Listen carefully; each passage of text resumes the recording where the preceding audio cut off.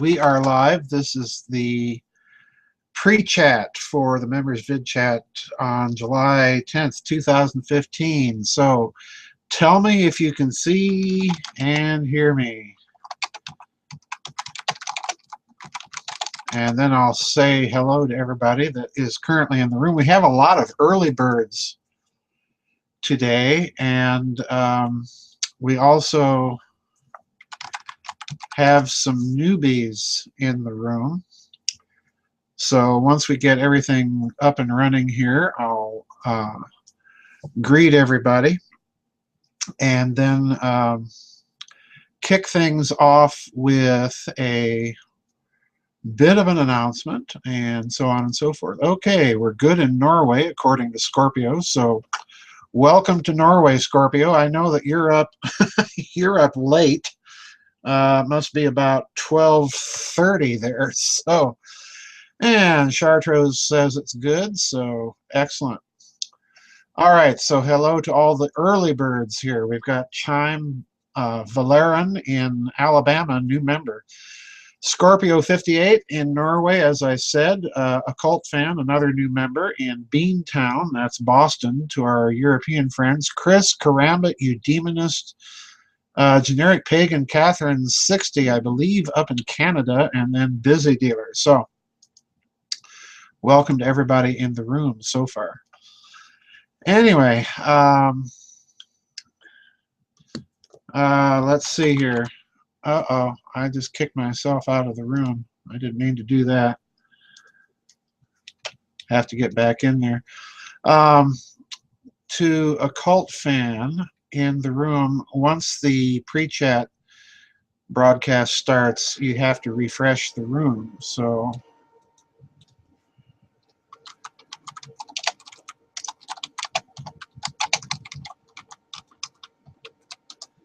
anyway, we've been sitting here having a very interesting discussion. I came here early.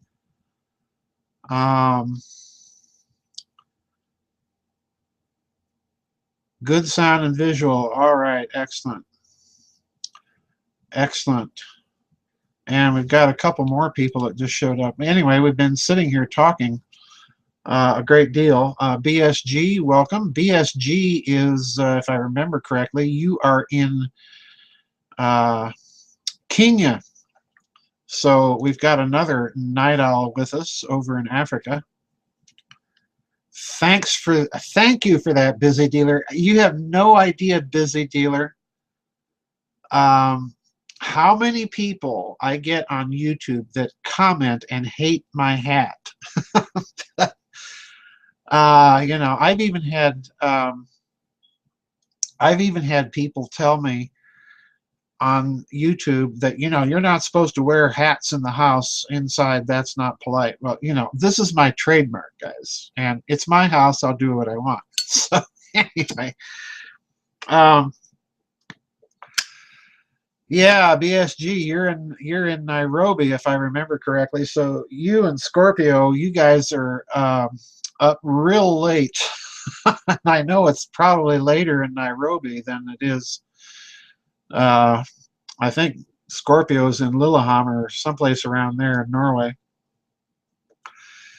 So anyway, guys, yeah, we've had, yeah, I will probably buffer a lot tonight, guys, because I've had, just to give you a reminder, I've had some internet connectivity issues. I'm not the only ones. Apparently, the New York Stock Exchange has had the same problem recently. So if I should get booted, remember the rule, guys. Give me about 20 minutes to get back on, because it takes me a while to get everything rebooted, get back into the chat room. If I'm not back in 20 minutes, then the chat's a write-off, and we'll have to pick up the extra questions from next time. We've had storms in the area that may knock me offline as well. So again, give me the 20-minute rule. Uh, Chartreuse, I wear the headphones because the mic is attached to my headphones. So that's the problem. Um,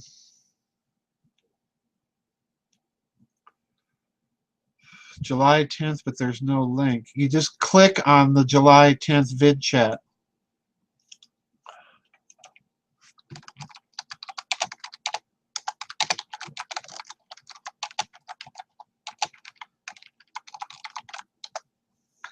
If all of you members can help a cult fan get into the chat room, I never have to worry about how you guys do it. I get into the chat room from an admin page, so my process is very different. So I don't really know what to tell a cult fan about how to get into the chat room. But anyway, that's why the headphone, Chartreuse. It's just because my microphone is attached to my headphones, so it's just easier for me to wear it. I did have a microphone, you know, one of those standing microphones, but I could never get the thing to work. It's actually a very expensive microphone, but I could never get the thing to work. So that's the reason I don't use it and I wear the headphones. Eventually, what's going to happen, Chartreuse, if the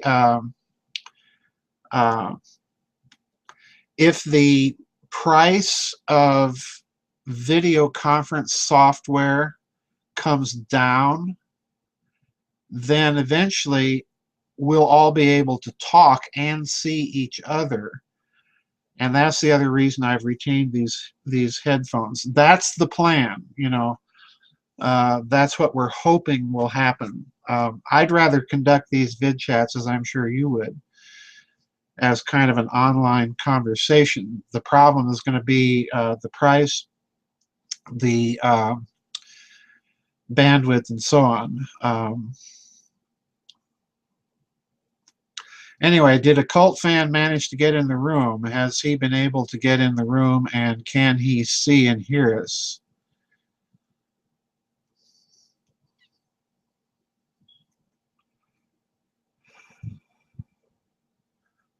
Yeah, we're hoping, Scorpio, that eventually this will happen.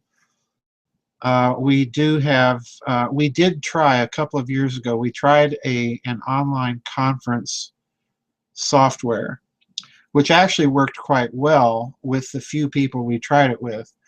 Whether or not it would handle, you know, we've had almost 50 people at times in the chat room, and therefore whether or not that software would actually handle that many people would be another issue again. So for the moment, we're just kind of stuck with me talking and you listening, or me babbling and you guys listening. Anyway, I want to show you something, guys. We have a thick, look at that. We have a thick pile of comments and questions tonight, and I got to tell you, these are some of the zingeriest, whopper-dooziest questions and comments that we've had thus far. So it may be a long night.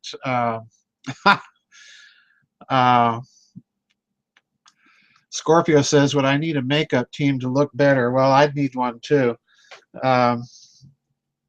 So anyway, K-Tower is in the chat room. So welcome to K-Tower. I've got your questions, K-Tower. So like I was telling everybody, we've got some real zingers tonight coming up. Anyway, the announcement, I promised that there was an announcement. I will make another one. There's the book, guys. The new book is out. I hope my voice holds out too. There's the new book. It runs to 378 pages altogether. So as I warned you, this book is controversial. However, I think once you read it and then look at the geopolitics going on today, you're going to see a lot of things. So, anyway, there's the new book. I am expecting Amazon. Some of you have already complained that Amazon still has not got the book. But folks, you got to remember, this book arrived literally on my doorstep on July 3rd. I wasn't even expecting it to arrive on July 3rd. And Adventures Unlimited had only received it 2 days before that, when on Wednesday, July 1st. They overnighted the books to me.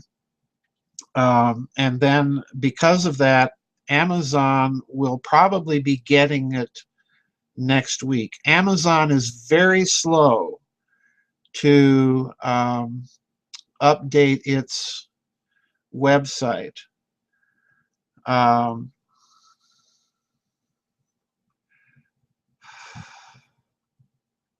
Chartrose in the chat room is saying that she does online meetings with large groups and the ambient noise is a real problem. Yeah, I've run into the same thing in my very few experiences with it, Chartrose, and I know what you're talking about. The font is not small. Actually, Generic Pagan, the font, I never go below 11 pitch on the main text font, and then 10 pitch on block quotation fonts. In the new book I'm writing now, just because it looks like it's going to be such a long book, I've read 14 books so far. I have 27 more books to read next month. Because the new book looks like it may go long, I am dropping the pitch down to 10.5 to make pages, not to run pages up so that the book will be really expensive. So anyway, Amazon will probably get the books and do what big booksellers do and fill back orders first before they put up the actual availability of the book.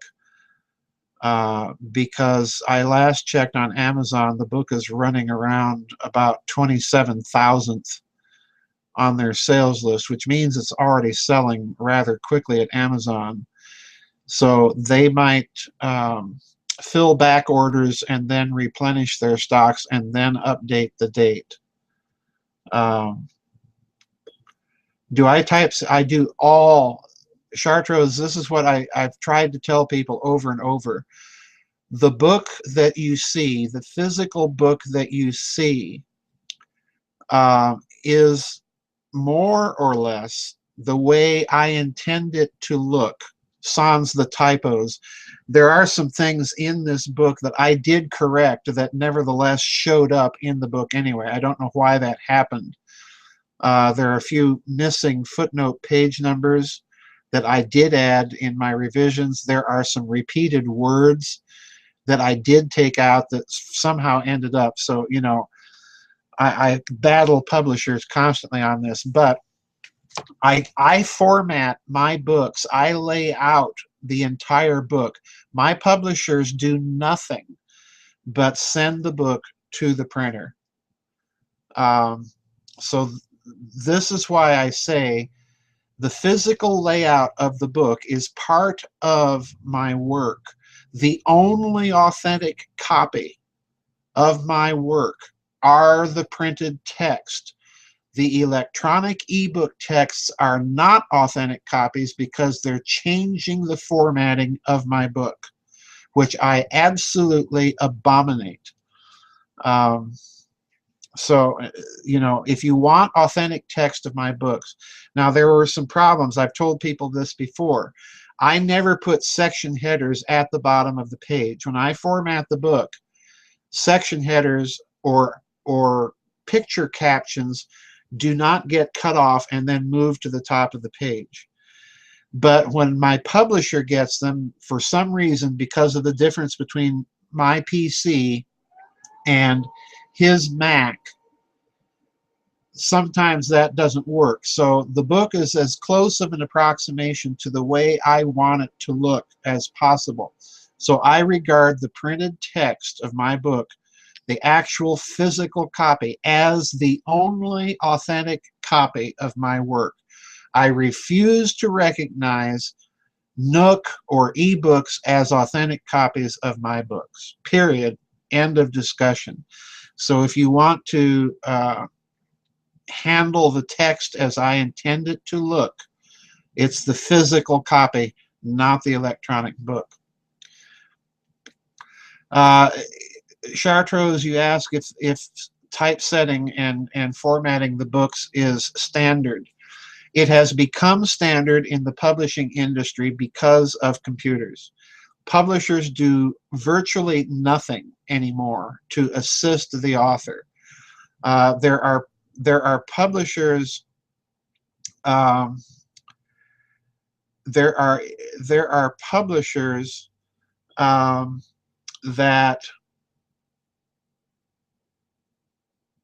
claim to be traditional publishers, but a traditional publisher would have an editor on staff to edit for typos and things like that, or to catch little bugs in diction sometimes. Now, that's one of my big problems. I've had editors change my diction. At times, I intentionally use clumsy diction to force people to slow down and absorb what's actually being said, to think about what's actually being said.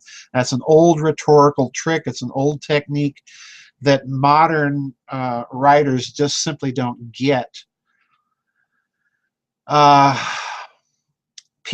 eudemonist, yeah, I understand, but I just don't like working with PDF. You know, if my publishers were on top of things, they would convert my text to PDF.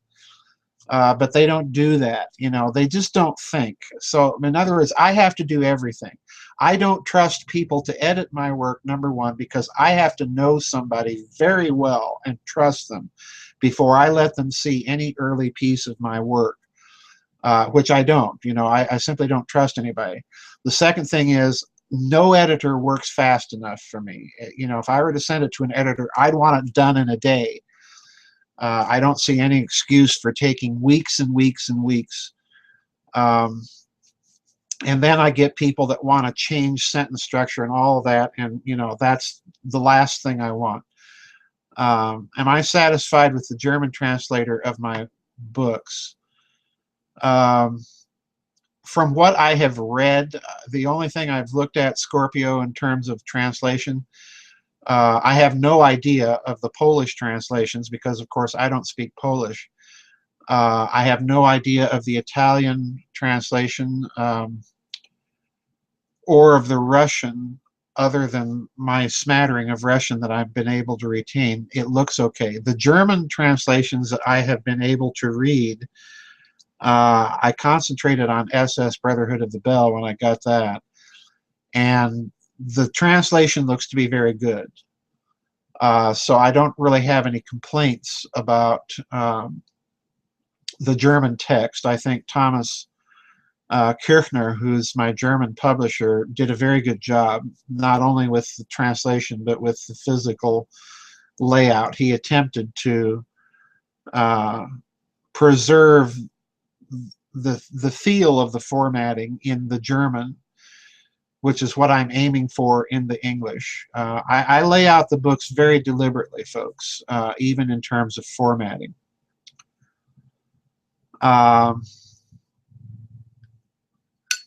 Yeah, the people are ripping me off and putting my work out on the internet, and that bothers me.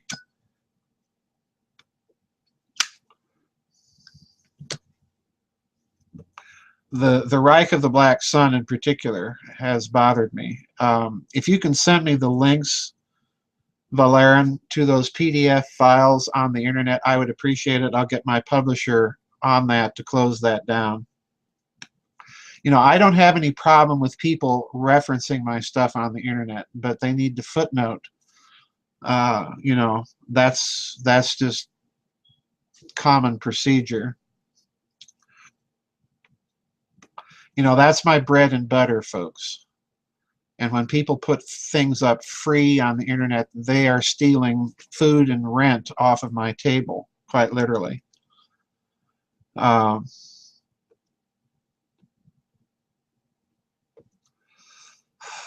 but I have my other suspicions too as to why that's going on.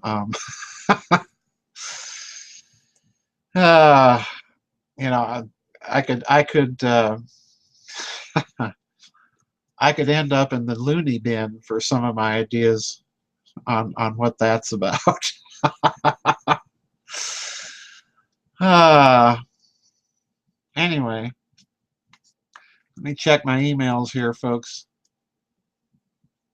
um, just to make sure I haven't got any more questions. I might have to reserve questions because we have so many tonight, and extended commentaries from I think about three people. Actually, four.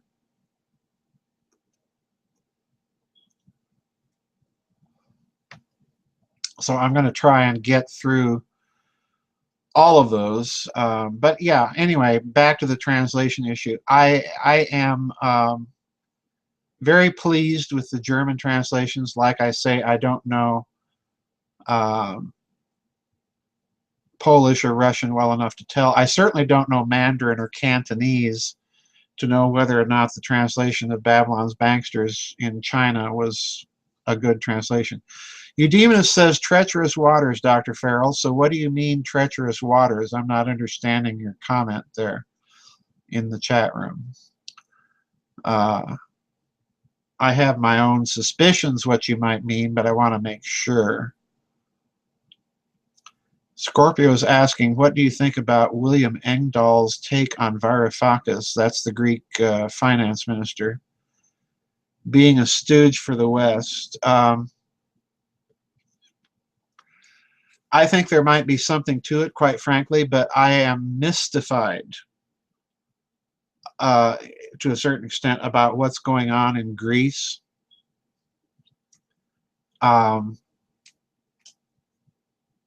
I'm also mystified about why Germany is playing such hardball.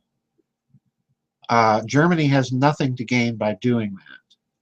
And as the Greeks are pointing out,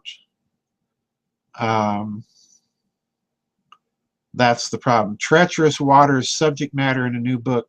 Again, you demonist, I'm not following what you're getting at. You're going to have to be a lot more specific. I can't read minds. Subject matter in a new book, I'm not clear what you're trying to get at there. The new book I'm working on, yeah, I'm not saying anything about the new book at all. In fact, I haven't even signed the contract with David Childress yet because I want to get the book done before he goes and puts it up online and lets everybody know what I'm writing about. I'm not going to do that. Hello, Daphne. Oh, down in Australia. Wow, it looks like I've got to refresh my chat window again.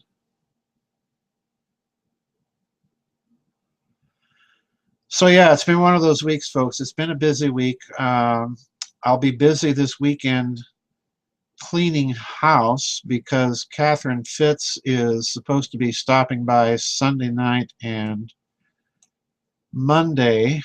And usually when she stops by, we are thoroughly engaged in extensive conversation. So anyway,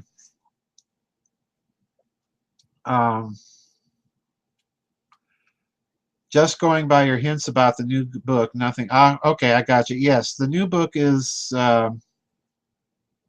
controversial.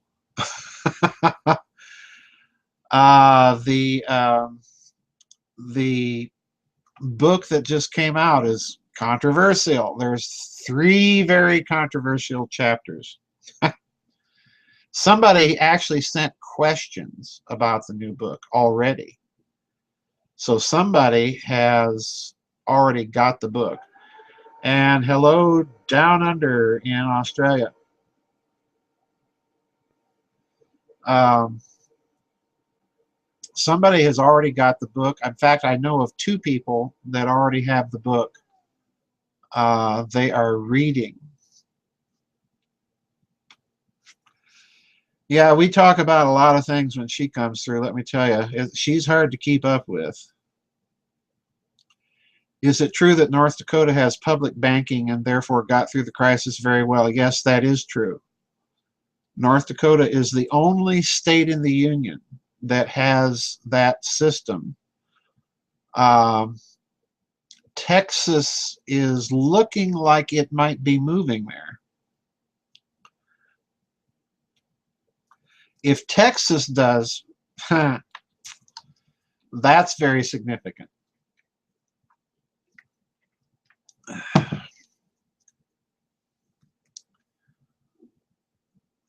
But that is true. North Dakota does have such a bank. I wish my home state of South Dakota would do the same. It would really help. There are a lot of desperately poor Indian people in South Dakota that a bank like that would help so much.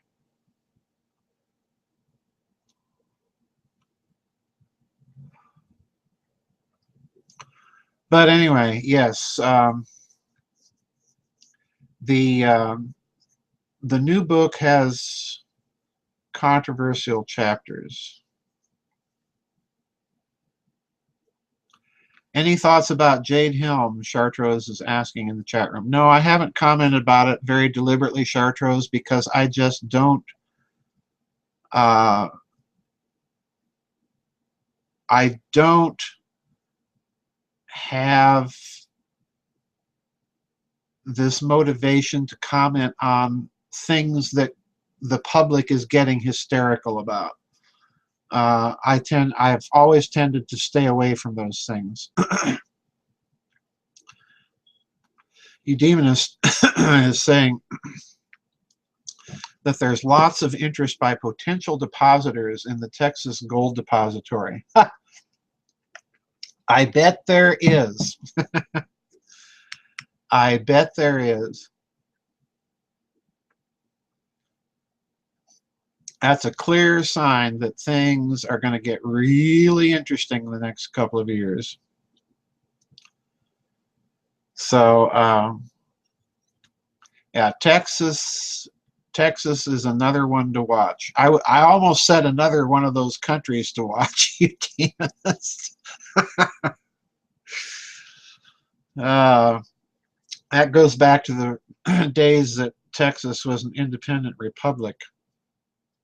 If I'm not mistaken, Texas state legislature also votes every time it's in session to remain in the union. I've heard that. I don't know what's going on. Occult fan in the chat room, a new member, so welcome. Occult fan is asking any thoughts about what Karen Hudes was going on about.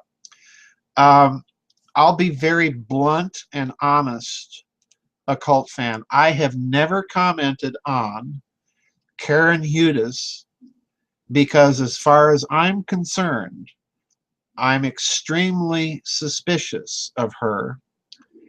Her basic story is she was working in the World Bank and for about 20 years, and lo and behold, she discovered corruption.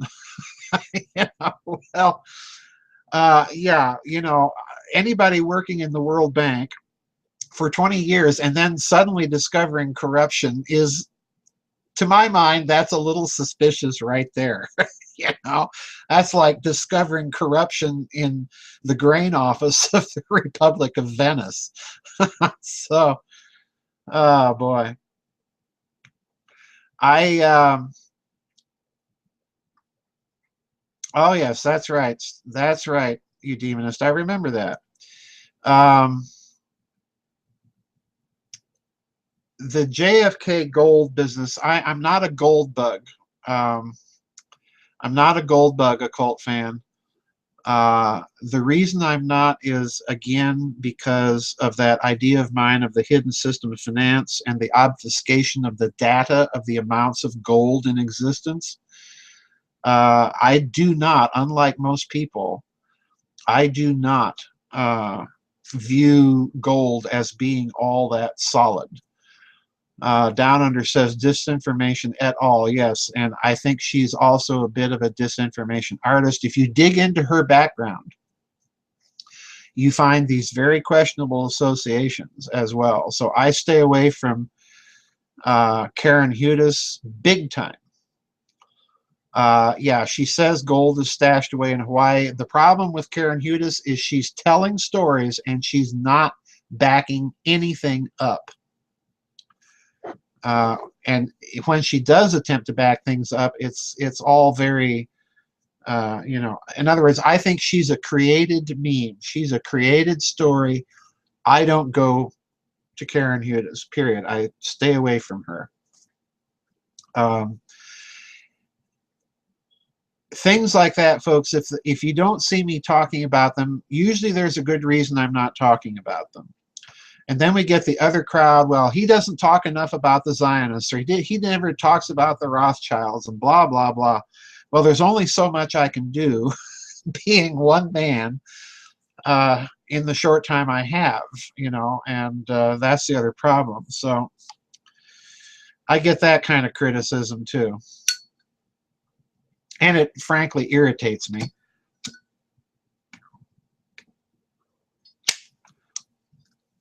Anyway. Yeah, Hudas, I've never, let's put it this way, occult fan, I put her in the, yeah, if Project Camelot interviews somebody, guys, that's a sign for me, don't go there. You know, I put her in the same category as the exopolitics people, or you know, that guy that claimed he was working at the Presidio, Dietrich, and shredding documents. Simon Parks, I've never heard about. Again, I don't pay any attention. Trust me here, folks. I don't pay any attention to Project Camelot. I don't know what Carrie Cassidy's doing. I could care less what she's doing. So on and so forth. TSC, welcome. Chartreuse, does Hillary Clinton's candidate seem odd to you? I have to be honest, Chartreuse, I don't have television and I have not been following American politics because I'm so sick of it. What I have heard about Hillary's campaign is, yeah, it seems very lackluster. And I don't know. You know, we're being set up again for something. That to me is very clear.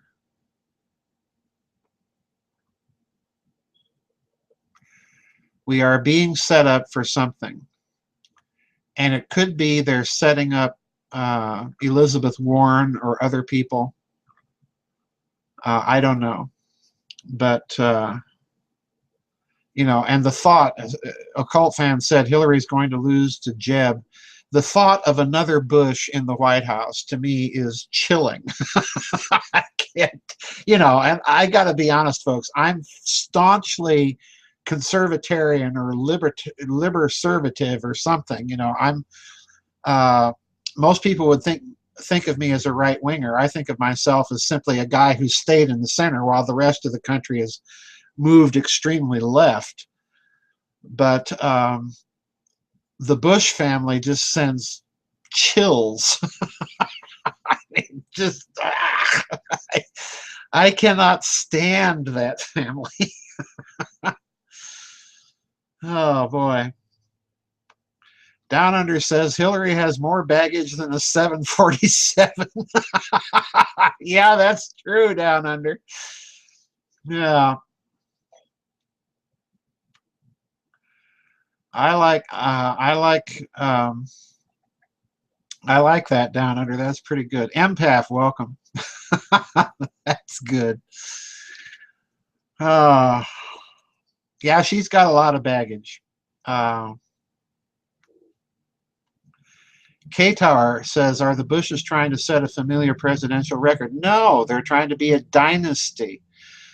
That's what they're trying to be. They're a dynasty.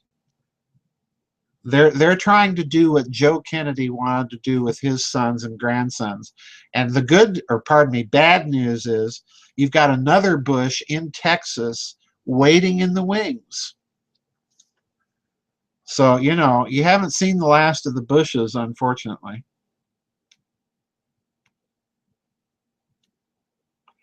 Does the breakaway civilization consider themselves to be of a higher order derivative common surface than the rest of humanity? I would,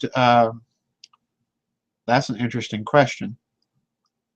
If they think in those terms, Karambit, it wouldn't surprise me.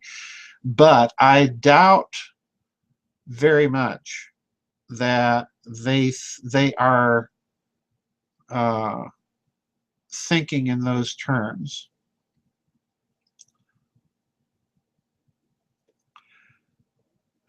Bush was in on the Kennedy killing, and Bush's son was in on Kennedy's son's killing. And lest we forget Marvin Bush. Oh yeah, Marvin and all of that. I got to tell you, that family is so up to its earlobes in corruption and fascism of, you know, and conservatarian or liberservative or whatever you wish to call it that I am. I have little use for that form of the Republican Party.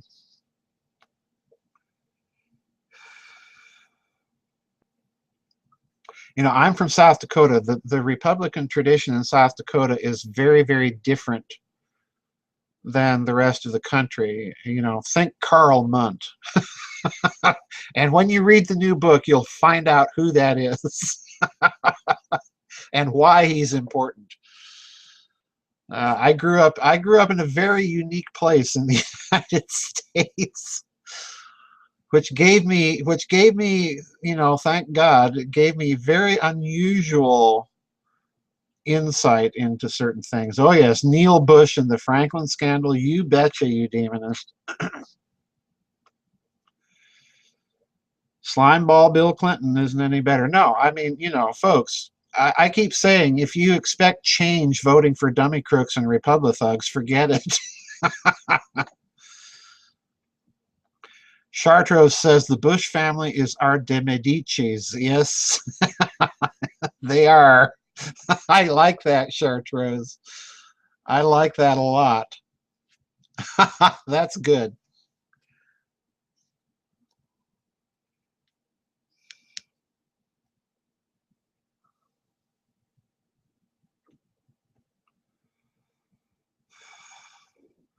Boy, the way the Confederate flag was taken down was so interesting. Yeah, it sure was. There wasn't even a debate about it.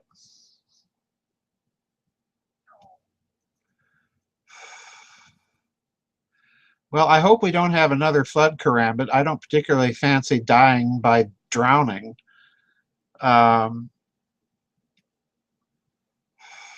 It would be nice if we could just somehow say goodbye to all of these oligarchs.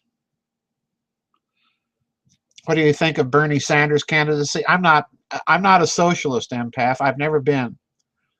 I'm not sympathetic with socialism in any form, and the reason why is it is always at the end of the day, in spite of its talk about compassion and so on, it is always at the end of the day about the loss of freedom and individual responsibility and individual exercise of compassion. You know, I've never been rich, but I have actually taken care of people out of my own pocket, not the government. You know, But the problem with any form of socialism, and Sanders makes it very clear that that's what he really is. Um, I'm not in favor of it at all. Period. End of discussion. I'm for freedom and individual freedom. And I don't even like to use the word liberty anymore, because liberty, what's liberty? It's shore leave. It's somebody that says, okay, now you go and have fun for the next couple of days, but be sure and report back at a certain time. Anyway. Yeah, I mean, if you're running as a Democrat, as far as I'm concerned, the Democratic Party is the Socialist Party of America, and the Republican Party is the corporate Socialist Party of America. So, I don't vote for that reason, because neither one, the philosophy of neither party, represents me. Yeah, teach a man to fish rather than buying a fish. I've told people over and over again, I'm thoroughly bipartisan. I loathe both parties equally, within a few decimal points of each other.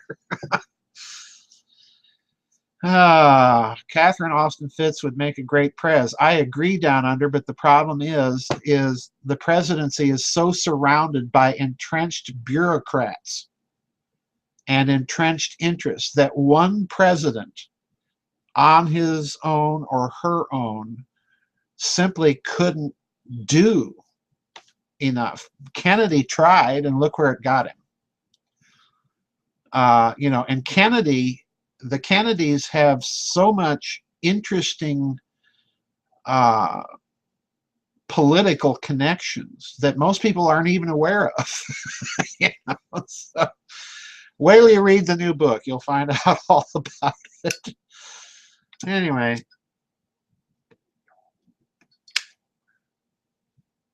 Getting rid of oligarchy. How do we do that? History tells us you don't get rid of them. When you try, they simply move shop and set up shop somewhere else. To have a third party, we do have other political parties Down Under in this country, but they're very small. The most prominent, of course, is the Libertarian Party. But then there's the Constitutional Party, there's the Green Party. We still have a Communist Party in this country that, can't hold office. Eudemonist says, I would vote if there were a none of the above choice. Me too. Valeran is asking in the chat room, what about the Kennedy that crashed in the plane crash in the late 1990s? Was he going to run for president? Valeran, that was actually that was actually President Kennedy's son, John F. Kennedy Jr. John. You remember the little boy during President Kennedy's funeral that turned around and gave a salute? Well, that was President Kennedy's son, and John Jr. started a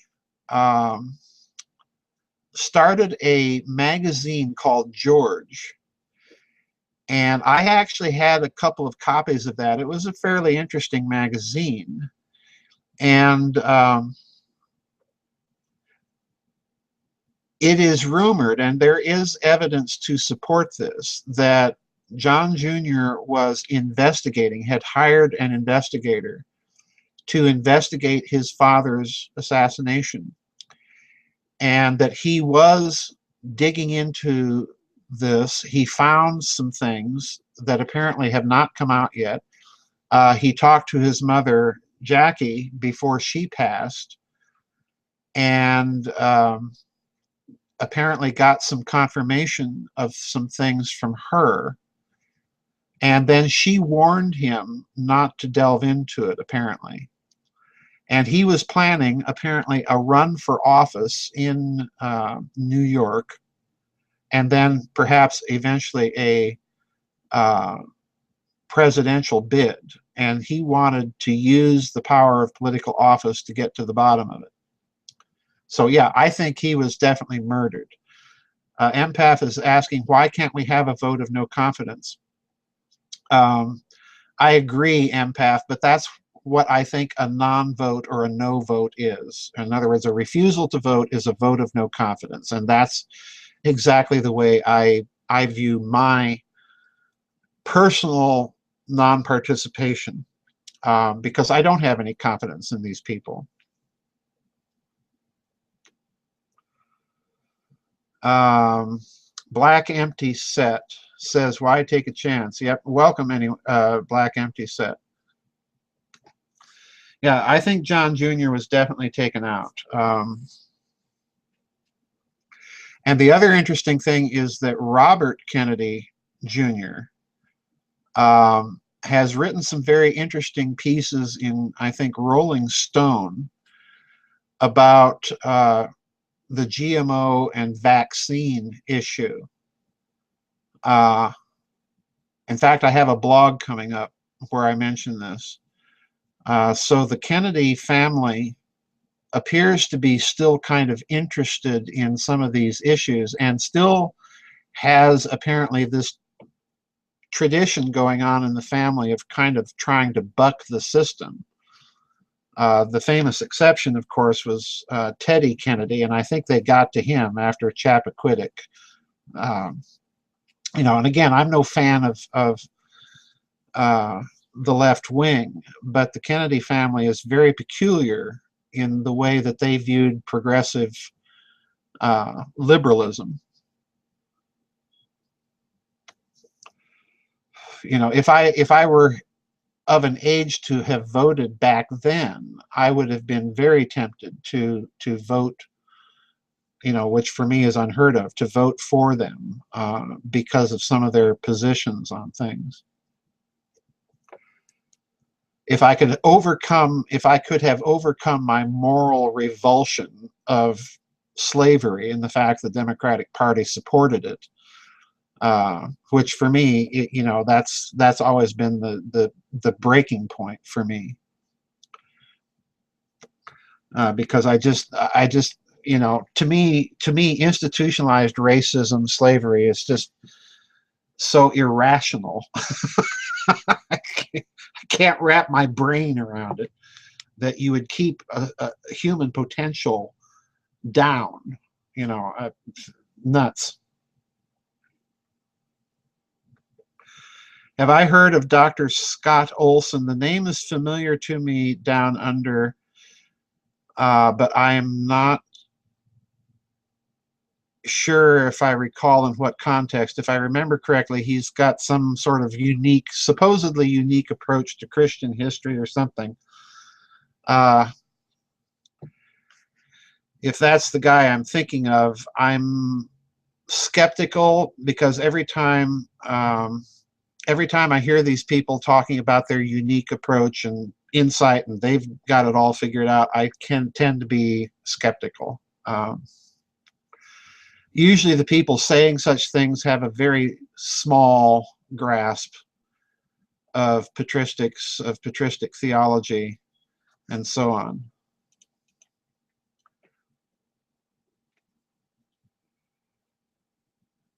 Yeah, owning another human being, it's not simply owning another human being. What really bothers me about any form of slavery is it always institutionalizes the idea that the individual human has no creativity, no individual responsibility. This is what, you know, to me, slavery is the flip side of socialism. It's putting everybody into a collective, and you know, based on your sex or the color of your skin, which makes no sense to me, never did. You know, I'm for unleashing all of this vast human potential, and you know, doing so on the basis of freeing the individual. Anyway, let me check here in the chat room list to make sure I've said hello to everybody. Ailsa Freeman snuck into the chat room, so welcome to Ailsa Freeman. Let's see here.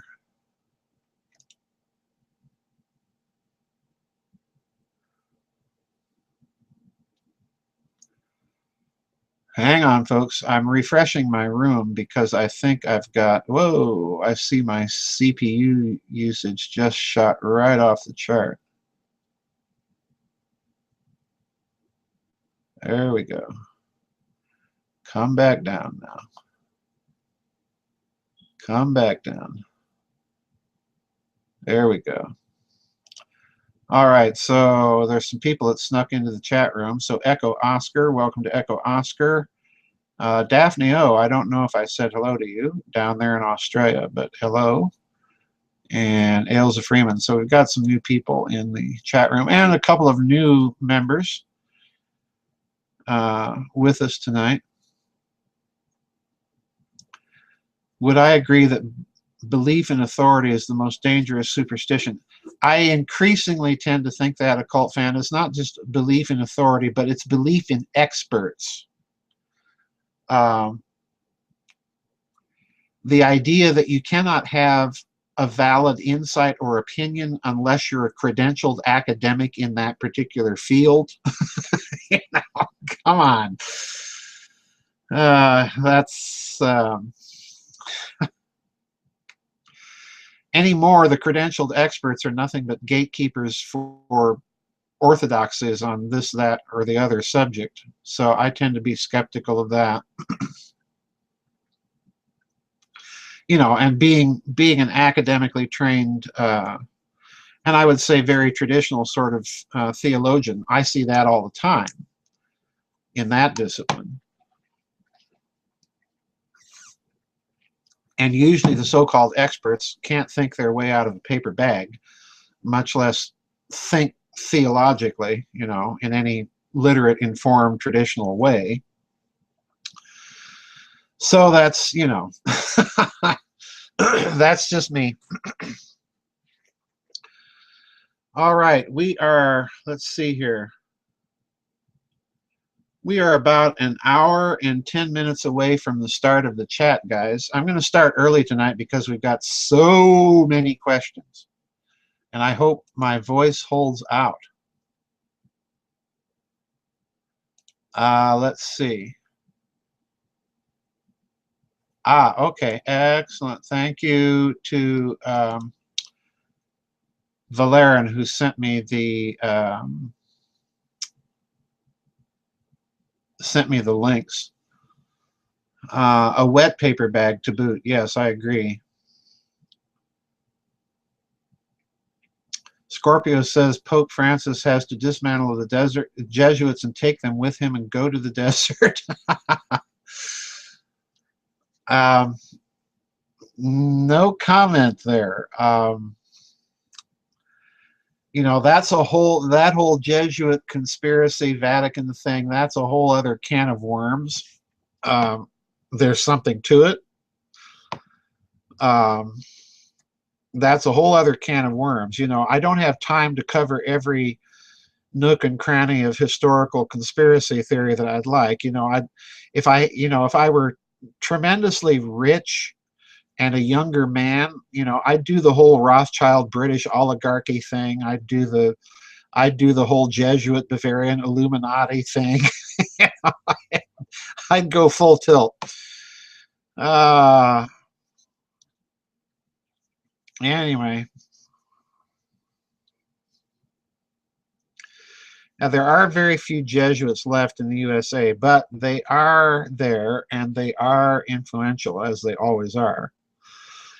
Excuse me. Yeah, this is what I can't get across to people. You know, I get slammed all the time for not talking enough about the Jews, the Jews.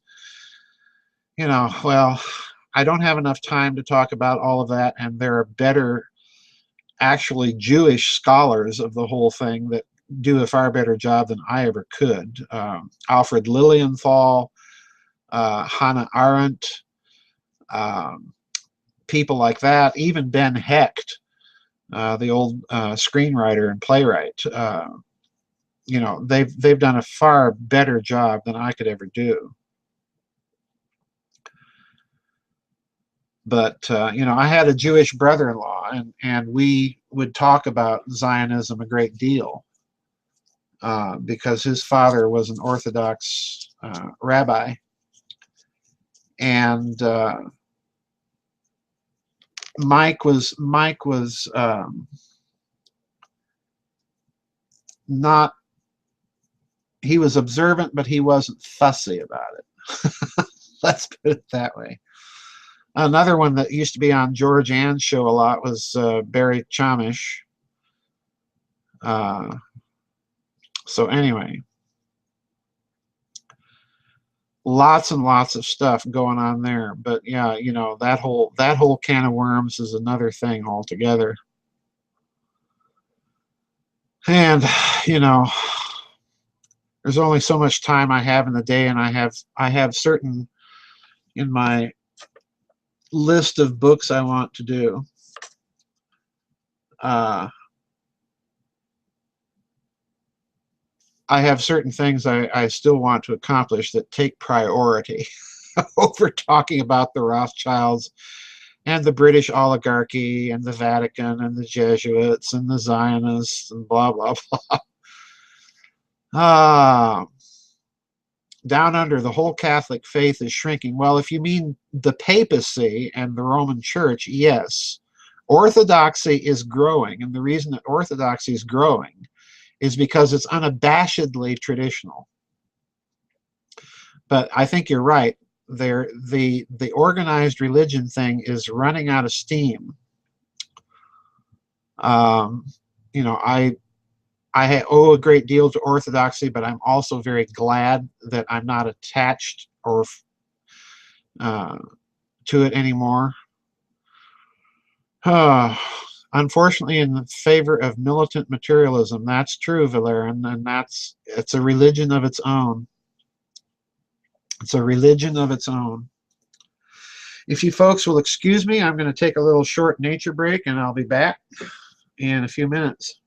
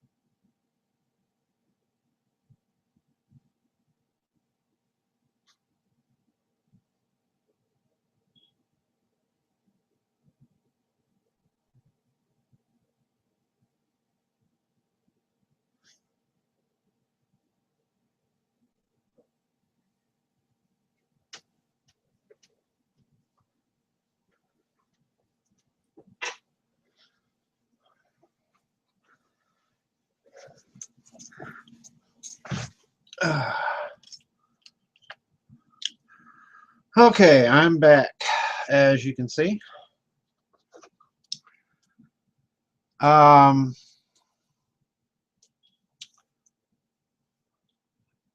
TSC says, show me a priest, and all I see is a dude in a skirt. Too good.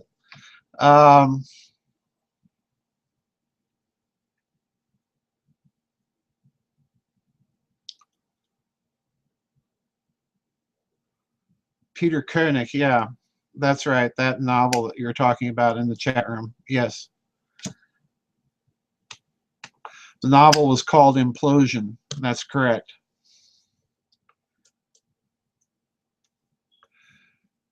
Michael Ruppert, I just received a book by him today. I forget what the title was.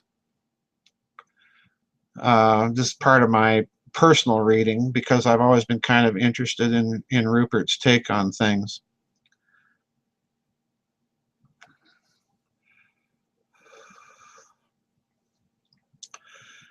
Daphne O in the chat room says, just had a look at Illuminati Matrix. I've read a lot of stuff over the years regarding the occult and 9/11 and read The Most Dangerous Book in the World. That's a scary book. That is a freakishly scary book.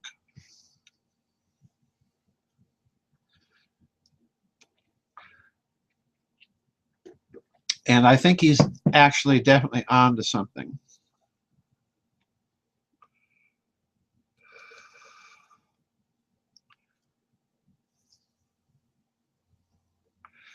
And down under, you're right, Merkel is copping some serious flack over Greece.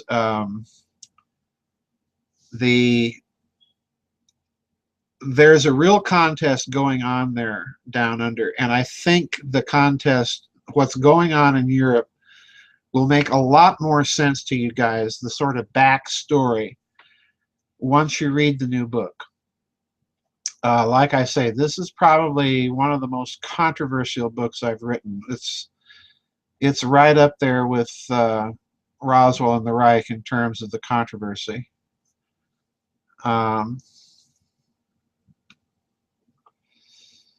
It's going to be interesting to see how you guys react to the book, which I've been kind of on pins and needles about.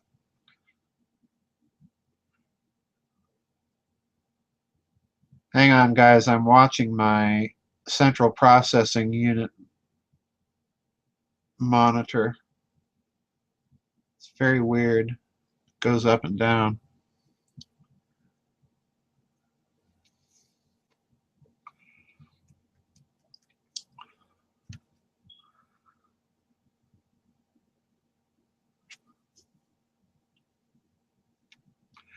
The Germans have forgotten, yes, that the Greeks forgave their war debt. But on the other hand, the Germans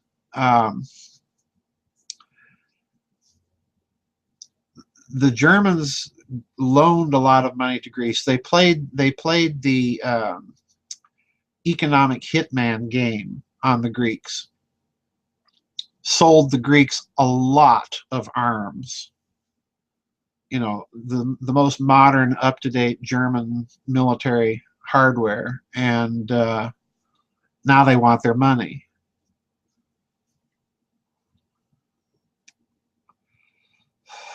So it's interesting. Scorpio 58 in the chat room is saying Israel's Geheimvatikan is describing how the elite are following the prophecies to come true. In other words, they're forcibly fulfilling. It's just like I said in Yahweh, the two-faced God. You control the interpretation of the prophecy, and then that means you control the false fulfillment of it. And I've no doubt that that is part of some of the elites, plural on elite, possessive game plan. The book, for those of you ordering in Australia, it may be a while before it circulates through the distribution system. I'm expecting it to hit Amazon this coming week, if it hasn't already. Adventures Unlimited is very fast on their turnaround.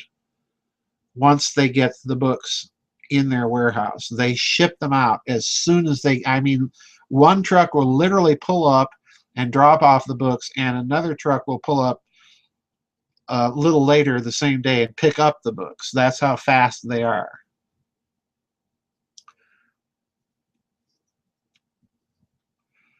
Yep, and the Christian fundamentalist will fall in line. You betcha.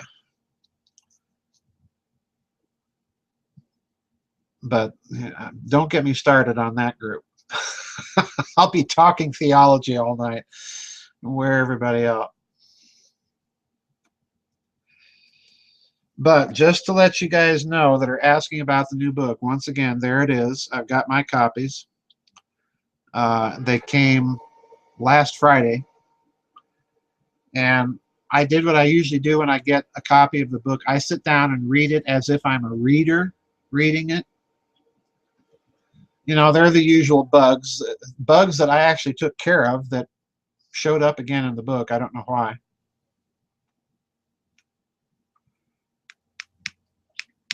Karambit says, what sort of punishment did the Knights Templars inflict on the members which were considered traitors? That's a good question. I don't know. That's a very good question. I don't know.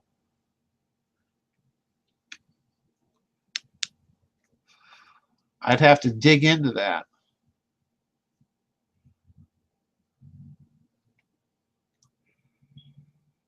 Eudemus says she loves hearing about the theology, and then she winks. Yeah, you and I are in the same boat.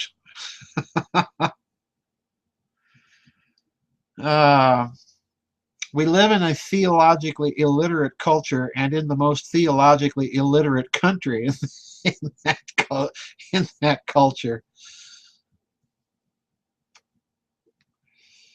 Yeah.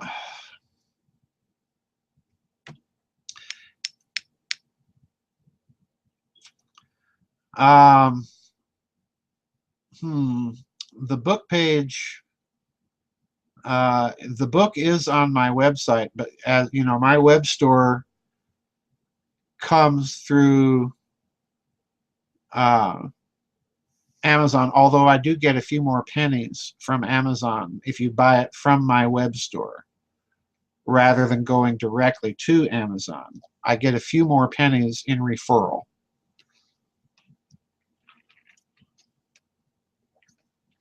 Which, if enough people do it, adds up. Trust me. Oh, it's a smile, not a wink. Okay. Okay. Well, maybe someday I'll do a webinar. I wish I had the time to do another webinar because I've had a lot of suggestions. Do I think it might be my bestseller?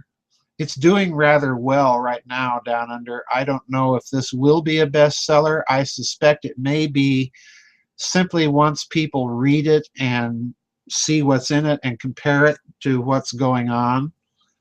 Like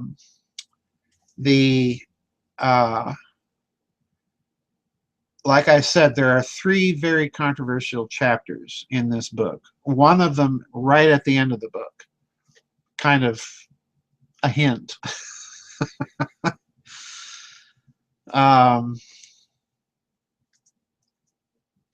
But time will tell. I'm expecting to get a lot of flack over those 3 controversial chapters. I'm expecting to get a lot of people say, oh, there goes Farrell yammering on about Nazis again. And then the other 2 chapters, Chapter 7, yes, Chapter 7. I'm fully expecting Valerian to get lots of flack on Chapter 7. Yeah, you know it.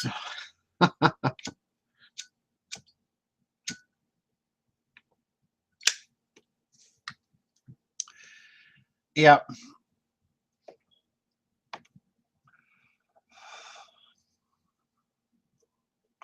A royalty compensation donation. Make it 6 figures. Before the decimal point. Down under, Dr. DeHart doesn't know what's in it because I haven't even sent him his copy yet. I've got 5 copies to give out to some friends that I have to send out. I'm kind of waiting right now to do that for certain reasons. And then Catherine's copy I've got for her once she stops by here Sunday. Which means I've got to clean this house. And you guys know how much I love the daily mechanics of life.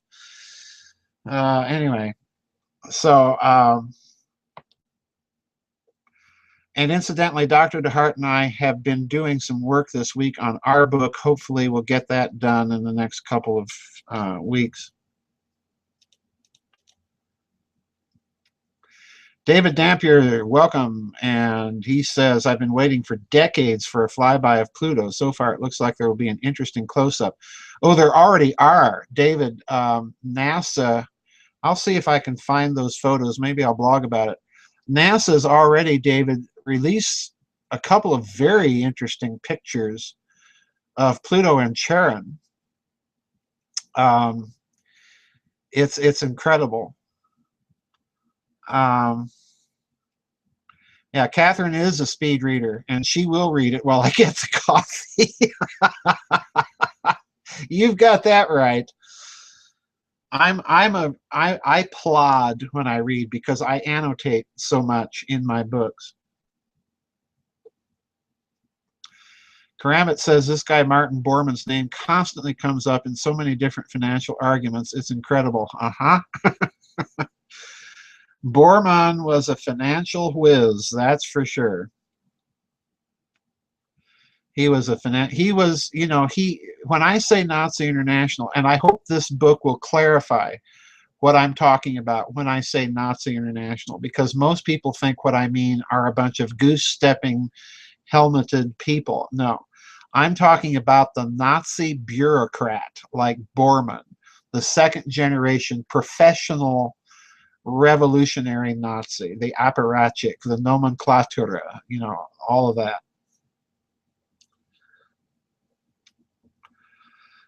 Down Under says the interview with Dark Journalist on Akhenaten was probably the best interview. Loved it. Well, thank you. I don't even remember what I said. I don't remember interviews, guys. I do so many, I forget. So I have to go back and listen to them to kind of, you know, poke it in my mind.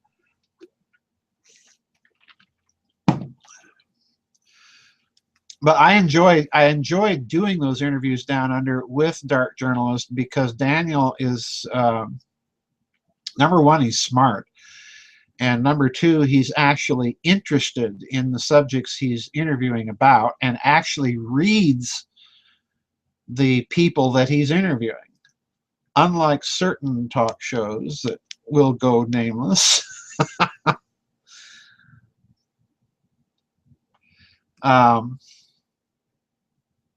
But Daniel and I talked for about 4 hours after our last interview about this new book and some of the things in it.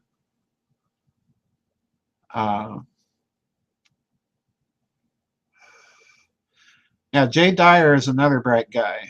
Jay, when did I first interview with him? I think it was back in 2007 or 8, I think. Jay is a very very philosophically inclined individual, very well read, kind of an autodidact, and he's another bright guy.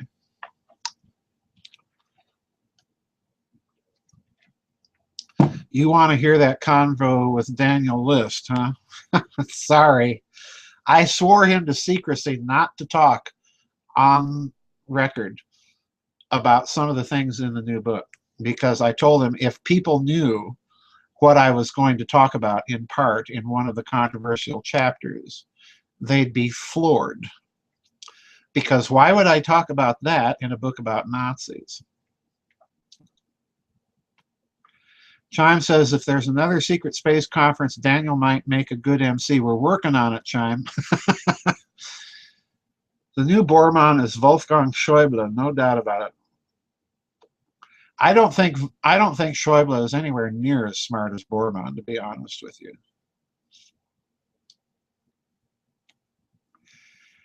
I really want to see another secret space conference. We're working on it. Karambit, can you please explain what you mean by Neoplatonized version of Aristotle? Give me the context for that remark, Karam, but I'm not recalling the context where I said that. So therefore, it would be hard for me to recall what I was thinking. Oftentimes, you got to remember, guys, when I'm doing interviews, they're not telling me the detailed questions ahead of time. They're just kind of hitting me out of left field, and I'm having to think on my toes.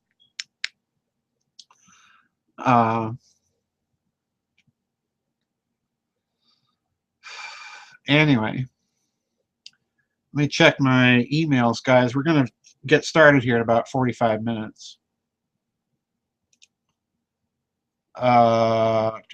Looks like we're okay. Check my Facebook. Looks like we're okay. All right.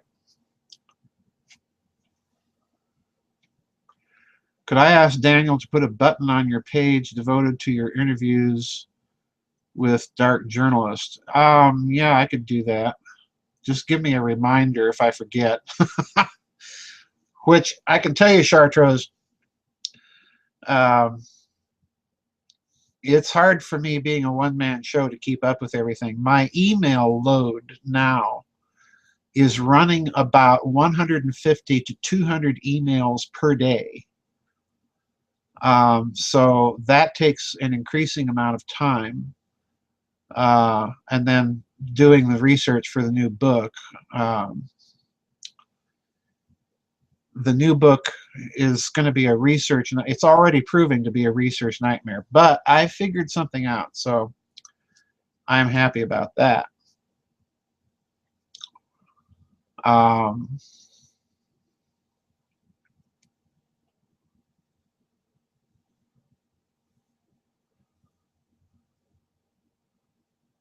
People in the chat room are talking about canceling their subscriptions to Red Ice. Wolfgang Schäuble, the Greeks call him Dr. Strangelove. I can understand their reasoning. I really can. Schäuble is not the one that frightens me as much as Frank-Walter Steinmeier, the defense minister. Foreign minister. Ursula von der Leyen is the German defense minister, but Steinmeier is the foreign minister. He's kind of like, you know, Joachim von Ribbentrop version 2.0.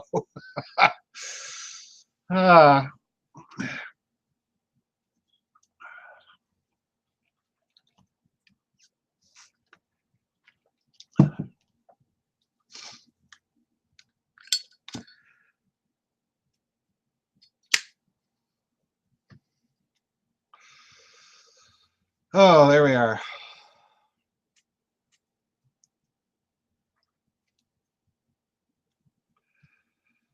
I made gobs of cigarettes, and guys, I'm down to 8. So I better make some more cigarettes. So if you hear me scraping and stuff, because I'm making cigarettes.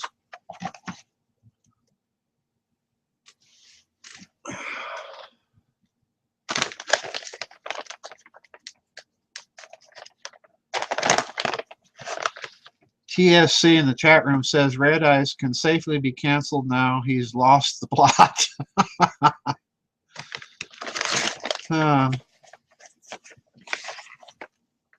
No comment, TSC.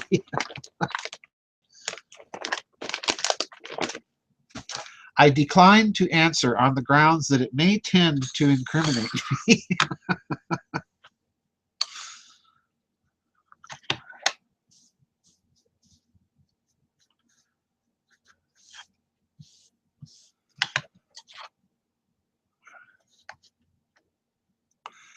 Oh, Karambit says, regarding the assassins of the Holy Land who studied philosophy, particularly a Neoplatonized version of Aristotle. Okay. What you have to understand, pardon me while I talk with my cigarette in my mouth, is that after the appearance of Aristotle, what the Neoplatonists oftentimes tried to do, sometimes with more success than others, is they attempted to reconcile Aristotle with Plato, or Aristotelianism with Platonism. As a result of that, they came up with, in some cases, some very sophisticated systems. You can think of Proclus here, you can think of Iamblichus, people like that. I hope that answers your question. A cult fan says, what kills me is tragedy and hope. Carol Quigley. Yeah. That's a monster of a book. Tragedy and hope.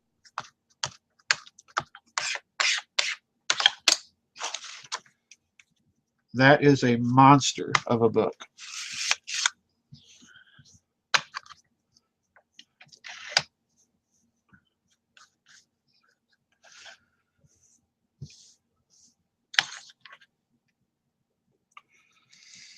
Eudemna says, nothing of interest on Red Ice Radio anymore, for me anyway.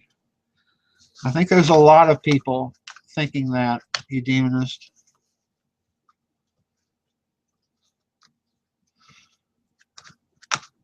Oh, the site, okay. A cult fan, if you're buying the new book and if you haven't read the books, I would get, yeah, Cosmic War, but I would get, I'd get the Nazi series so that you know what goes before the new book, if you haven't read those.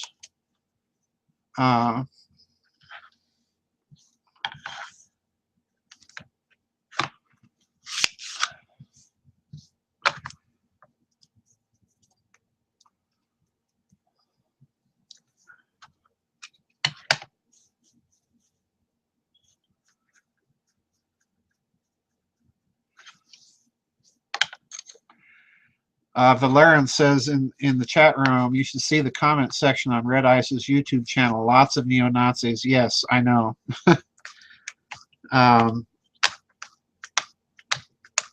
Don't get me started on that, Valerian, but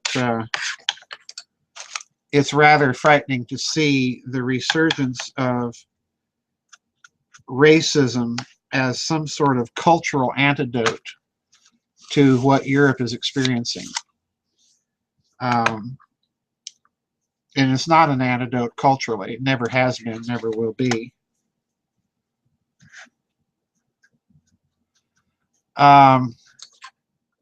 The Nazi series, for those of you who want to know what books I regard as being part of that series, in order, they are Reich of the Black Sun, SS Brotherhood of the Bell, Secrets of the Unified Field, The Philosopher's Stone, The Nazi International, Roswell and the Reich, LBJ and the Conspiracy to Kill Kennedy, because there's things in there about the Nazi connection. LBJ and the Conspiracy to Kill Kennedy. Then you've got saucers, swastikas, and psyops. That's an overlooked one, but it's a very important one. Then you've got the two covert wars, breakaway civilizations and covert wars, and Class of Civilization. That's another one. Those two books. And then this book that just came out, The Third Way. Scorpio, I have the same problem with Joseph Atwell. When they got into the question of Mozart didn't write all of Mozart and J.S. Bach didn't write all of J.S. Bach, I've been around music, and particularly those two composers, most of my life. And the thesis, the theory there just makes no sense to me. I have to be very blunt. It just makes no sense at all to me.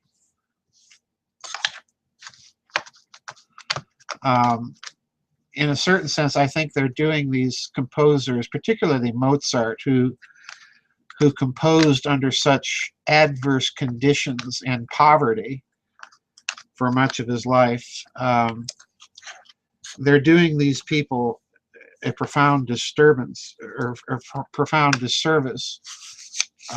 You know, Mozart wasn't the most attractive personality for sure, but this didn't stop him from writing very sublime music. His organ music in particular, most people haven't heard it, but that stuff, what little there is, just rocks.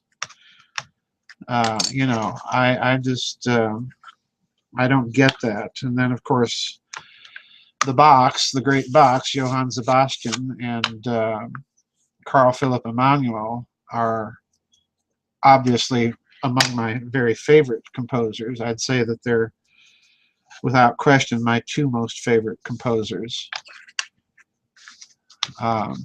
Echo Oscar in the chat room says Bernstein's unanswered question is awesome. Yes, it is. No argument from me. I watch that thing about 2 or 3 times a year straight through, and it's interesting. Now, Mozart was a very scatological person. Very, very interesting character he was.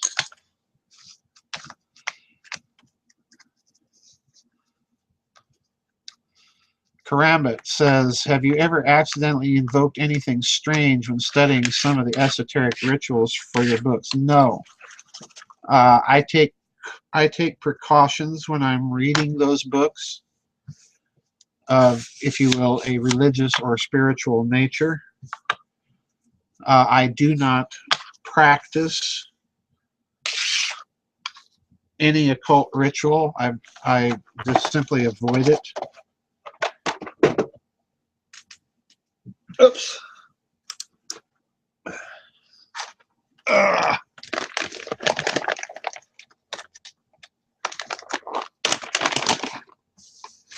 I do have some very heavy duty esoteric texts in my library.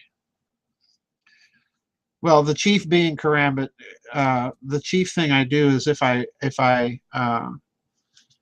am reading a text like that, I ask for God to protect me from any evil influence that may linger or hover, if you will, because I do have some very, very heavy-duty occult texts.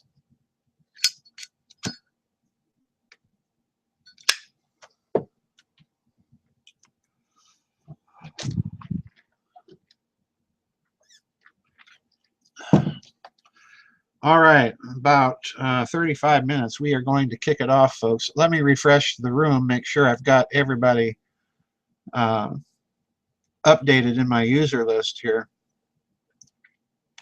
We have lots of zingers tonight for comments and questions, guys.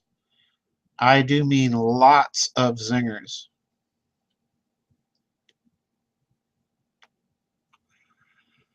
What safeguards did you have in place in researching the Philosopher's Stone? Again, the same thing. Just simply ask for protection.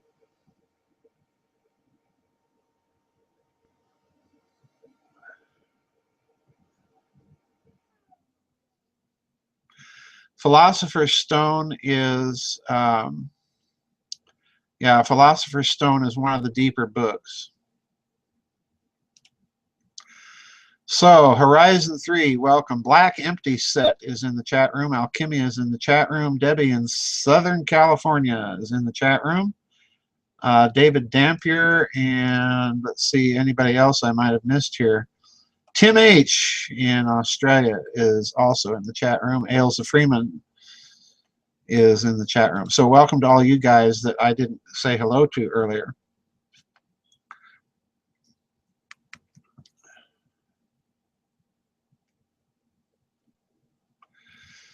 Let's see. I must have a lot of faith. No, not really, Karambit. Not really. We all struggle, I think.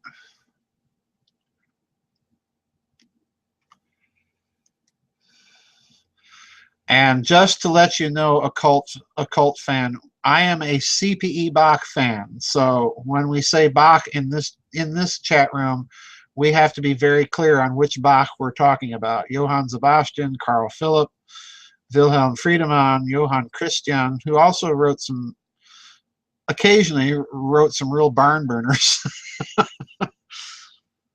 There's one particular concerto by Johann Christian Bach, a little harpsichord concerto in A major.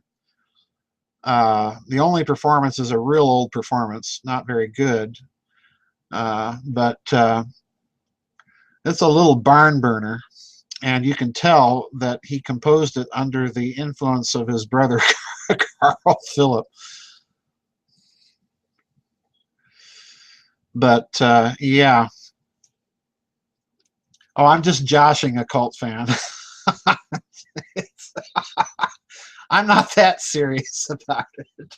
I know who you're talking about.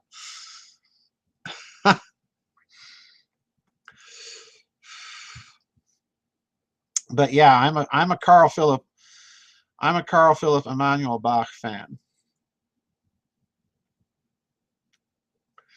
Big time. I have been since I was about 19 years old, my organ teacher. Never forget that day. Ever forget that day.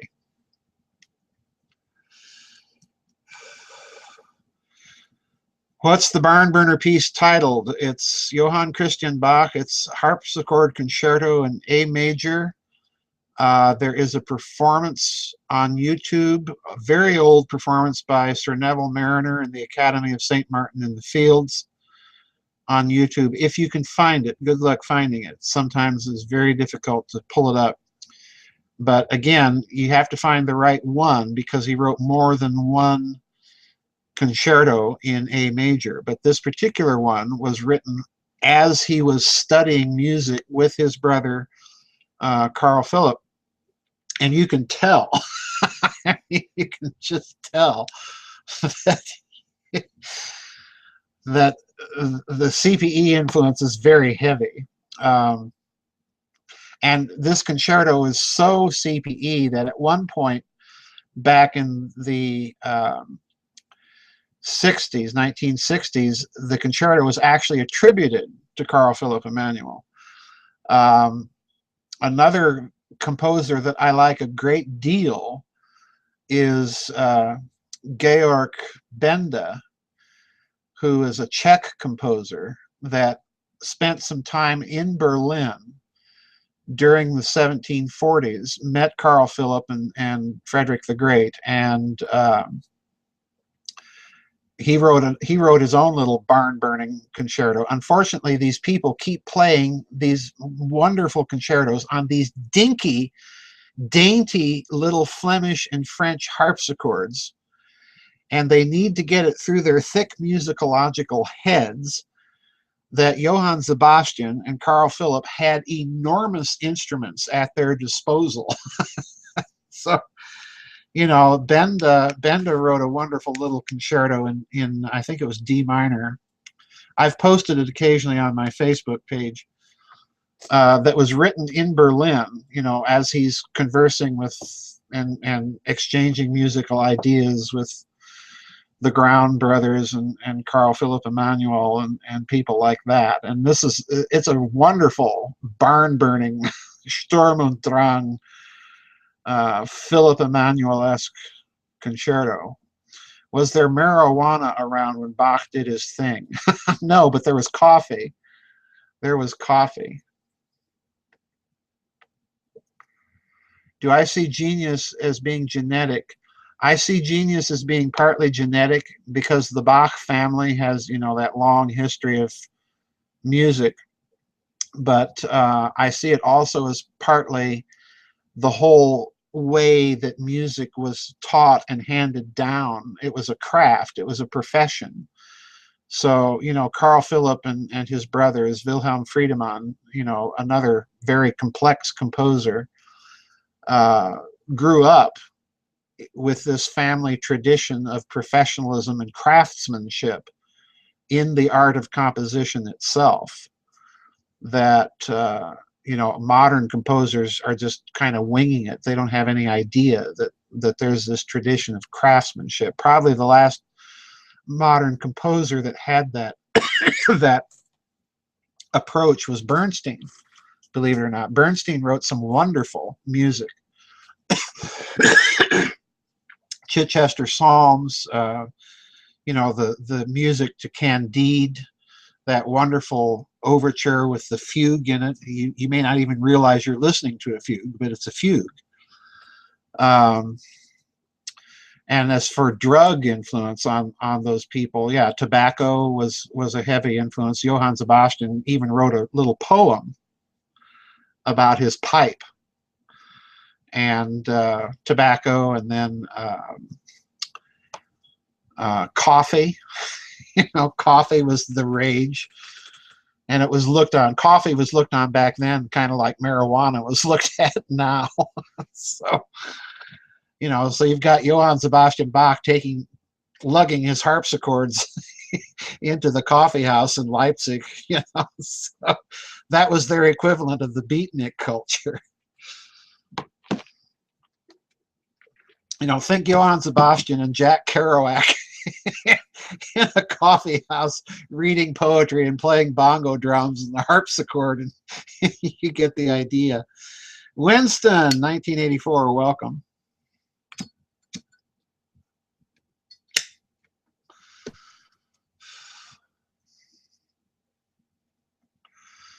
All right, let me check my user list here and make sure I have everybody said hello to,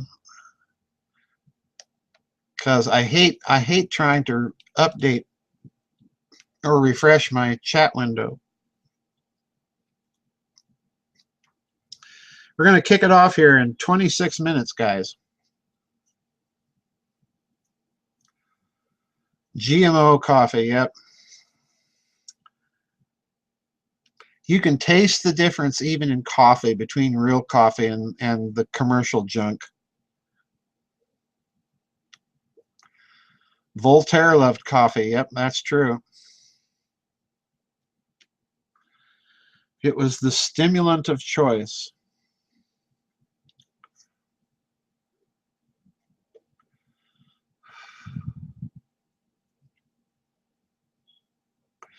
With Ginsberg at the Vienna supermarket.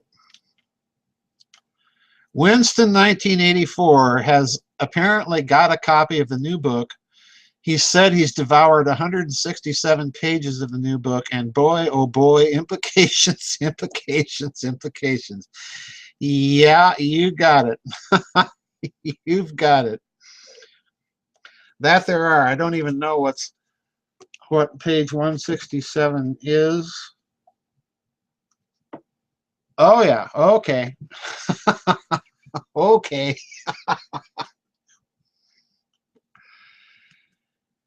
So I take it, Winston, you like the book so far. That's good. That's good.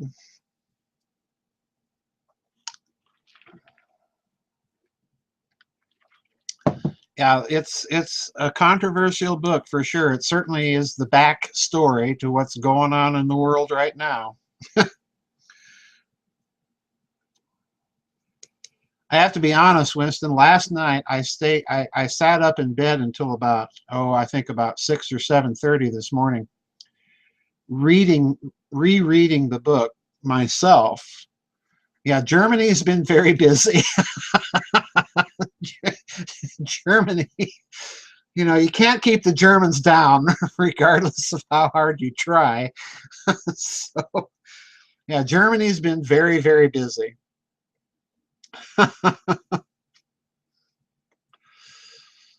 Yeah, they're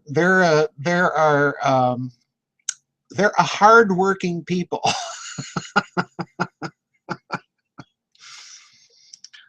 Oh my.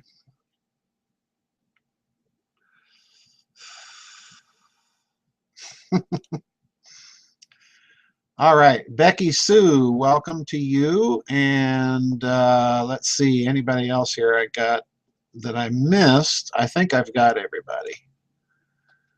So welcome to Becky Sue. Yeah, I'm glad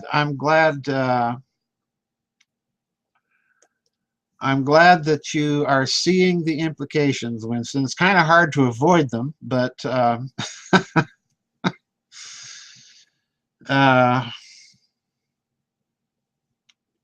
it doesn't. Yeah, 2 world wars and still #1 in Europe. Yeah, and the bad thing is, Valerian, every time there's a world war, the country gets smaller but more powerful. You know? So, what do you do? Uh, what do you do? Well, you've been through at least one of the controversial chapters, and you're coming up on the 2 others. So,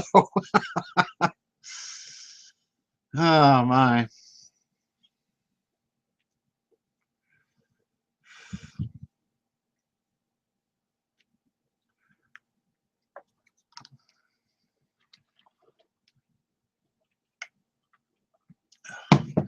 Share now or forever hold your peace, Winston.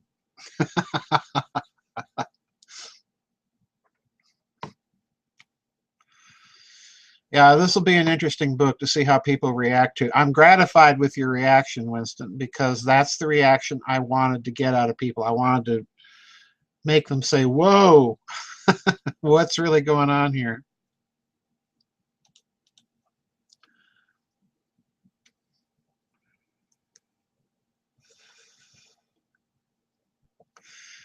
Yeah, if you ordered from Adventures Unlimited, the book will definitely get to you faster than waiting for it to work through the distributor system.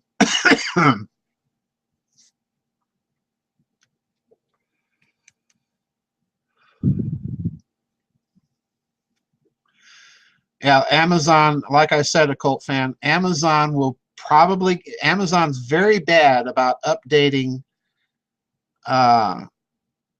the date of release. They will probably get the book and fill back orders and leave the release date up that's up there now in November.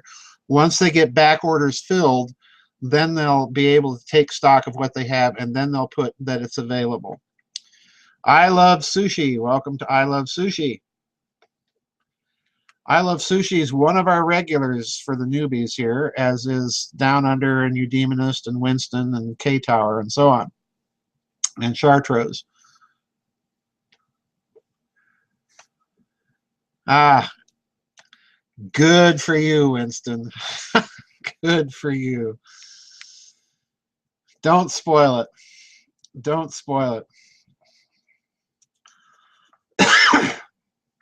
We do have spoilers with some of the questions because somebody else got a hold of the book and submitted questions based on the book.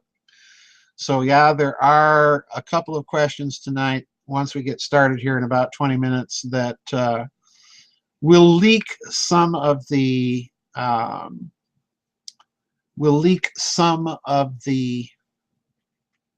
contents.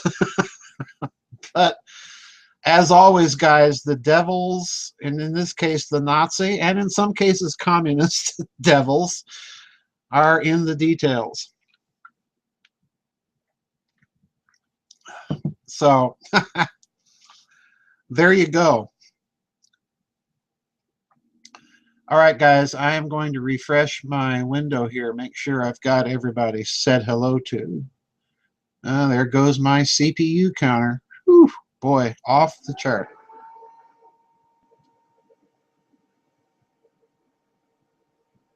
There we go. Winston 1984 says, all I can say is the war on terror has a whole different meaning. Yeah, I'm sure it does. I'm sure it does. Radiohead is in the chat room. You're new, Radiohead, so welcome. Let us know where you're from, Radiohead.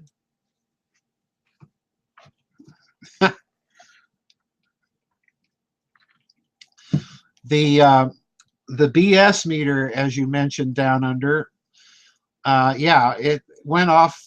it went off my scale too years and years ago because I suspected something profoundly different was going on. Horizon 3 says we'll need plumbers to avoid leaks. Yes, probably so.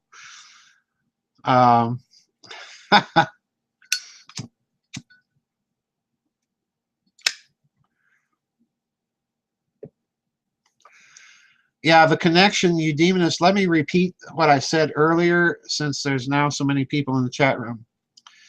I have had internet connectivity issues all week. If I get booted, remember the 20-minute rule, guys. Give me about 20 to 30 minutes to try and get back into the room. And then if I do get booted, remember I will have to put up a new chat room with part 2. So you'll have to enter that chat room to get back to the video feed. So again, it takes me a while to get everything back up and running. Cross your fingers that it won't happen. I hate it when it happens. And if it freezes, wait for it to buffer. I'm not having any buffering issues so far. I've been watching my monitor on my screen, and I haven't had any buffering issues so far. But you might on your end. There appears to be all sorts of stuff going on with internet connectivity issues. We had the New York Stock Exchange, United Airlines stuff last week. I have blogs coming up about that, incidentally.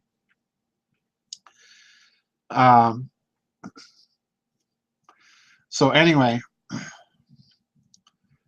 let me know. And Radiohead, welcome again to you. Let us know where you're from because you're apparently a new member.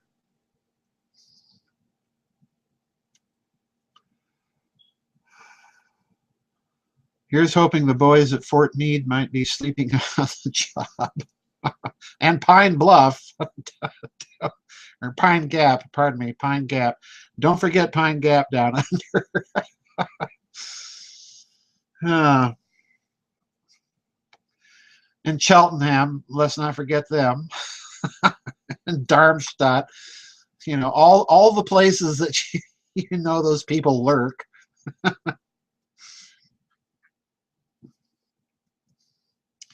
Jed Bond, welcome. All right, we're about 15 minutes away, guys. We're going to get it started. We have lots of questions tonight, lots of commentary, some real zingers. I got to warn you. Oh, my. I'm warning you up front. Some real zingers coming up tonight.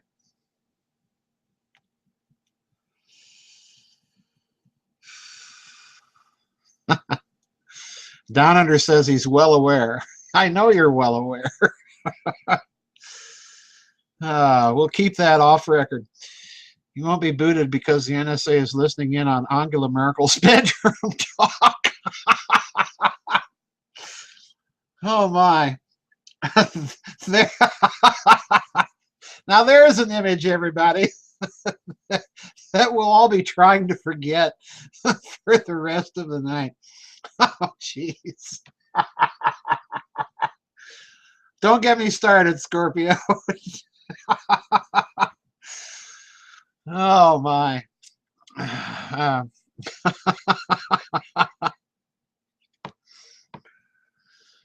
Oh.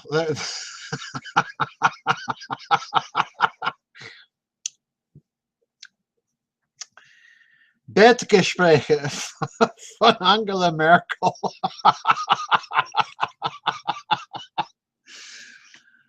Oh, my.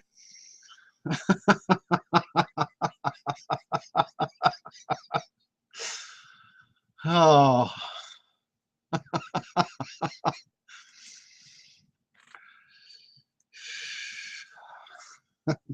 Don't get me started. Oh, I'm gonna have to force myself to put that image out of my head.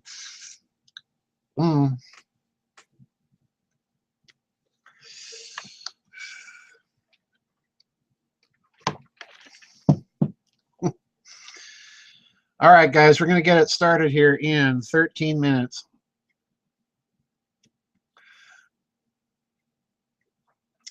It's bizarre, but wait till you hear some of the very really good commentary and questions out there tonight. I've got a thick sheaf of questions and comments, guys. You're not going to believe this. It's going to be one of those nights. Liquid 911, welcome to the chat.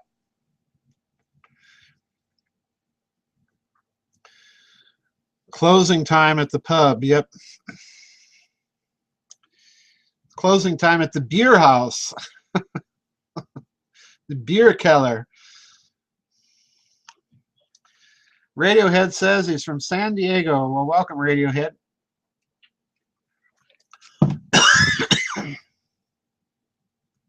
You're new, so welcome.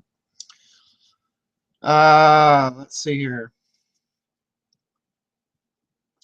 K-Tower just ordered on Amazon. Didn't see it listed on Adventures Unlimited. There are some related questions which I'm putting at the beginning of tonight's chat. But this time we're more all over the board. But there's some real zingers, let me tell you.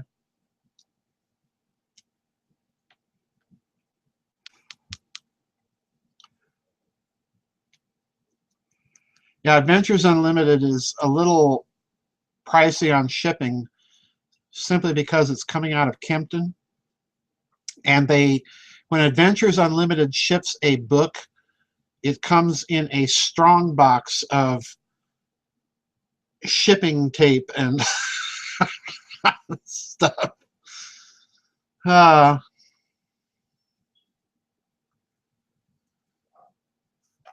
Mark M., you're new, so welcome to you, Mark M. Where are you from?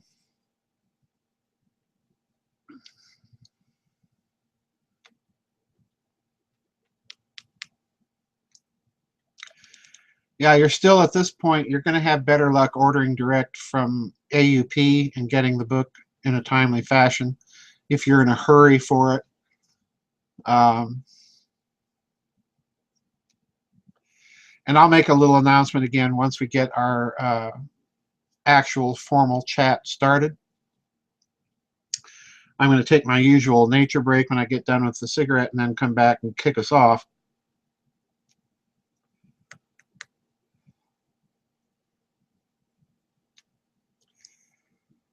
Austin, Texas, says Mark M. Well, welcome to you, Mark M. from Austin. We've got another Austintonian here, you demonist.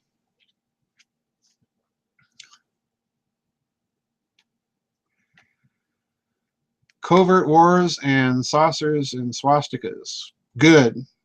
Saucers and Swastikas is actually one of my favorite books.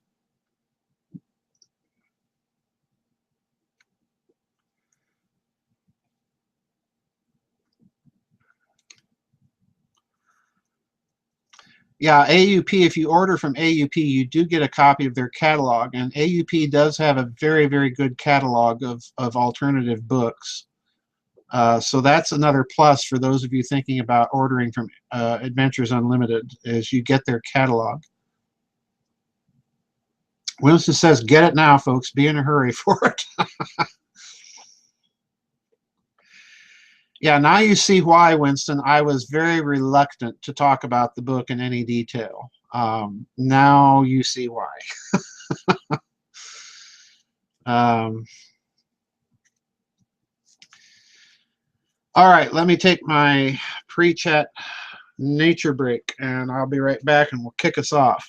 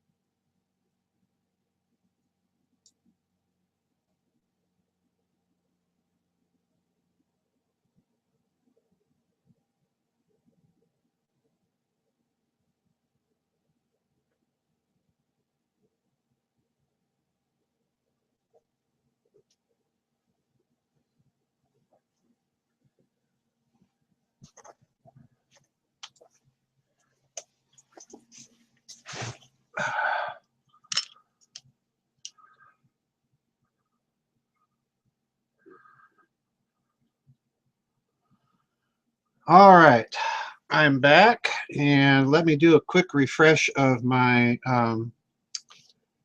username window, and then we will get everything started here, hopefully.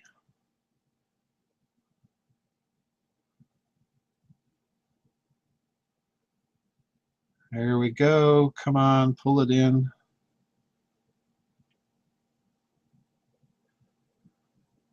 All right. We are all refreshed in the user window.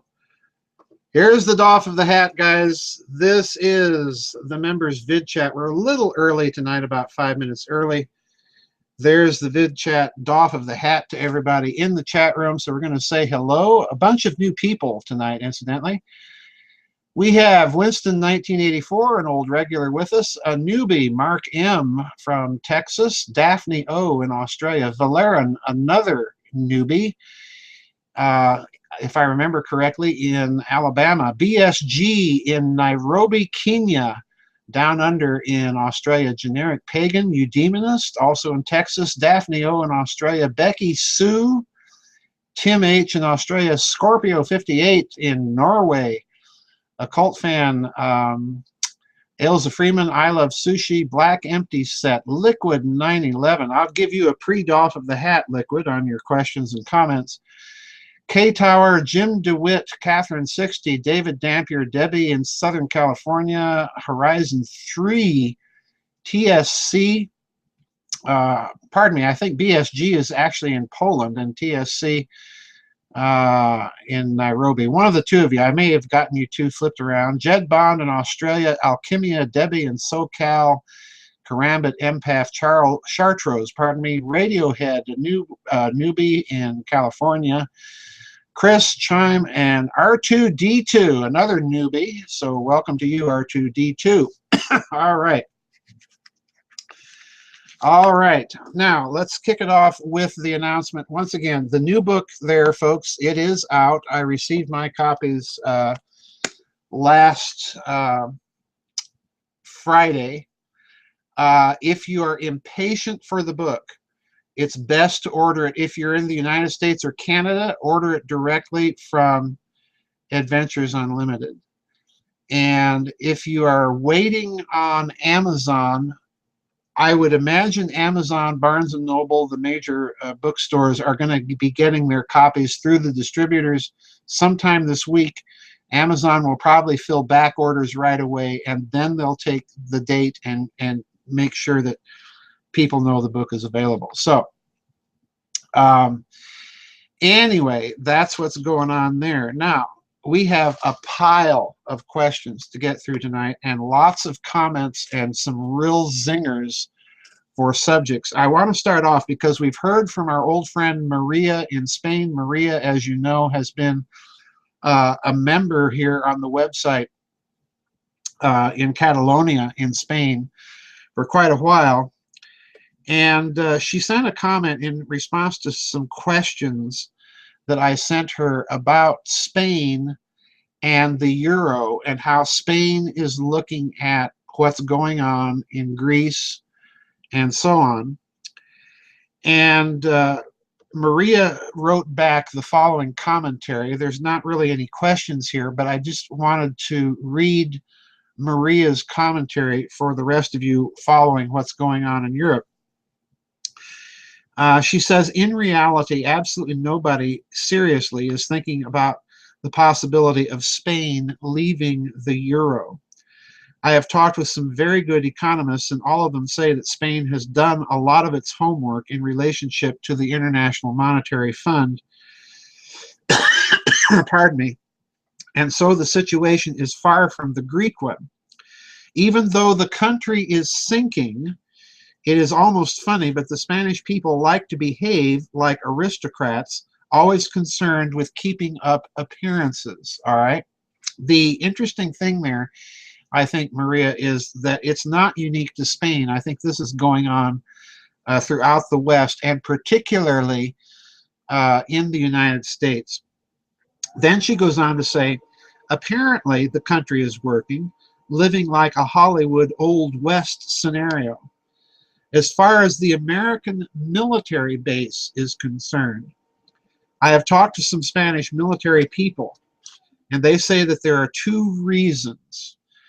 The American reason is the amount of weapons introduced in Spain and France by jihadists is really big. The army people are really concerned because they're expecting a big ISIS jihadist attack in Spain soon. The Spanish reason for the American military base is because of the unending corruption of the civil servants. And since this base will pay a lot of money, it will also pay a lot of money under the table, plus a lot of drugs and prostitution. So Spain wants the base for the black economy. The barons of crime in Spain are seated high in government places. Black money is all that they dream all the time. That's an interesting comment to me, folks, because what I think Maria may be hinting at here is that the hidden system of finance, the underground economy, is truly international, and the Spanish oligarchy and aristocracy want in on it. And that, to me, is going to be an interesting thing to watch play out over time.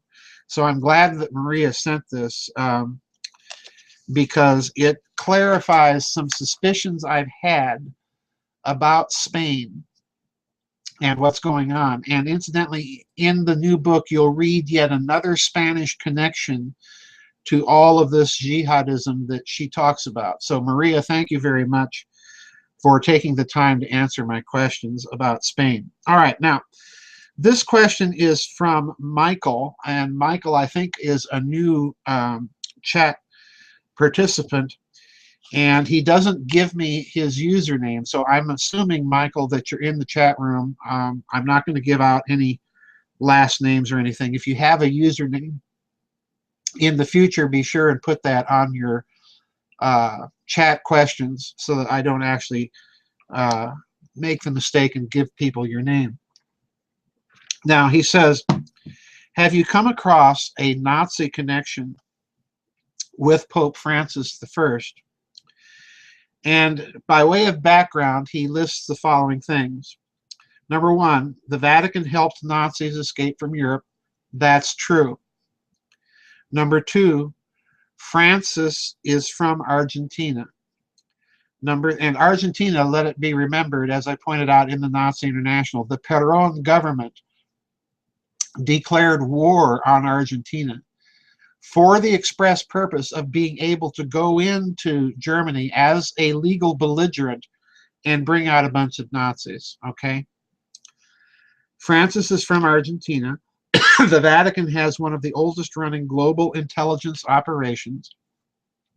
And then finally, the Jesuits have been a part of that operation, and Vatican banking can be advantageous. And hello to Freefall and Jay Trout that just entered the chat room. Now, in answer to your question, Michael, I have not personally run into any evidence that would make a strong prima facie case that Francis I has any connections directly or indirectly to the whole post-war Nazi international operation.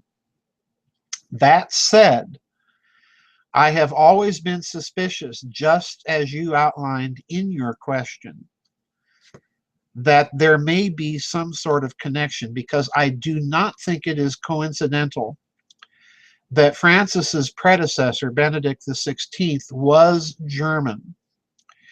And I do not think that it is coincidental that Francis is a Jesuit, that he had the Archbishopric of Buenos Aires prior to being elected Pope. And therefore, this would have, by the nature of the case, put Francis in the circle of the Argentinian oligarchy, the Argentinian elite that is always clustered around the Casa Rosada and around the government district in Buenos Aires. And that means in turn that by the nature of the case, simply by default, Francis would have known unquestionably about the whole history of the Peronist regime of Rodolfo Freude, who was Perón's intelligence chief. And to my mind, this means that somehow Francis may either be indirectly connected or that he may have some suspicions. So take that for whatever it's worth. I have no evidence. This is all kind of a contextual case, just precisely as what you've outlined in your question. Now, let's turn to Michael David. And again, oh, pardon me. No, that's wrong. No, pardon me. This one is from Son of David. And he says, it seems that America is allowing itself to be ripped by other countries with these free trade deals, as its purpose is to keep the nations quiet about space and advanced technologies. Do you connect the same dots? Yes and no. I think what's going on, Son of David, is I'm kind of in line with Catherine Fitz's thinking here. I think what these free trade agreements are, the TTP agreement in particular, are an attempt to respond to the rise of the BRICS of nations by getting other countries to agree more or less to the American system of corporate and patent law and torts, okay? Because by doing so, this is something that most people miss. By putting or imposing a system of law, of jurisprudence, of precedent, that comes out of a particular tradition, it's like the legal equivalent of reserve currency status. In other words, if we get Vietnam and Thailand and Malaysia and Indonesia agreeing to certain things about corporate law, patents, copyrights, and so on, that are coming out of the British-American system of jurisprudence, that gives those corporations that operate and are founded in those cultures a great deal of advantage, okay? So I think what you're seeing is a response in part to the rise of the BRICS nations, where they're also trying to homogenize their various legal traditions on some of these questions. The other thing I think that's going on is a very long-term dialectical game where you are seeing the BRICS bloc perhaps being touted or pushed as kind of the new heroes on the block, as opposed to the old corrupt Western financial industrial oligarchy. All right. So in other words, I think also what you see going on, and I hope this is making some sense to you, is they're trying to put into place the final planks for a global legal jurisprudence structure that can ultimately lead to a global government along the lines of the European Union. All right. Now that should give everybody pause, because you would need a global government. Let's put it this way. You would need a global government if you were worried about any potential external off-planet intervention in human affairs. And you'd need it quickly. All right. I think that has to be factored into consideration here. All right. The second question. Gun, Germans, and Steel outlines a theory that advanced civilizations, or the best civilizations, were roughly based, this is an important insight, were roughly based around the latitude of 40 degrees north, and I cannot help but think that the real number of this theory is 39, as Richard Hoban points out that 19.5 degrees is where energy flows out of spheres in space. EDMS, the Jupiter storm spot, the Bermuda Triangle on Earth, or I think the supervolcano Olympus Mons, I think you're talking about, on Mars. 39 is the double of 19.5. So what if it's the analogical reason why Western civilization thrived and built modern society while the rest of the world didn't? Okay. I think that's a legitimate speculation, son of David. I think that's a very legitimate speculation. In other words, there's a socio-historico-physics possibly at work. The problem is that if you attempted to prove that, you would have to have enormous amounts of data that could be quantized or calibrated, as it were, in a data set from each of those three specific areas: history, sociology, and the rise and operation of civilizations, and then physics itself. And I don't think publicly that that kind of data set is anywhere near complete enough to make that case. And then once you had that, you would have to have an enormous computational hardware ability to make any sorts of cross correlations between those three different data sets. That would be the problem.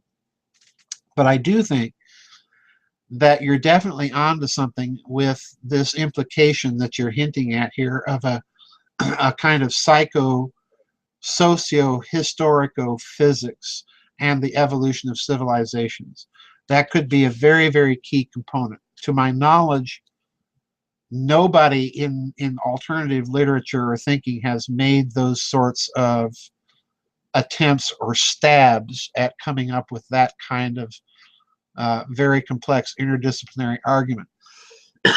Excuse me. Now, your final question: are there any thoughts on the iconic Trans-America Pyramid Bank in San Francisco?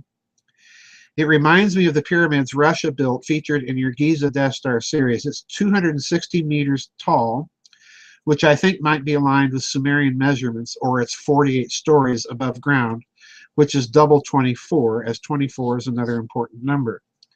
Could the building damp and earthquake, since pyramids are analogical machines? I bet it really grips the earth like Tesla's tower. My answer there, unfortunately, son of David, is I don't know. I don't know anything about the construction principles of that building. I do think that its shape as a very tall, elongated pyramid is of that type that I outlined in Giza Death Star Destroyed and Deployed, of a type of transmitting pyramid rather than a receiving, resonating pyramid. All right, and recall the Great Pyramid is built at exactly the halfway point between the two so that it can function as both. All right. Now, that said, I do think, not necessarily in response to your question about the Transamerica Tower, but in response to your question in its general sense, I do think that pyramids very clearly are some type of natural resonators of Earth resonance. They are natural resonators of, if you will, gravity waves or torsion fields or whatever you wish to call them. So that's as best as I can do. In the chat room, Ramura is stating that she thinks the Transamerica building is on rollers, as are most of the taller buildings in San Francisco. And I think I would have to agree with that, Ramira. It strikes me that they have built those tall buildings in California according to earthquake standard codes, which means that they are on some sort of shock absorber. Now, that's an interesting observation, Ramira, because if you recall, the Great Pyramid sits, and I talk about this in the Giza Death Star trilogy, the Great Pyramid actually sits on 4 sockets at each of its 4 corners. And those sockets, Son of David, function as um, ball socket joints, like in our joints. And the very reason that it's constructed in that fashion is to allow the Great Pyramid to move during earthquakes. So the structure is built like an earthquake-hardened building, just like Ramura has suggested in the chat room. All right. Excuse me here, folks. Now, we're getting to some very interesting stuff here. This is an extended commentary from Jed Bond with 2 questions. All right, I want you to listen to the commentary very carefully because it's going to sound like it has nothing to do with anything that we talk about in these vid chats until the very end, okay? And he makes an observation at the very end here. I just want to clue people in. He makes an interesting observation here at the very end of this on how certain black budget, not hidden system of finance, but black budget things work. Okay, listen carefully. If I may, I have a short story about the black budget, covert ops, and a certain aircraft. In 1993, my former employer, an aviator and airline builder, purchased as his private hobby a North American T-28D Trojan piston-engined military trainer used by the United States Air Force and United States Navy beginning in the 1950s. Besides its use as a trainer, the T-28 was successfully employed as a counterinsurgency or COIN aircraft, primarily during the Vietnam War. All right, guys, I'm noticing in the chat room that you're having some connectivity issues, some of you. So reboot. It's all good on my end, okay? All right. Tracing the history of this aircraft is quite fascinating. It was built in 1949 as a T-28A model, serial number 0-91584, construction number 159-96. It served with the United States Air Force until October 5th, 1958, when it was purchased by a private, listen carefully, purchased by a private interest and was assigned the Civil Register N8391H. From there it changed hands 9 times, remaining on the Civil Register until December 1967, when it was gained back by the U.S. Air Force as serial number 49-1584. The aircraft was then converted to a T-28D specification by North American and transferred to the McClellan Air Force Base in Sacramento, California in 1968. Then, in July of 1968, it was transferred to the Royal Thai Air Force as part of the secret war in Laos. Pardon my sinuses, folks. It was based at Udorn, where it was to be maintained and flown by the crews of Air America. It is believed to be one of 29 T-28s used by the Air Force of the Laos People's Army to bomb Hmong refugees in the hills of Laos in 1976 and 1977. It was stored at Hien Chang Airfield around 1984 until 1988, when it was one of 16 T-28s purchased by private owners who then dismantled them and shipped them out to Australia. As earlier stated, it was purchased and restored and painted in the livery of the Royal Laotian Air Force to flying condition in 1993, by my former employer, who is quite aware of its history and proud to own a piece of Air America history. Now, for those of you who don't know what Air America is, Air America was the CIA's own airline during the Vietnam War that allegedly was busily bringing in and out of Vietnam arms, American soldiers' bodies, and drugs, okay? He was fortunate when it came to select its civil registration here in Australia. As luck would have it, the letters he wanted for the register were available. The aircraft carried the registration VH-CIA. My old boss is now deceased, and he sold the T-28 a few years before his death, but it is still registered and flying with its current owner. So in short, listen, here's the punchline, folks. Why did he take you through all of this about one aircraft moving to Australia, then to Laos, then to Thailand, and so on and so forth, and changing numbers, okay? Here comes the punchline. In short, we see how surplus aircraft disposed into civilian life are reacquired by the military, probably with covert funding, and recommissioned into covert ops, only to end up half a world away as an executive toy. I have attached a photo of it for your perusal, and the VHCIA can be seen on the rear fuselage. Bingo, ding, ding, ding. Now let's stop and take this a step further, Jed. You can do this not only with aircraft, but here it comes. This is a huge one, folks. With ships, with military land vehicles, tanks, jeeps, transporters, trucks, and so on.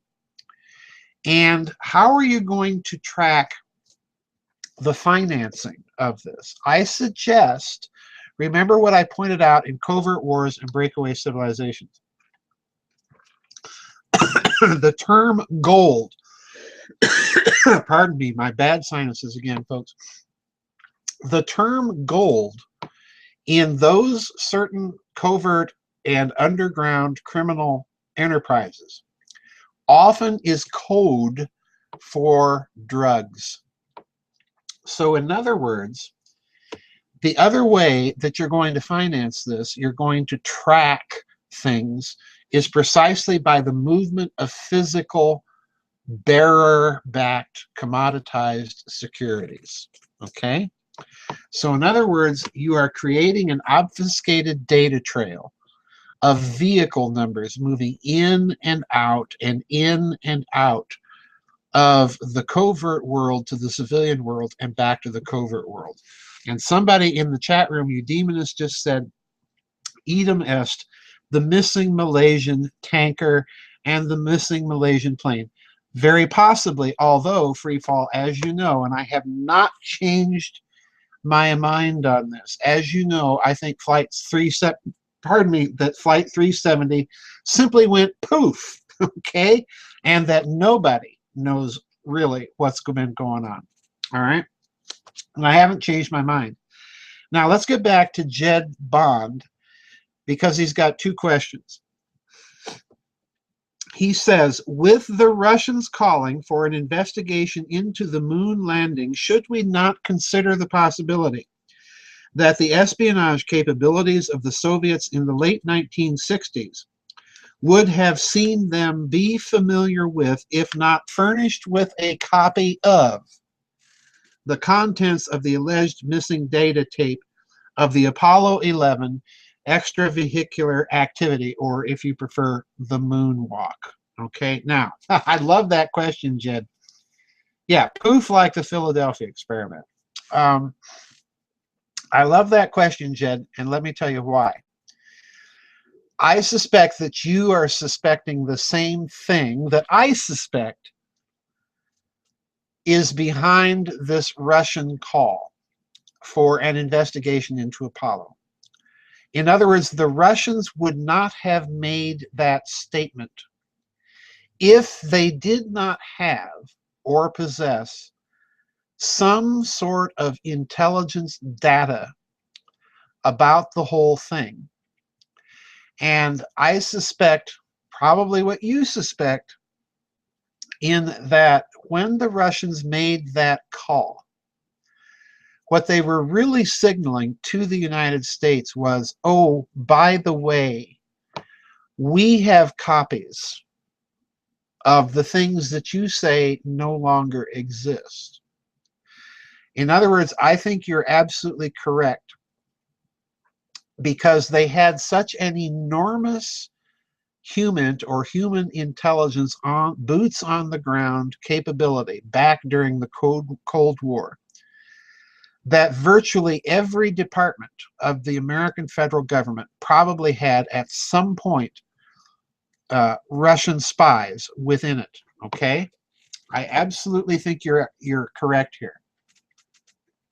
Now, your second question, in relation to the events of UFOs, I love this question, guys. I'm going to give this question the first doff of the hat of the night, okay? Because I read this and I thought, oh, Jed, you and I are probably two guys that could sit down and talk all night over beer, in my case, non-alcoholic beer, and compare notes on what we suspect is really going on. Because when I read this, I thought, okay, he's thinking the same thing I am. Okay, listen to this one, folks.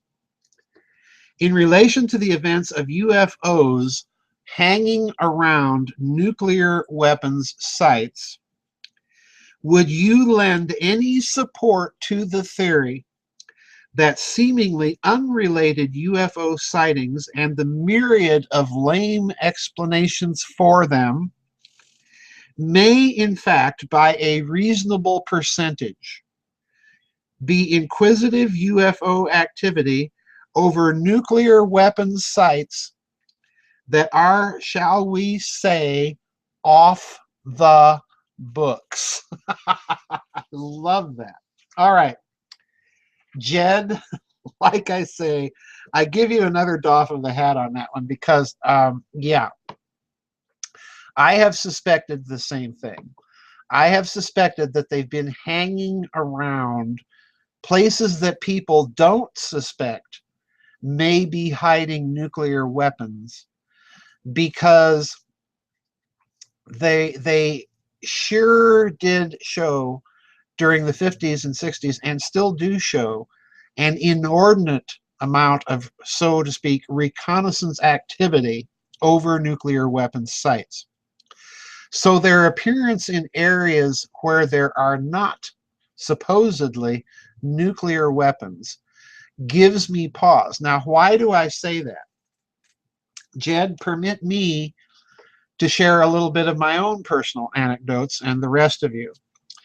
As most of you know, I had a UFO sighting back when I lived in Spearfish, South Dakota, late in the morning, about 2:30 in the morning, walking back to my apartment from a local 24-hour convenience store where I went to get a Coke. And as I was walking toward the west, there's a big mountain to the west of Spearfish, South Dakota, right inside the South Dakota border with Wyoming, called Crow's Peak. It's about a 6,000 foot tall mountain. And as I looked up, I saw a little UFO thing kind of zip by real fast. It was strobing, zip by the mountain. And I didn't think anything of it until I took a couple more steps, and I thought, oh, there's no helicopter sound, there's no jet sound.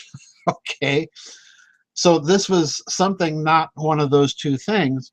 And I thought, gee, that's interesting. It's flying over a very desolate area.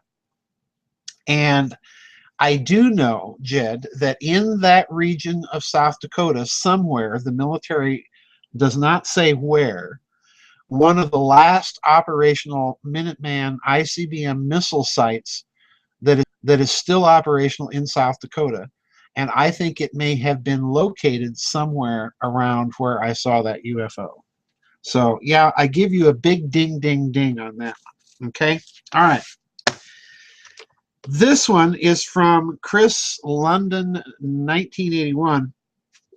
And this one begins a series of a few questions that are more or less in the same vein. Okay? And we are building up to 3 enormous sets of commentaries and questions. Okay? So if it seems like I'm going very quickly, it's because we have some enormous commentary and questions accompanying commentary coming up. This from Chris London, 81. I have been watching the news here in England and recently following the unfolding events in Greece with some interest, and I have had some thoughts on what is really going on. Beyond the obvious state of trying to remove the sovereign nation status of Greece by making it an IMF, European Central Bank, debt slave, I began wondering how all of this might fit into the wider scenario of your hidden financial system hypothesis.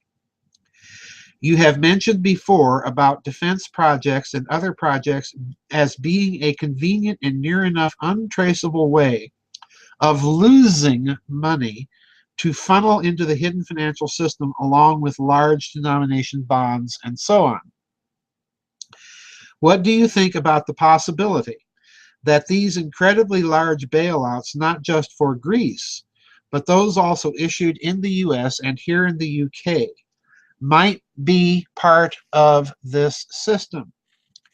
As it seems that Greece is given these enormous bailouts with the money never seeming to make its way to those who need it. In other words, folks, what he's saying is what I've been saying, what Catherine Fitz has been saying. All this money is simply disappearing from the system. Okay? But instead, it ends up disappearing into Greek banks, never to be seen again, and all under the guise of propping up the Greek economy. With such sums involved, surely it would be a much easier way to lose money rather than the issuance of bonds and so on. I may be completely on the wrong track here, but I just had a gut feeling about it after watching the recent events unfold over the past 2 days. Any thoughts or opinions you have would be most welcome. All right. Chris, I definitely think you're on to something here, and here's why.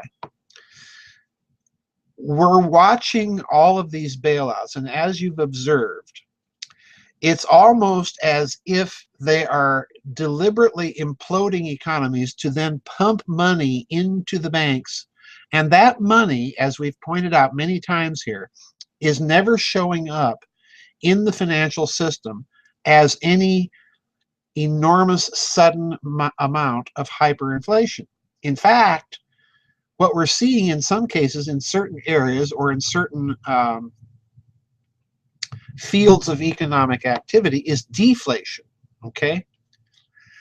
And this is suggesting to me exactly what it's suggesting to you, that the money is being harvested quite literally on a countrywide scale now, and it's disappearing, possibly some of it, into this hidden system of finance. There's no doubt in my mind whatsoever. But now, there's a second thing here that I think may be going on. And I want you to, all of you, to follow me very closely here. What you see happening now is that if you look at all of the debt in the world, if you look at all of the sovereign debt in the world, it is to the point now, right now as we're talking, that it cannot possibly be repaid. So in other words, what I think is also happening, and I attempted to point this out in Financial Vipers of Venice, what the bankers are doing, and I think very deliberately, the Western bankers, is they are putting into place the financial equivalent of the doctrine of infinite sacrifice and infinite debt. And the reason they're doing it is so that they can perpetually enslave those nations to that debt system, so that you can never pay off the principal. You can never get free of it. All right. Now, the problem with what they're gambling with here is that if anybody should come along with enough of a power base and point out that that whole system is a system of spiritual cosmology, if you will, and point out that that system is itself a misreading, a twisting of the metaphor, and that the other way to read the metaphor is not as a perpetually smaller and smaller slice of a closed system pie, but rather an open system of ever expanding debt-free creation, then the jig is up. So in other words, I think you see them putting into place as fast as they can a financial equivalent to the system of perpetual spiritual debt that cannot be repaid. The principal cannot be repaid. Think of Anselm of Canterbury Revisited, just as Down Under commented right now in the chat room. But you'll notice that what is happening, they're doing this quickly because you have people like Ellen Brown, other people talking about the reinstitution of government-controlled, debt-free money, okay? And when you look at those schemes, when they have been tried, at least for a while, they are rather successful. If it were done on a global scale, they could conceivably lose their power. So I think they're also positioning themselves to, and this is going to sound crazy, they're positioning themselves to do that, but leave themselves in control of that system so they can present themselves all at once as the saviors, when in fact they have created that infinite debt system that they're ultimately going to break. Okay? So it's a very, very clever, I think, well thought out, long-term strategic game plan. I could be desperately wrong here, folks. I'm crawling way out onto the end of the twig of speculation here. Okay, now we're going to change gears a bit here, and I've got to get my visual aid prop that I pulled off the shelf earlier for this question. This one is from Down Under ET, who says, Joseph, over the years there have been 3 authors which have captured the imagination of many in the esoteric world. They are Helena Blavatsky, Rudolf Steiner, and Georges Gurdjieff. I have not researched any of these 3, nor read any books about them, nor buy them. So questions. Number 1. Excuse me. Can you give a brief synopsis on the theories and beliefs of these 3 authors? Well, I can't in the case of Rudolf Steiner, Down Under, because Steiner wrote an enormous output. Okay, I only have, I think, 2 or 3 books in my library by Steiner. Now, supposedly his system is the most carefully and well thought out of all of the esoteric systems. From what I have seen and what I have read, Steiner, I haven't been able to get into Down Under because, quite frankly, what I have read has been a bit shallow, all right? And additionally, what I have read has not been referenced. So I can't really comment on Steiner for 2 reasons: the vast volume of his output and the paucity of my own reading in it. Now, Blavatsky, on the other hand, is well known for having promoted the idea of 5 root races, all right, and that humanity as a species has declined, but that certain races within humanity are quote unquote less declined than other races. And, you know, just to cut to the chase here, Blavatsky is one of these people that you see so often in the New Age esoteric community that uses esoteric doctrine to buttress doctrines of racism and bigotry. And I make no, I mince no words in that score. Now, that doesn't mean that she doesn't have some interesting, peculiar ideas, but fundamentally, she's got this notion that humanity is devolving racially. And of course, the influence of her ideas on people like Lanz von Liebenfels and Dietrich Eckart and Rudolf von Zabottendorf and all of these German secret society esotericists who in turn midwife the Nazi Party into existence. This is rather obvious. So Blavatsky, if you want to look at her in a certain way down under, she's kind of the 19th century esoteric version of social Darwinism. All right, she's giving Darwinism and the moral implications of it a kind of apparently acceptable aura, which it has never been for me, incidentally. Now, the most interesting of them all for me down under has been Gurdjieff. All right, and if I were to point you to any of the 3 of them, here would be the fellow I'd point you to is Gurdjieff, and this little set of volumes of Beelzebub's tales to his grandson. These are fictional works, okay?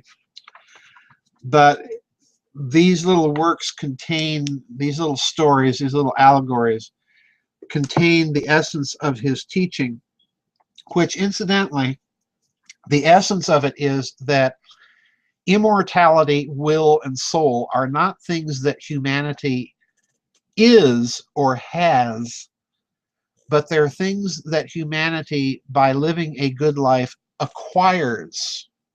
Okay? So he's got a very interesting take on things.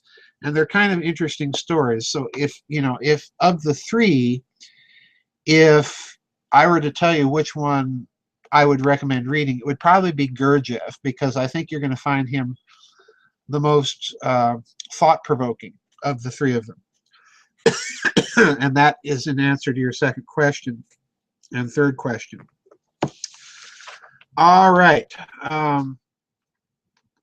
This one again from Chris London 81. And here we get into the theme of the night. If there was a theme of tonight for the night, this is the beginning of the theme, which lasts for another 3 questions, and then we get into long commentary and questions. Okay. Again, Chris London says, I don't know if it was reported much in the US media, but there was a small article in the UK Independent newspaper this Monday, the 6th of July, regarding the christening of the new royal baby, Princess Charlotte.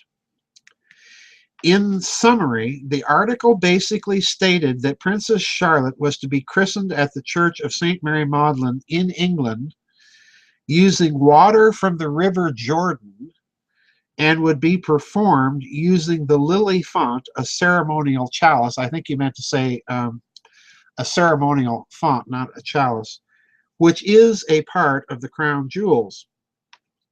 Given your interest in the occult and hermetic connections with royal families, do you think that there is a deeper ritualistic significance to this event other than a simple baptism? Oh yeah, you bet you I do. I don't know much about the British royal crown jewels, but the fact that they would do 2 things here, to me, indicates that they're attributing some sort of special significance to Princess Charlotte's baptism, that they would use water from the River Jordan, number 1. That's very significant. because in the Anglican tradition, just as in the Roman Catholic ritual, as in the Orthodox ritual, if you look at the high Anglo-Catholic ritual, which probably they won't use for Princess Charlotte, unless they're really planning to do it up. In the baptismal rituals of the old Oxford movement high Anglicans, Chris Ross, you'll find that the whole typology of water and the Spirit, you know, you've got Genesis chapter 2, the Spirit hovered over the face of the waters and so on. And then you get the Exodus where the wind parts the Red Sea, that you've got water and wind in Hebrew. The word ruach in Hebrew also means spirit. So again, you have water and spirit. Then you have the ark, the waters at Jordan, the presence of God in the ark, the water again, the spirit and the water. And then, of course, all of this typology in the thinking of the church fathers, and therefore of Catholic ritual, such as you used to have in the Church of England or the Roman Church or the Orthodox Church to this day. You have the Holy Spirit hovering over the waters of the Virgin Mary's womb, and Christ is incarnate. So in other words, this typology, if you look at it, it's a form of analogical thinking. And then what baptism does is it's continuing that typology. So to me, the ritual is significant in that sense. But the other sense that I think it's significant is that in terms of the typology here, they may be trying to attribute some special significance to this particular royal baptism. Pardon me, folks, my sinuses are draining so bad. That's the reason I'm smoking again. They may be trying to attribute some deeper significance to this royal baptism, because you'll recall that John the Baptist did this as well in preparation for Christ. So in other words, Charlotte may be deliberately being set up as a kind of typology of preparation for something yet to come. All right. These people love to play, as you've pointed out, these ritualistic games. Now, the font itself, the lily font, I know nothing about, so I cannot comment on what that might symbolize.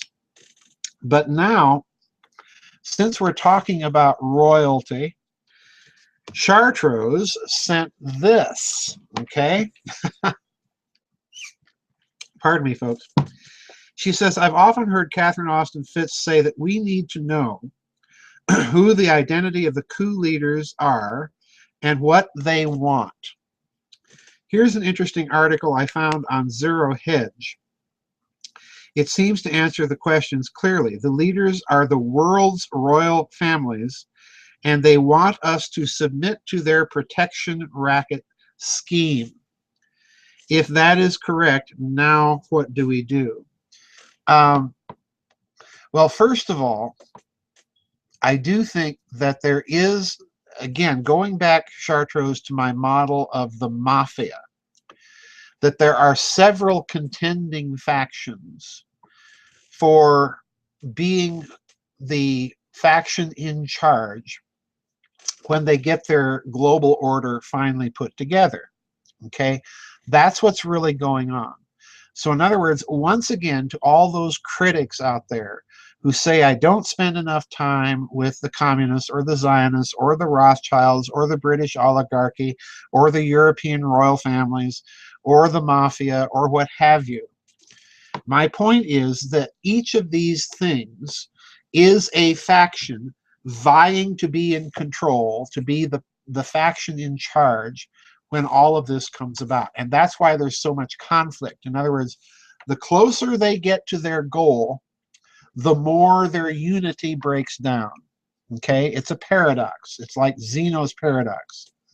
Now, there's no doubt in my mind, Chartreuse, that the European royal families, particularly certain ones, the Bourbon-Poissons, the Habsburgs, the Hohenzollerns, the Windsors, or if you prefer, the Saxe-Coburg und Gothas, that these families, and I would add the Japanese imperial family for that matter, um, that these families still are very powerful and they move and work behind the scenes, all right?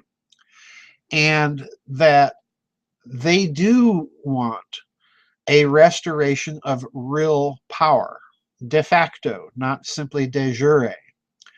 But my point here also is that in the British royal family's case, most people don't understand this or get it. There is nothing in the British Constitution that says that the ruling monarch has to sign a bill of parliament into law. And it is only when the monarch signs a bill of parliament that it becomes law. So in other words, Queen Elizabeth is in exactly the same position vis-a-vis the parliament that President Obama is vis-a-vis the Congress. Nothing becomes law without the executive signature because it's the executive that has to enforce the law and chooses how to enforce the law. Now, like it or not, even though the British monarchy has for at least 2 centuries never failed to sign a bill of parliament, there is nothing that requires them to do so. Okay, that's the bad truth. You know, you're not a citizen of Great Britain, folks. You're still a British subject. You're still a subject of the crown. All right.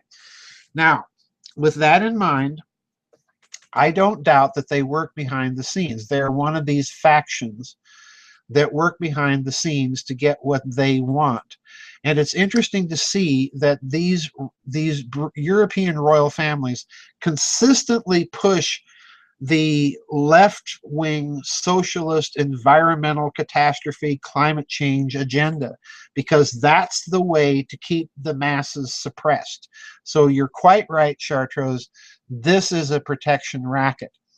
The only thing that I would caution you is that these families do not have, with the exception of the Windsors and a couple of other families in Europe, they do not have the same access to the infrastructure of intelligence and hidden finance that they once did.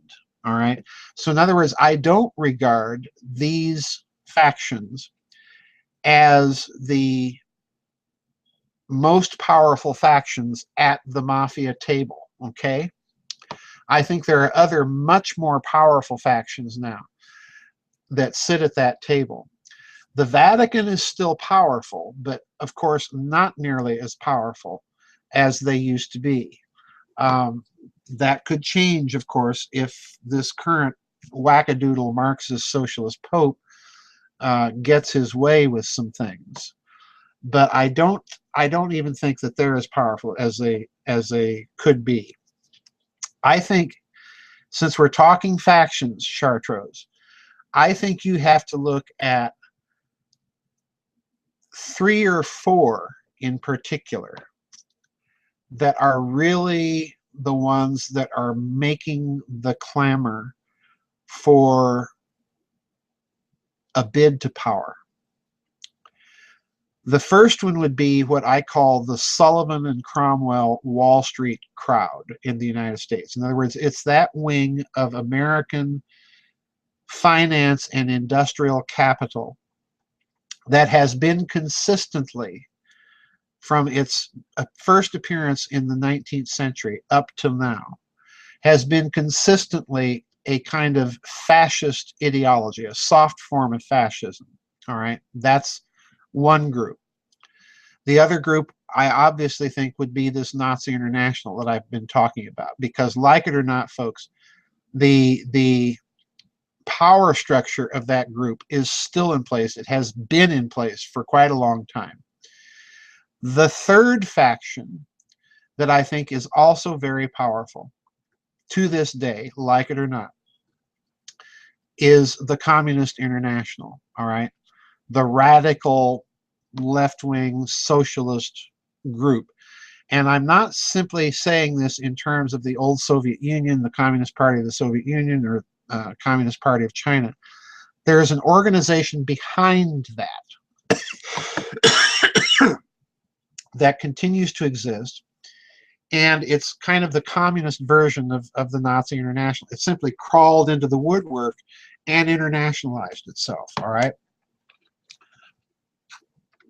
The fourth thing that I think you have to look at is international organized crime, because this is highly organized. It is non-local in the sense it has centers of power, but no one center of power.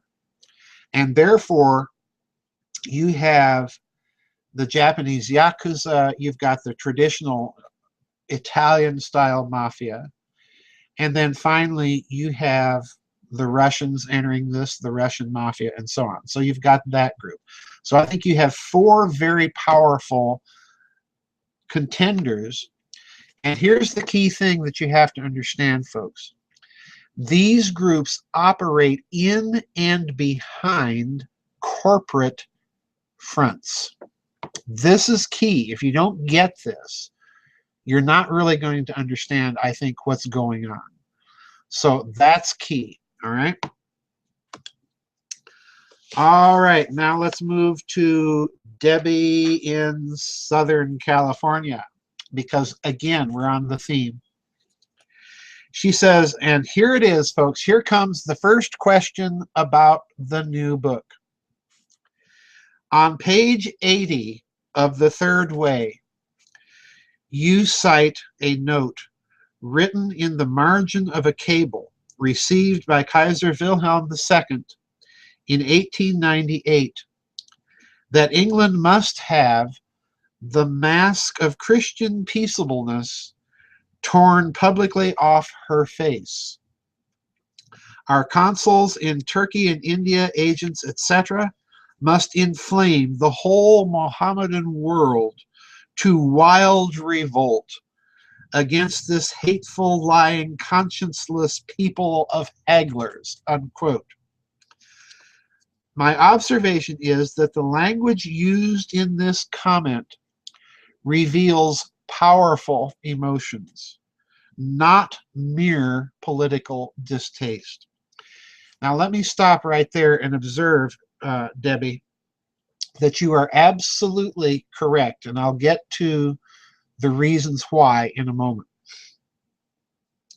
In pages 36 to 41, you cite a secret memorandum that was circulated by Chancellor Theobald von Bethmann-Hollweg, Reichskanzler of Kaiser Wilhelm II, to the German industrial and military elite in 1914. The memorandum outlined Germany's goals for the immediate future and also revealed a plan for the creation of a common market that would exclude Great Britain. It is clear from what you report that there was animosity between Germany and England as early as 1898, so much so that in 1914 there was a plan to create a powerful union that would exclude England. Could you elaborate on the genesis of this animosity? While I understand that there are many political, military, and economic twists and turns to this story, there must be a point of origin, possibly ancient. High-octane speculation is invited. Okay, Debbie, great questions. Now, let's start with Kaiser Wilhelm II himself. Wilhelm, if you read him, if you've ever studied him in depth, the first thing that will inevitably impress itself on you is that the Kaiser was almost bipolar. And I'm using that word very advisedly, because at times Wilhelm will sound like a proto-Nazi.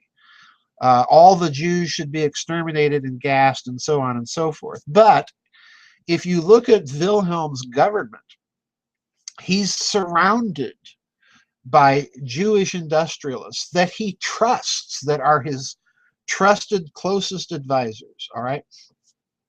In addition to this, on other occasions, Wilhelm, when he hears of atrocities or things, he will go apoplectic with rage that, this is not how a Christian nation or monarchy should function. So he has this very peculiar dichotomy going on in his personality. He can flip and turn on a dime. Okay, at times he sounds like the paragon of German honor, tradition, virtue. You don't go around murdering people and slaughter. And he'll flip and say, oh yeah, we got to get rid of this whole group of people. All right. So Wilhelm is a very complex man. Now, here's why I think he is, and why the animosity that you see in that quotation that you cited from the new book is there. Wilhelm, as you know, was born with a withered left arm. If you look at pictures of the Kaiser very carefully, you'll see that his left arm is very much shorter than his right arm. Okay, and they went out of their way to disguise this fact when Wilhelm was alive.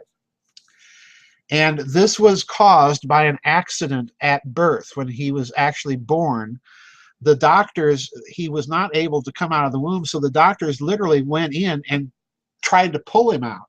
Okay, and in the process, they injured his arm. Okay, so that his left arm was never fully functional. In other words, Wilhelm was born a cripple. All right. Now you've got to imagine what this does to the psyche, not only of Wilhelm, but of the German Empire. Remember, Wilhelm is born shortly after the German Empire is formed. Germany only becomes a country, folks, in 1871. Okay. So Wilhelm, the heir apparent, who will eventually be the Kaiser someday, is a cripple. Okay? Now, this meant that Wilhelm, his mother, plays a crucial role here, because who's his mother? Well, his mother is English. She's British. His mother is the daughter of Queen Victoria. So this means that Wilhelm's grandmother on his maternal side is Queen Victoria of England. Okay? And so Wilhelm is raised by this very strict Victorian British mother who absolutely hates the fact that her son is a cripple. And so they make Wilhelm perform exactly the same physical tasks as a normal functioning human can perform. So in other words, when he's being trained to ride horses, with the crippled hand, he could barely get up on a horse with one hand. He had to have steps put so that he could get on the horse. And then it was very difficult for him to ride the horse. He kept falling off. He'd cry. His mother would insist, you get back on that horse. And Wilhelm grew up, therefore, in this atmosphere where he's constantly being pushed to do things physically that he cannot do. And he grows to absolutely hate his mother for it. All right. Now, in addition to this, Wilhelm, of course, he's related closely, obviously, to the British royal house. And when he goes to Great Britain, you can actually go on YouTube and hear Kaiser Wilhelm in the 1930s giving an interview in English. And when you listen to Wilhelm, he's speaking British English, and he's speaking it pretty fluently. Okay, so in other words, this guy is bilingual, and this is another thing that most people don't know about the man. Part of him is British, and he goes to Britain, and he just loves all the pomp and all the ceremony that surround the British royal family. He loves the Royal Navy. He's extremely envious of this big, huge navy that enables England to dominate the globe. All right. So Wilhelm, the other thing that this fuels in addition to this personal problem, is that Wilhelm decides that Germany, if it's to be a world power, and in a certain sense he's absolutely correct, that if Germany is ever to be a world power, it must be a naval power. So he begins building with Grand Admiral Alfred Tirpitz. He begins building this enormous navy, okay, for protection of colonies that Germany really doesn't have, except a few in Africa and a few outposts in Asia. He begins building this enormous navy, okay? You've got to understand what this meant at the time to Great Britain, because Britain's navy has to cover the globe and do duty all over the globe. Wilhelm's navy is concentrated in the North Sea, and therefore this enormous German navy, it was the second largest in the world before World War I, folks. That's how huge it was. This enormous navy is all concentrated in the North Sea. So this forces Great Britain to embark on this enormous shipbuilding arms race with Germany.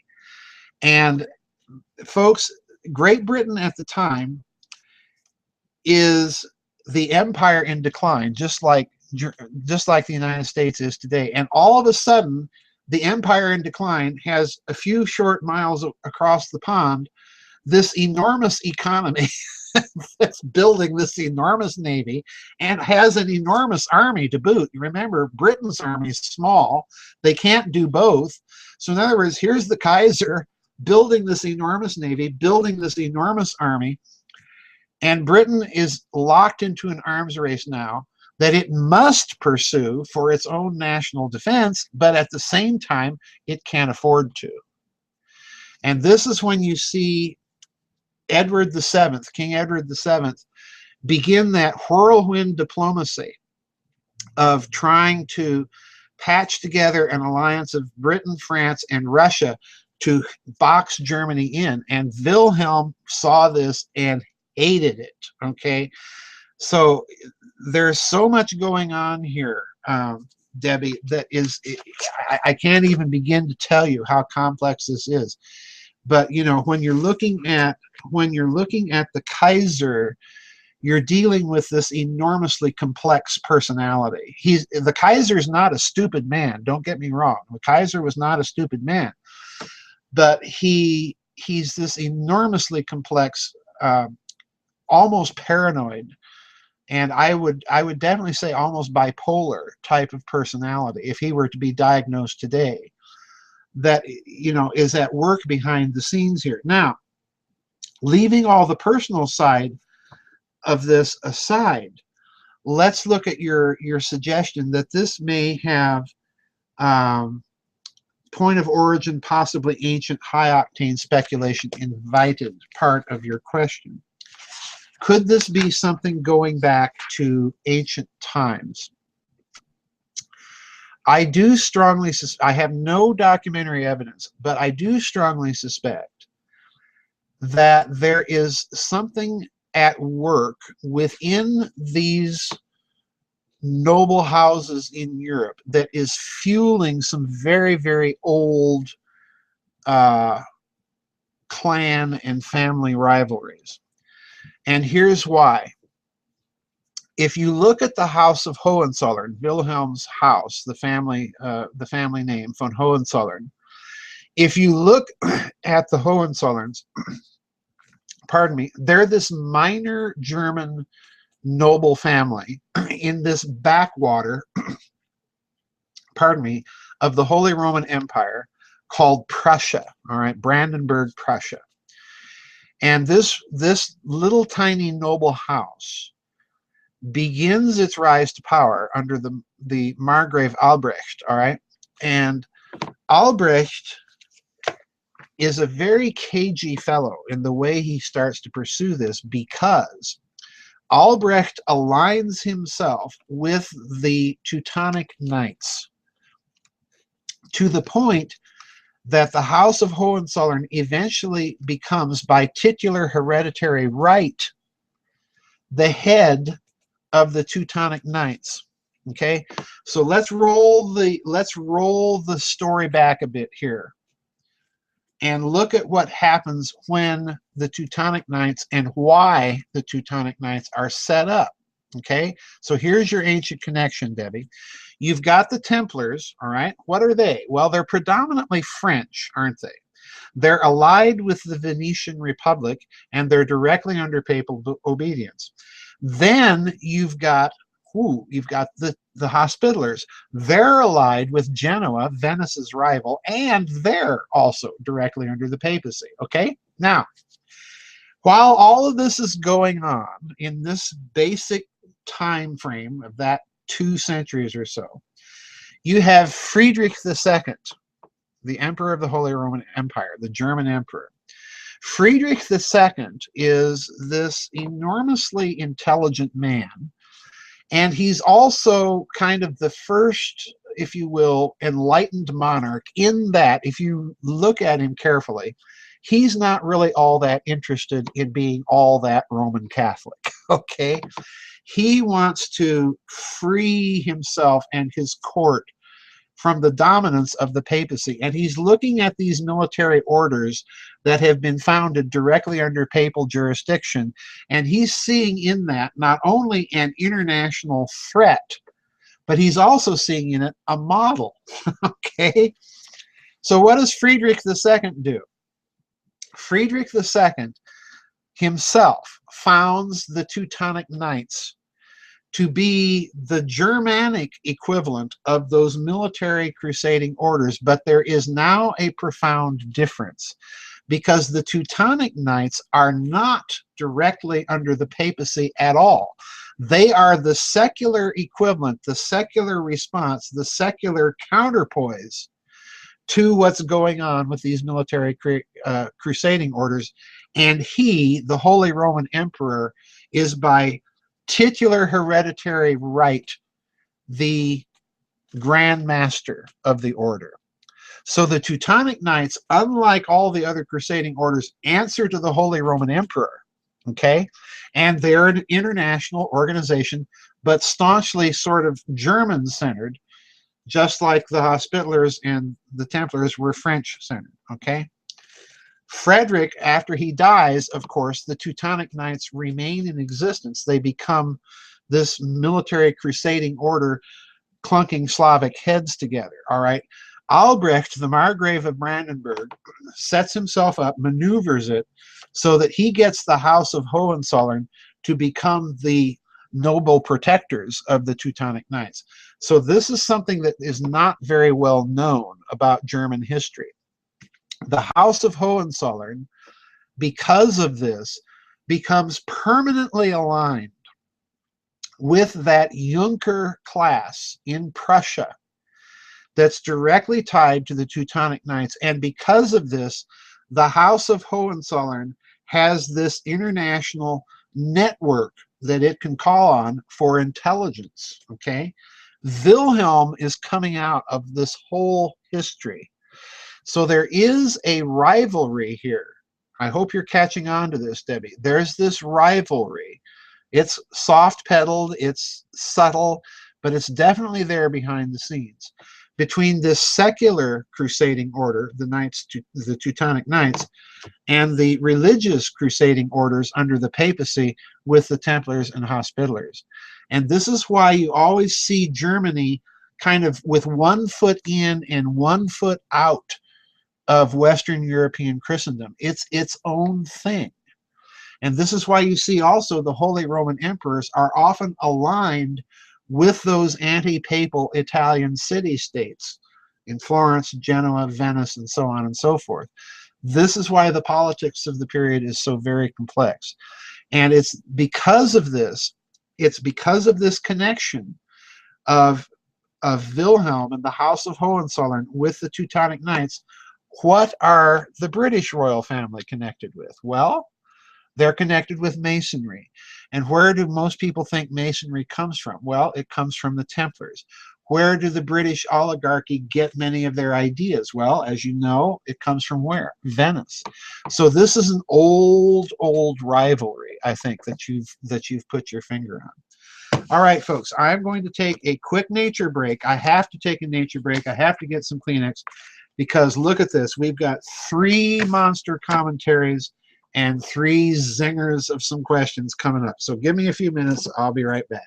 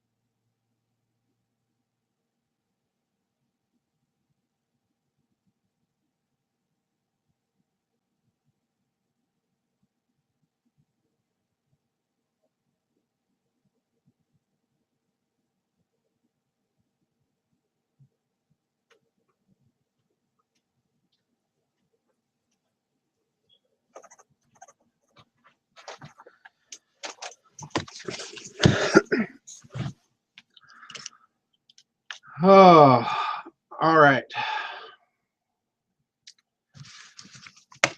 Everyone is quiet tonight. Wow, I don't know what's going on. You guys are just unusually quiet, and I hope I'm not boring you to the point that you've all kind of just wandered away from the chat room and are not paying any attention. Pardon me. But anyway, that was a really, really good set of questions from Debbie in Southern California. It allowed us to get into some little known things of history. Let me take a quick pause here to say hello to anybody I may have missed in the room. Solfeggio is in the room. Welcome back, Solfeggio. Been a while since you've been here. Jacob's Ladder is back in the chat room with us, another old regular. Base R, welcome to you. I didn't see you come in the chat room. R2D2, I don't know if I said hello to you. So welcome to all you newcomers into the chat room. All right, now, folks, we have coming up here pardon me, no, a lot more than that. 5, 6 really incredible sets of commentaries and questions. We're going to get it kicked off here, if my voice holds out, from Kevin X, I think, is in the chat room. All right, here we go. A quick commentary and question for this week's vid chat. Getting this out now before I forget. This last week, of all my super fundy Republican Bush-loving friends, don't hold back, Kevin X. Tell us what you think.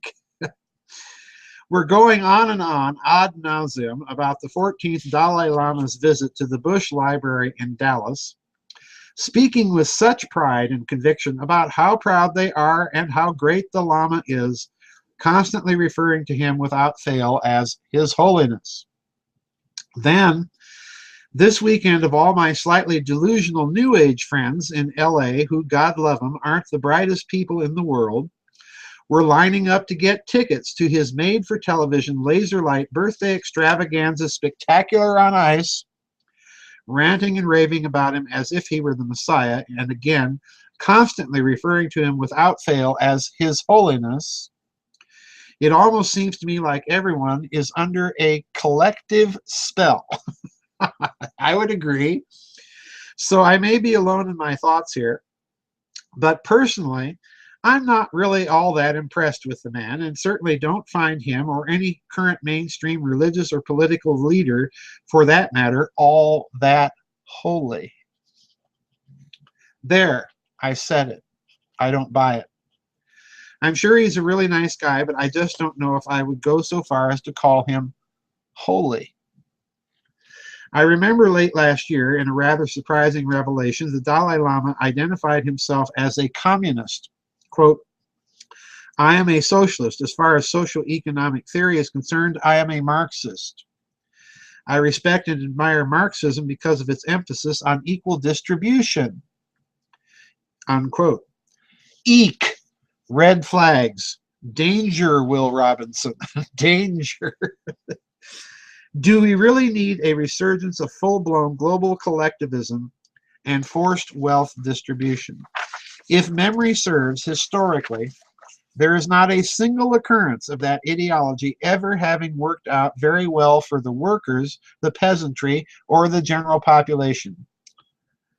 Ding, ding, ding. No argument from me. In fact, Kevin X, we had quite a little discussion in pre-chat about socialism of any form, which I just, I have never been on board with it, ever, at any time.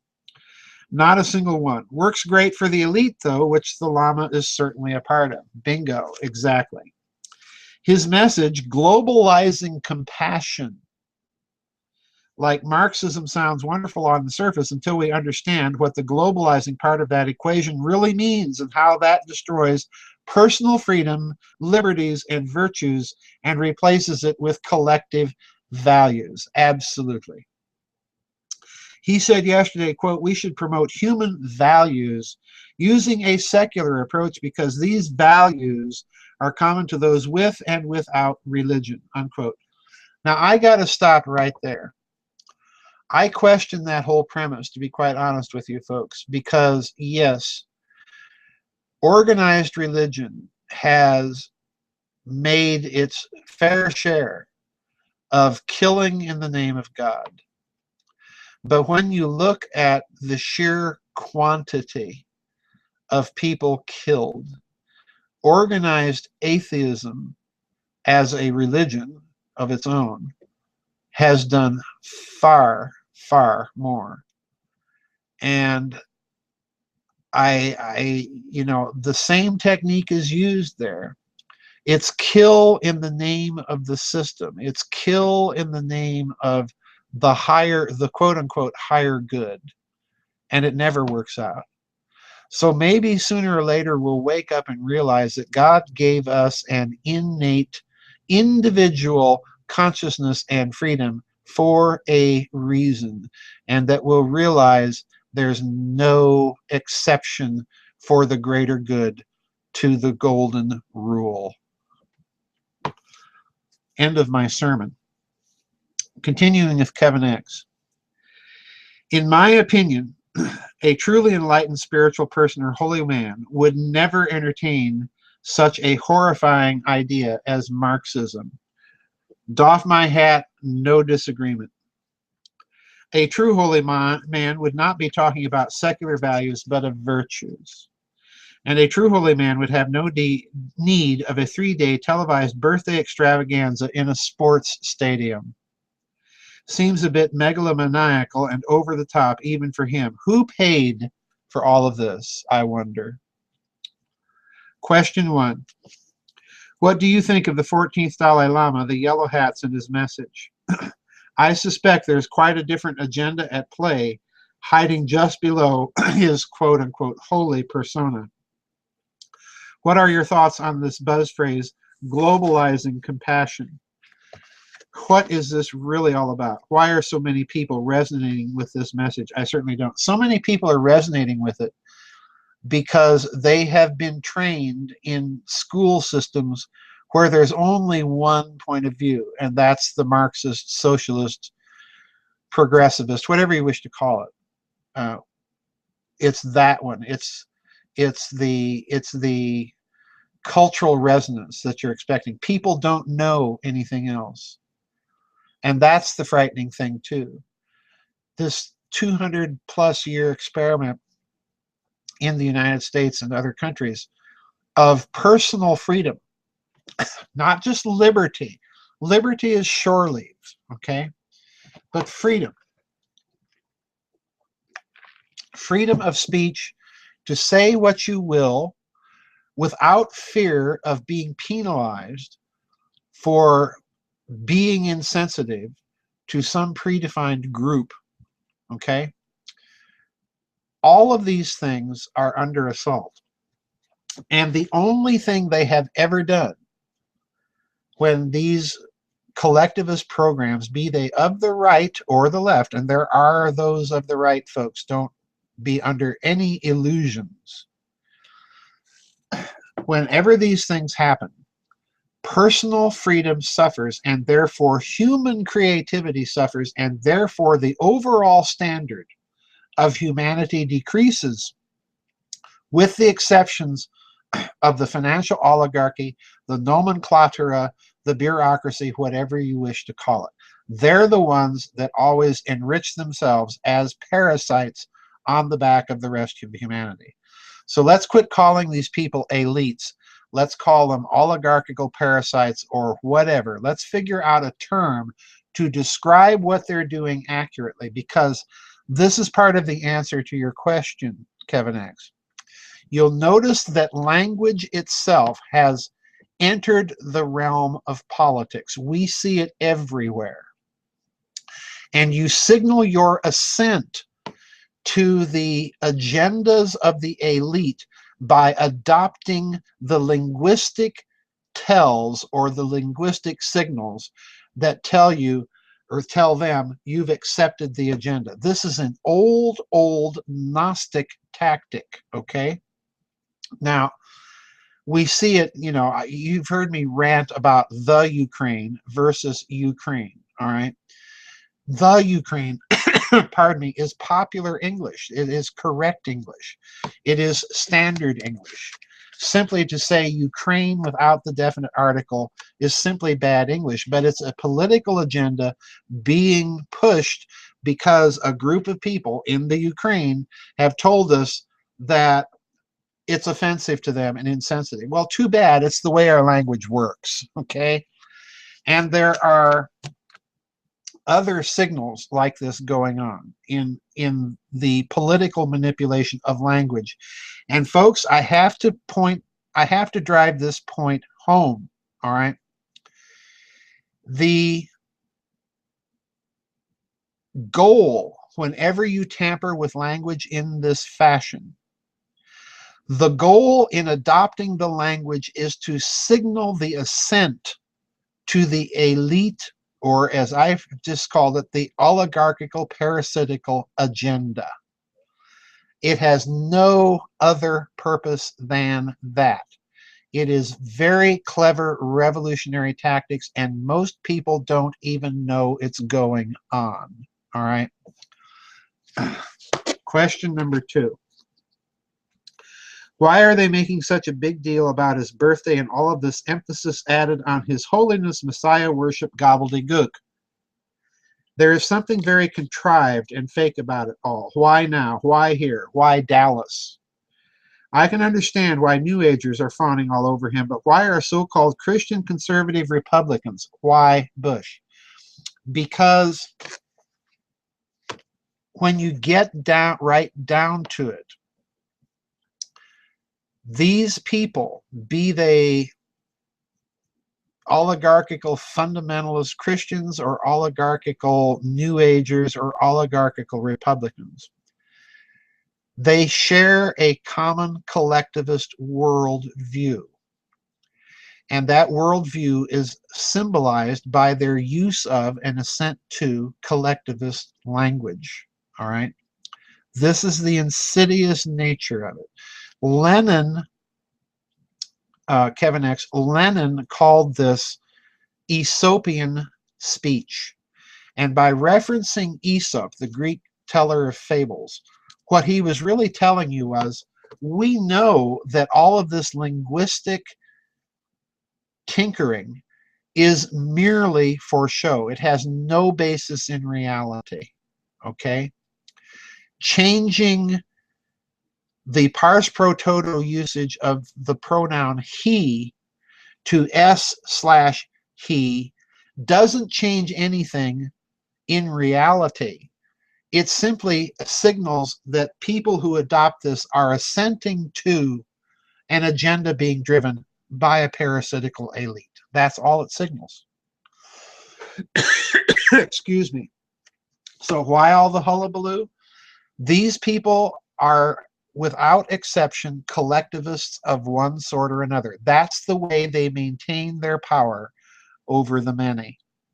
What they don't want, what they refuse to acknowledge, is the individual and the individual's sovereignty and his or her freedom. That's what they don't want. All right. All right, Karambit. Good night. Question 3. What do you think about wealth distribution? Am I correct in my understanding that this idea has failed in all of the places it has ever been tried? Yes. Perhaps you could give some examples of the different times it has been tried and failed or succeeded. I'll put it this way. Even though I am not a socialist, I do think that it gets to the point where you've got so much wealth that it becomes a danger to one's individual spiritual health, not to mention to that of humanity. In other words, I think we have to quit thinking in terms of capitalism versus socialism. We have to adopt whole new paradigms. Is it really spiritually healthy for one person or a family to control billions of dollars worth of money? And my answer has to be no, because the love of money is what? It's the root of all evil. What do these extremely wealthy people do? They have so much time on their hands that all they can sit around doing is planning how to dominate others. So in other words, their wealth has corrupted their humanity right out of them. And they then pat themselves on the back and tell everybody that we're doing good, that we are philanthropists. Well, you have only to look at the effect of vast amounts of wealth in the hands of certain foundations to see the deleterious effects of those foundations and of that wealth, not only on American education, but on education in the Western world. This is why we have a group of moral zombies growing up now. All right? Excuse me. So I'm not in favor of wealth distribution, but at the same time, at a certain point, I'm not in favor of wealth acquisition. But I leave it free, because if we are to be spiritually free, and that includes the super rich as well as the poor, if we are to be spiritually free, then we have to be free. So in other words, I'm not proposing any plan based on what I just said to go out and rob Warren Buffett of all of his money and strip him of all of his shares in different companies. Not that either. Question 4. In the news feed linked to the stories about his birthday, I noticed this one revealing thing. The Dalai Lama wants to talk peace with Russia's Vladimir Putin.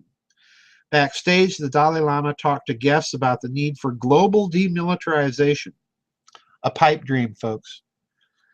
In fact, he said, "I'd like to visit Russia and have a chat with President Vladimir Putin on that very issue," unquote.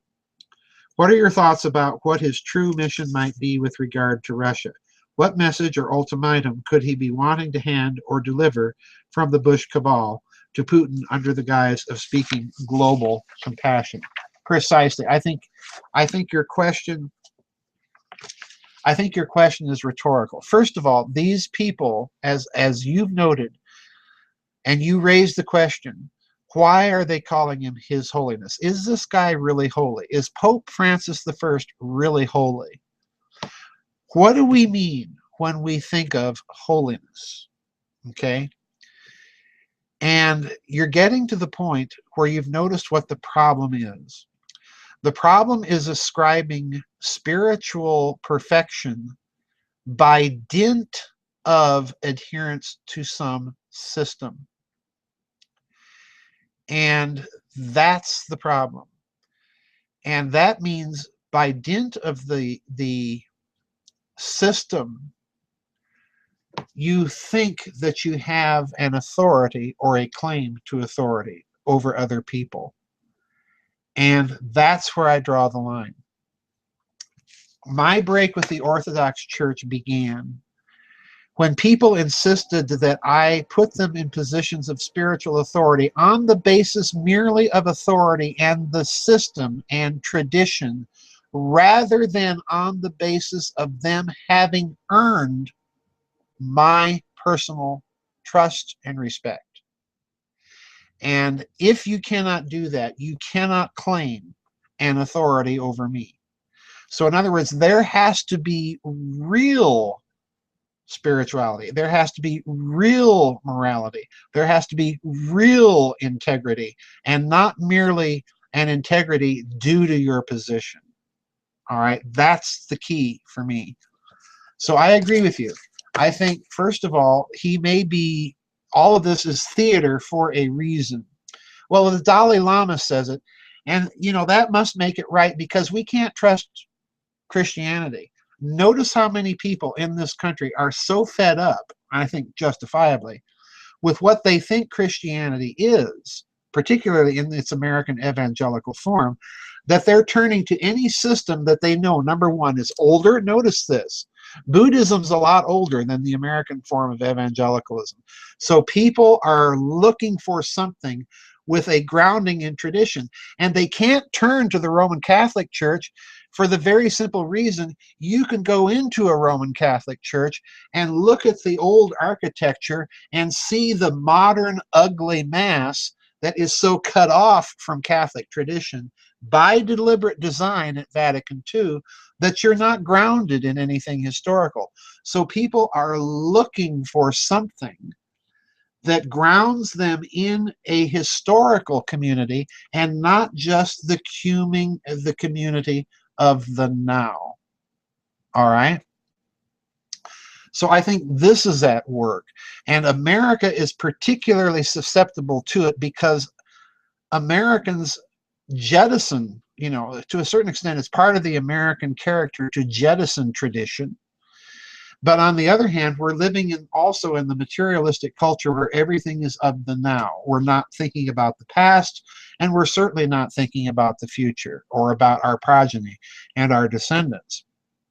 So, yeah, I think you have this appeal and the promotion of the Dalai Lama precisely for this reason. Okay. I notice in the chat room that Freefall is saying, I'm considering eating my cigarettes, and down under says, mega religious rant warning. Well, yeah, you just had it. Okay. Now here's the next set of commentary and questions. This one is from Alexander the Greatish. Here we go. Is there any evidence, clues, or myths that suggest that artificial intelligence was involved in your cosmic war scenario? If so, in what context and which side?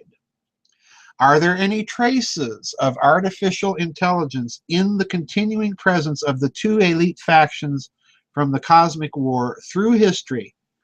And if so, do they connect to the speculations often mentioned in the Giza Death Star community that these 3 years or so that AI is close or actually in control already of multiple elements of electronics, finance, intelligence, and government? The second machine age may actually be the third or fourth, a long time ago and in a galaxy far away. That's a great question. Now, let me answer it in a very peculiar way, Alexander.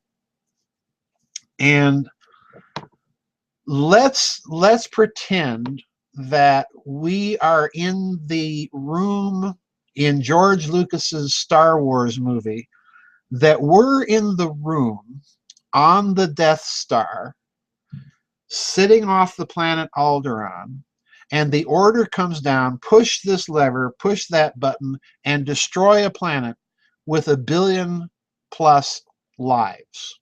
All right. Would any of us push that button? And I will bet that most, if not all of us, would probably just sit back and refuse, knowing even that it might cost us our life, and knowing even that someone else might be found to come in. Oh yeah, I'll push the button. All right. Now, my point here is that it would be far easier to eliminate the risk in the command structure, so to speak, of refusal to carry out the order of mass destruction if you could program certain parameters or circumstances into a machine and allow the machine to do it. Now, if that sounds far-fetched, recall something. Back in the Reagan administration, I believe it was the second Reagan administration, his second term, that the the national security establishment was having a debate that actually made the pages of certain conservative journals like I think American Spectator, National Review, and magazines like that were carrying on this national security debate that they should program all of the American ICBMs and hitch them up to a computer that would launch on warning. In other words, if a warning came down that the Soviets were launching their missiles, the computer would shoot them off, and we'd eliminate that human risk factor. All right. Or like and as Jacob's Ladder puts it in the chat room, the movie Failsafe, where a computer malfunction launches the missiles. All right. Now, I suspect, therefore, Alexander, that we can assume that this very high ancient civilization that I've hypothesized might have existed, that we not only can assume that it would have had something like artificial intelligence, if not artificial intelligence itself, but that it may have turned over much of the normal functioning of society to that intelligence. And I have to be foursquare honest with you here and say that I think that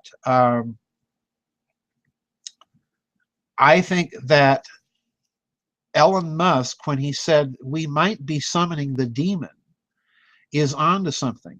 Because again, I have this hypothesis that consciousness, that personhood is transduced, it's pulled into us by certain things. It never ceases to exist when the body exists, but it's pulled into this existence by certain things, okay? And I make no hesitation in saying that I think there are malevolent personalities. I mean, look at Adolf Hitler, you look at Joseph Stalin, look at Mao Zedong, look at Pol Pot. When you look at those types of people, there is a real hatred of humanity.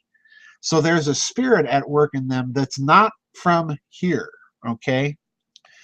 And that too might have been at work in this cosmic war, all right? Now, second question here. That was a great question, Alexander. I think that's a great question. In the last VidChat, you discussed Tony M's comments of transitioning from present industry to AI industry and how that could potentially liberate human creativity. If we then add the conversion from petrochemical and nuclear energy production to the zero-point energy sources, the combination of a radical new method of production with vastly amplified energy sources could truly propel us to the stars. How do we stop that combination playing into the hands of the dark side?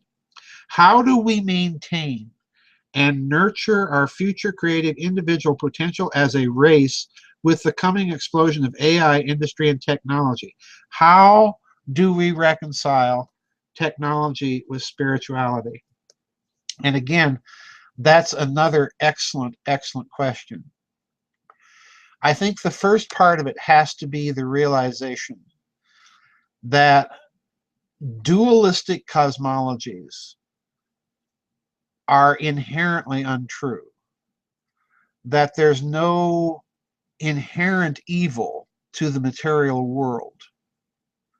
But we also have to understand that those deep and profound metaphysical insights, Christianity being at the top of the list, I think, that evil is not a thing in itself. It is a misuse of something natural. So in other words, evil has no substantial existence, but it can have a personal one. And in fact, the only way to create evil is through a personal, willful decision to do so. All right, now, if that be true, then I think our second point has to be that at certain points we must, to maintain our humanity, disentangle ourselves from the world of interconnection with other humans via a technology, and that we have to have contact directly with other human beings.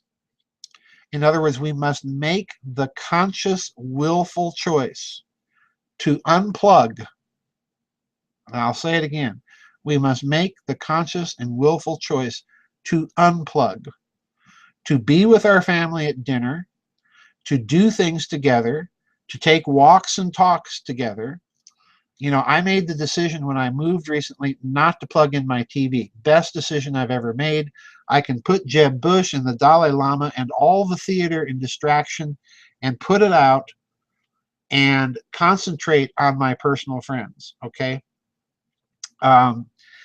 I think the other way we unplug is we don't be tempted with all the gizmos and gadgets that they shove at us that they say we need. We don't need ebooks, we need real books. We don't need Common Core, we need real teachers. We don't need more standardized tests. We need real personal contact and subjective, I'm using that word advisedly, subjective assessment of each other in those professional educational contexts. You cannot do that with automation. I'll repeat that. You cannot do that with automation. All right? You cannot do that with remote professionals secretly planning in algorithms for adaptive tests. In other words, we've got to make the conscious, deliberate effort to be human with each other and to be human in our locality and unplug occasionally. I'm not saying totally. You know, we're having this conversation here on the internet, but we've got to maintain a real view of the world. We have to go out, smell the flowers, listen to the birds, smell the rain, and do all those sorts of things. Because if we don't, we're going to lose our humanity, and we're going to end up like the Dalai Lama and Jeb Bush. Okay? All right. I hope that makes sense to you, Alexander. Question number 3. I'm already seeing this is, folks, this is a really good insight here. I want you to listen carefully to this one. I'm going to doff my hat on this one, Alexander. I'm already seeing worrying health concerns in adults and children from technology. Hours of bending the neck down, hanging the head, staring at smartphones, tablets, etc. Screen time is destroying the spine. Period. I never saw young children 8 to 10 years old with neck pain, headaches in such numbers. I am of the opinion that for all the information we glean, we lose more by squeezing our consciousness, not vision, not brain, but our self, into, listen to those words, into these devices. What concerns me most as a clinician and parent is that this is only the very beginning. If you told an adult 8 years ago that they would be staring at a screen 5 by 3 inches wide for hours a day, they would have thought you bonkers. But it has happened. So again, how do we reconcile the specific tech with health and spirit? Now, my answer, quite bluntly, Alexander, is I have consistently refused to own a cell phone. The only time I use a cell phone is when I'm traveling and I need it for emergency communications. Otherwise, I don't have one. I am consistently against the idea of having everything in a cloud, which the information masters can then manipulate and add to or delete at will and at their pleasure things that they don't like. In other words, if you cannot have the physical book, the physical CD of your music, if you have to have it on YouTube or your iPad, you're not enjoying it. And the other thing that this has done is not simply physiological, it's courtesy. Because you're standing in line at a grocery store and the customer in front of you is on the phone talking loudly, and everybody else has to hear your conversation or has to listen to your music.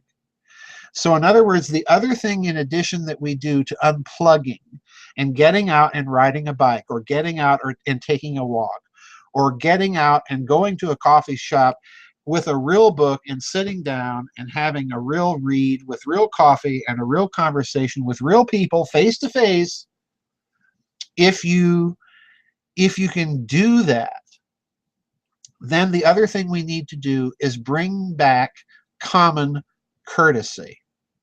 No, it's not okay for me to play my loud music and roar down the street and make everybody listen to what I want to listen to. No, it's not okay for me to be talking in the grocery store, at a restaurant, on my cell phone. We've got to restore the idea of propriety. And the only way that you can do that, the only way that you can understand that, is to be in real day-to-day, down-to-earth, face-to-face human contact. Okay, this is the real key. All right. Now, let me tell you something. In the chat room, Eudemonist says, and never acknowledges the person checking them out. Eudemonist, I had a friend that lives out in California. And, you know, I'm going to pick on you Californians in the room, so brace yourself. I just recently moved from there, and thank goodness I escaped.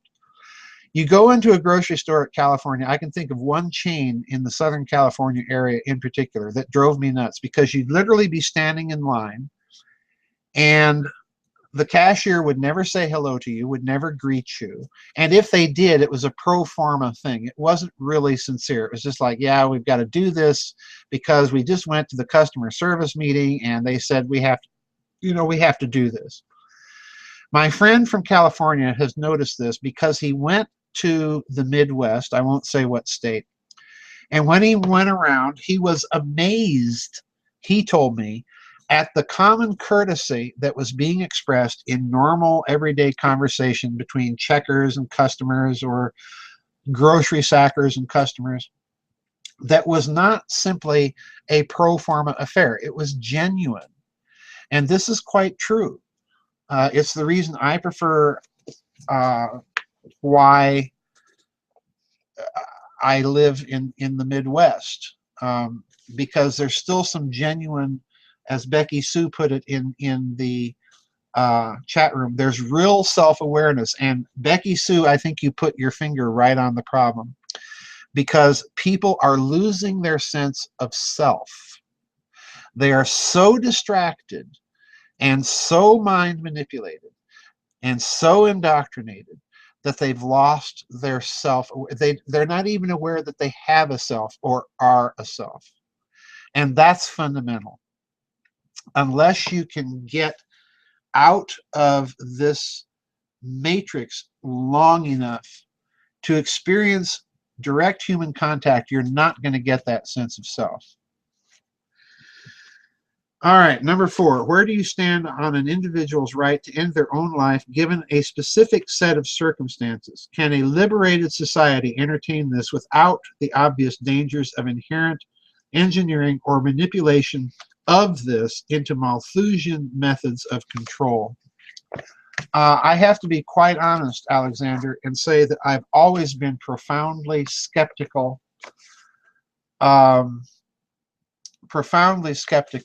of right to end life movements. And the reason why is, even though people have the power to do so,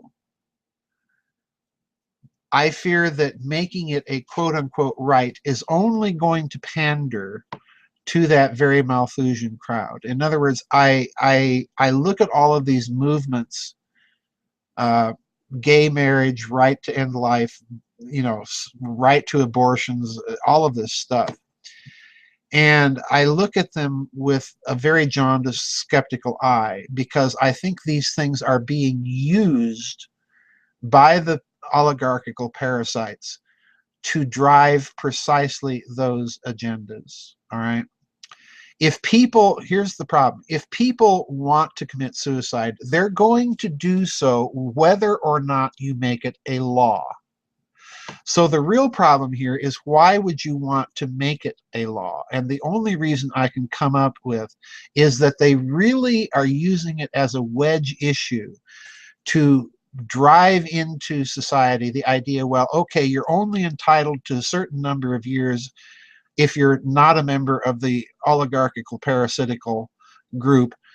And therefore, when you reach those years, like Logan's Run, off you go, and we'll zap you out of this life. I'm just very, very skeptical of it, to be honest with you. All right. Here we come to Tony M's comments and criticisms. And again, these are rather extensive, so listen carefully, folks. I'm going to doff my hat ahead of time on this one. He says, first of all, regarding embodiment and consciousness, if I may, I have some observations for your thoughts on the role of embodiment in coloring consciousness, with implications for us spiritually, as well as artificial intelligence and reality. Listen carefully, and reality generation. For those interested, there is, in my opinion, an excellent recent sci-fi film touching on these themes called Ex Machina, inspired by the book Embodiment and Inner Life: Cognition and Consciousness in the Space of Possible Minds. What a title. In Buddhism, for example, the remedies for suffering variously focus either on renouncing, transforming, or realizing the effects of embodiment on consciousness according to the Hinayana, Mahayana, Vajrayana, or Dzogchen traditions, respectively. These are sophisticatedly elaborated in terms of the nested, listen carefully, of the nested embodiment of our consciousness within our bodies, and these within this virtual reality, which they call samsara.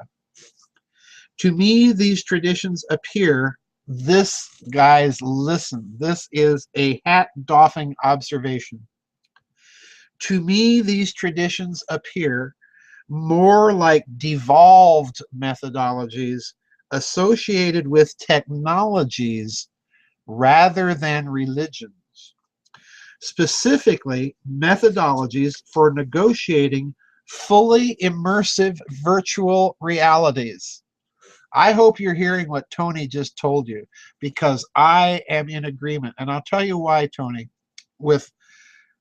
without meaning to interrupt the flow of your commentary.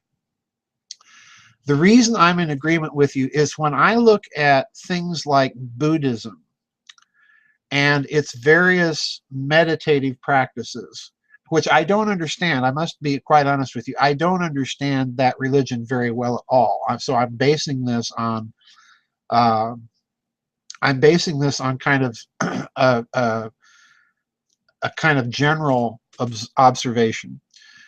When I look at meditative practices in Hinduism, yoga, and so on, when I look at Tai Chi and things like this, or even in the Christian tradition, the hesychastic monastic tradition, when I look at those things,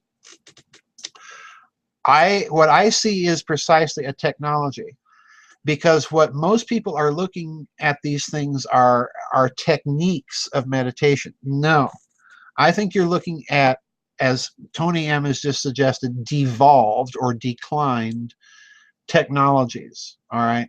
And I think you're absolutely 100% onto something here, Tony. And I think it's a profound, profound insight.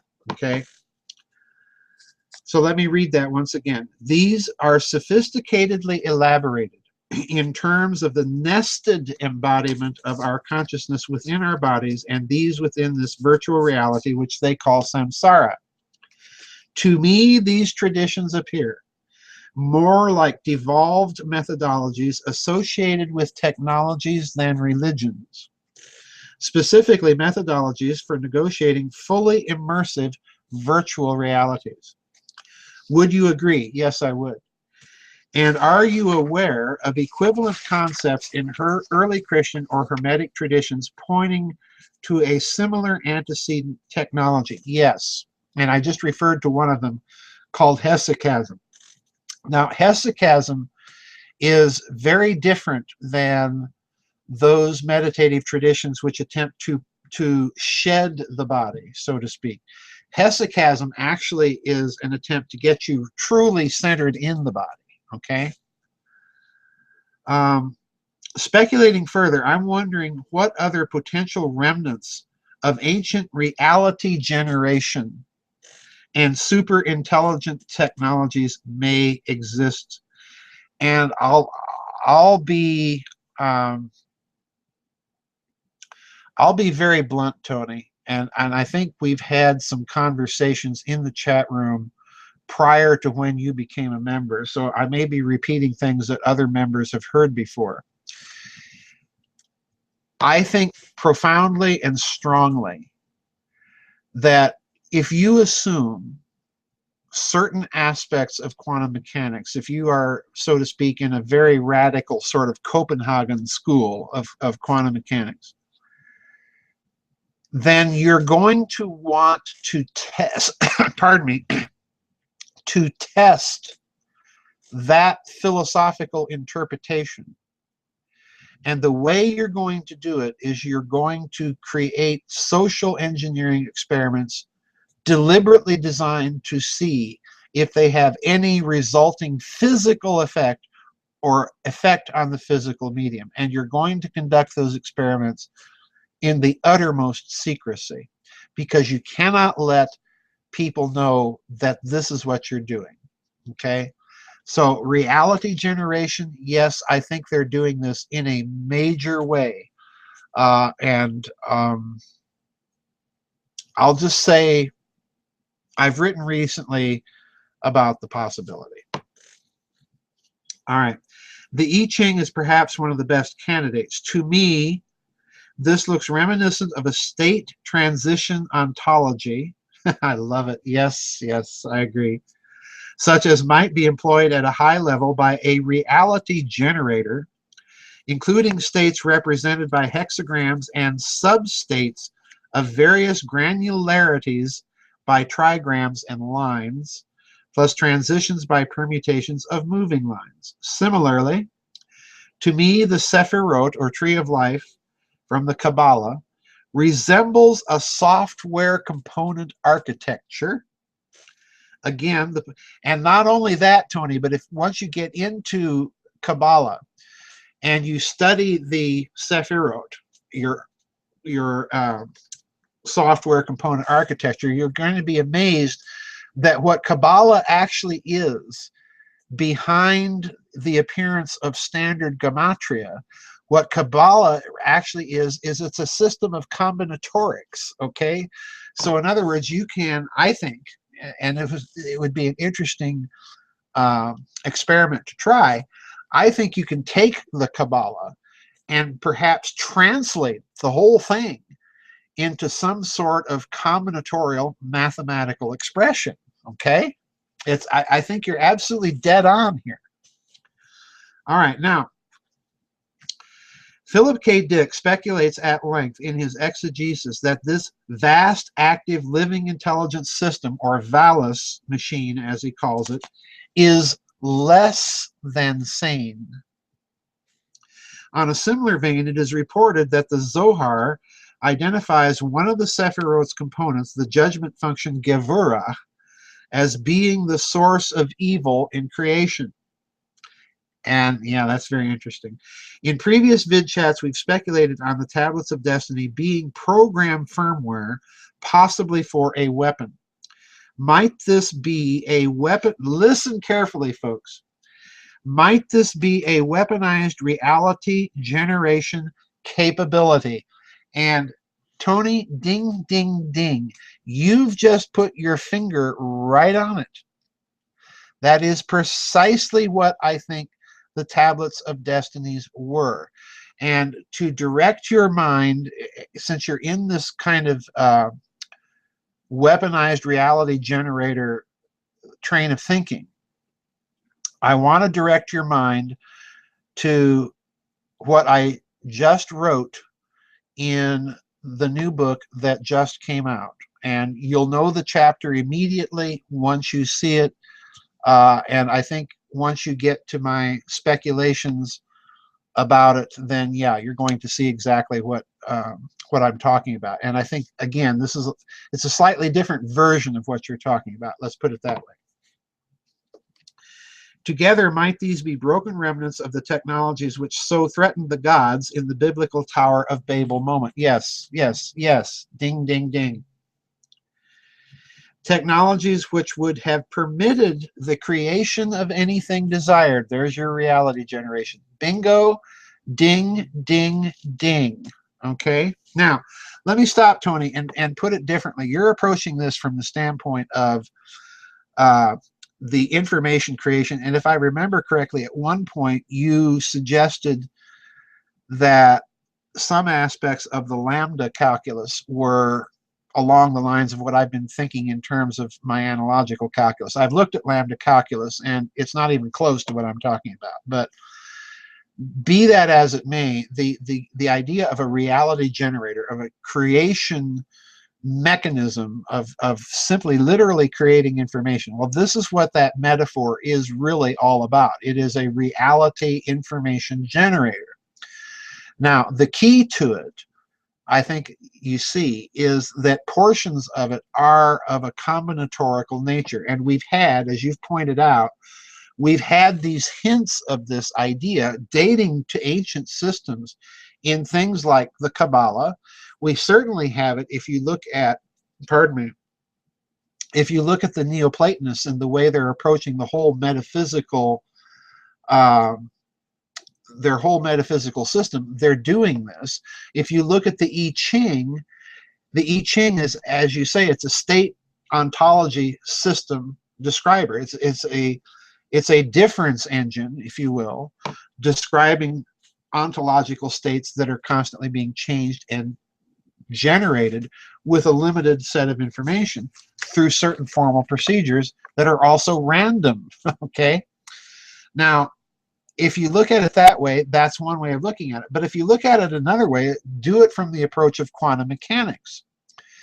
And when you couple quantum mechanics, I'm going to give you a little hint here, Tony. I think you'll appreciate it. If you take that kind of radical Copenhagen interpretation and wed it to the theories and thinking of Gabriel Krohn, you're going to come up with something very interesting. So I direct you to the new book. All right.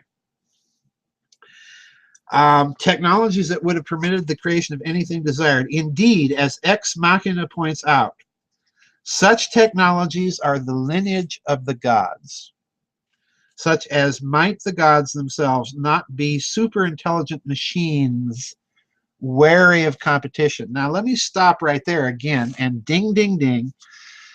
Because before this website had the makeover, Tony, I had a short little paper up about, was Lucifer an artificial intelligence? Okay, because when you read the description of Lucifer in the book of Ezekiel, what do you have? Well, you have that passage, thy tabrets and pipes were made perfect in thee. Okay, now what are tabrets? Well, they're membranes and pipes and so on. So in other words, Ezekiel is describing this fallen cherub in language that is typical of a machine. Okay, so again, I'm thinking that you are dead on, that these may be artificial intelligence, and the reason that they are so bloodthirsty is they have no emotional or human component, and therefore what to them seems rational is to us irrational. Okay, now the second point here that you have is completely different. You have this little comment, Russian xenophobia. How real and how much of a threat is it becoming? And then your comment is, I recently watched the first and second episodes of Reggie Yates' Extreme Russia, a documentary series on aspects of life in Russia by the BBC, and was horrified by the pervasiveness and brutality of their xenophobia, as is portrayed towards the West, immigrants, Muslims, homosexuals in particular. This was a documentary by a young black British guy visiting Russia. I was reminded of the sickening, pervasive atmosphere of fear and violence portrayed in pre-war Nazi Germany in such series as The World at War, like a country ripe for embracing totalitarianism. I appreciate, too, that this could be propaganda, and alternative media commentators often remark how Russia has never threatened us. Still, I'm wondering to what extent this may be changing and parallels may be drawn with the rise of Nazism. After all, weren't there many proclaiming no danger then? Tony, I think it's a bit of both. I think it's both.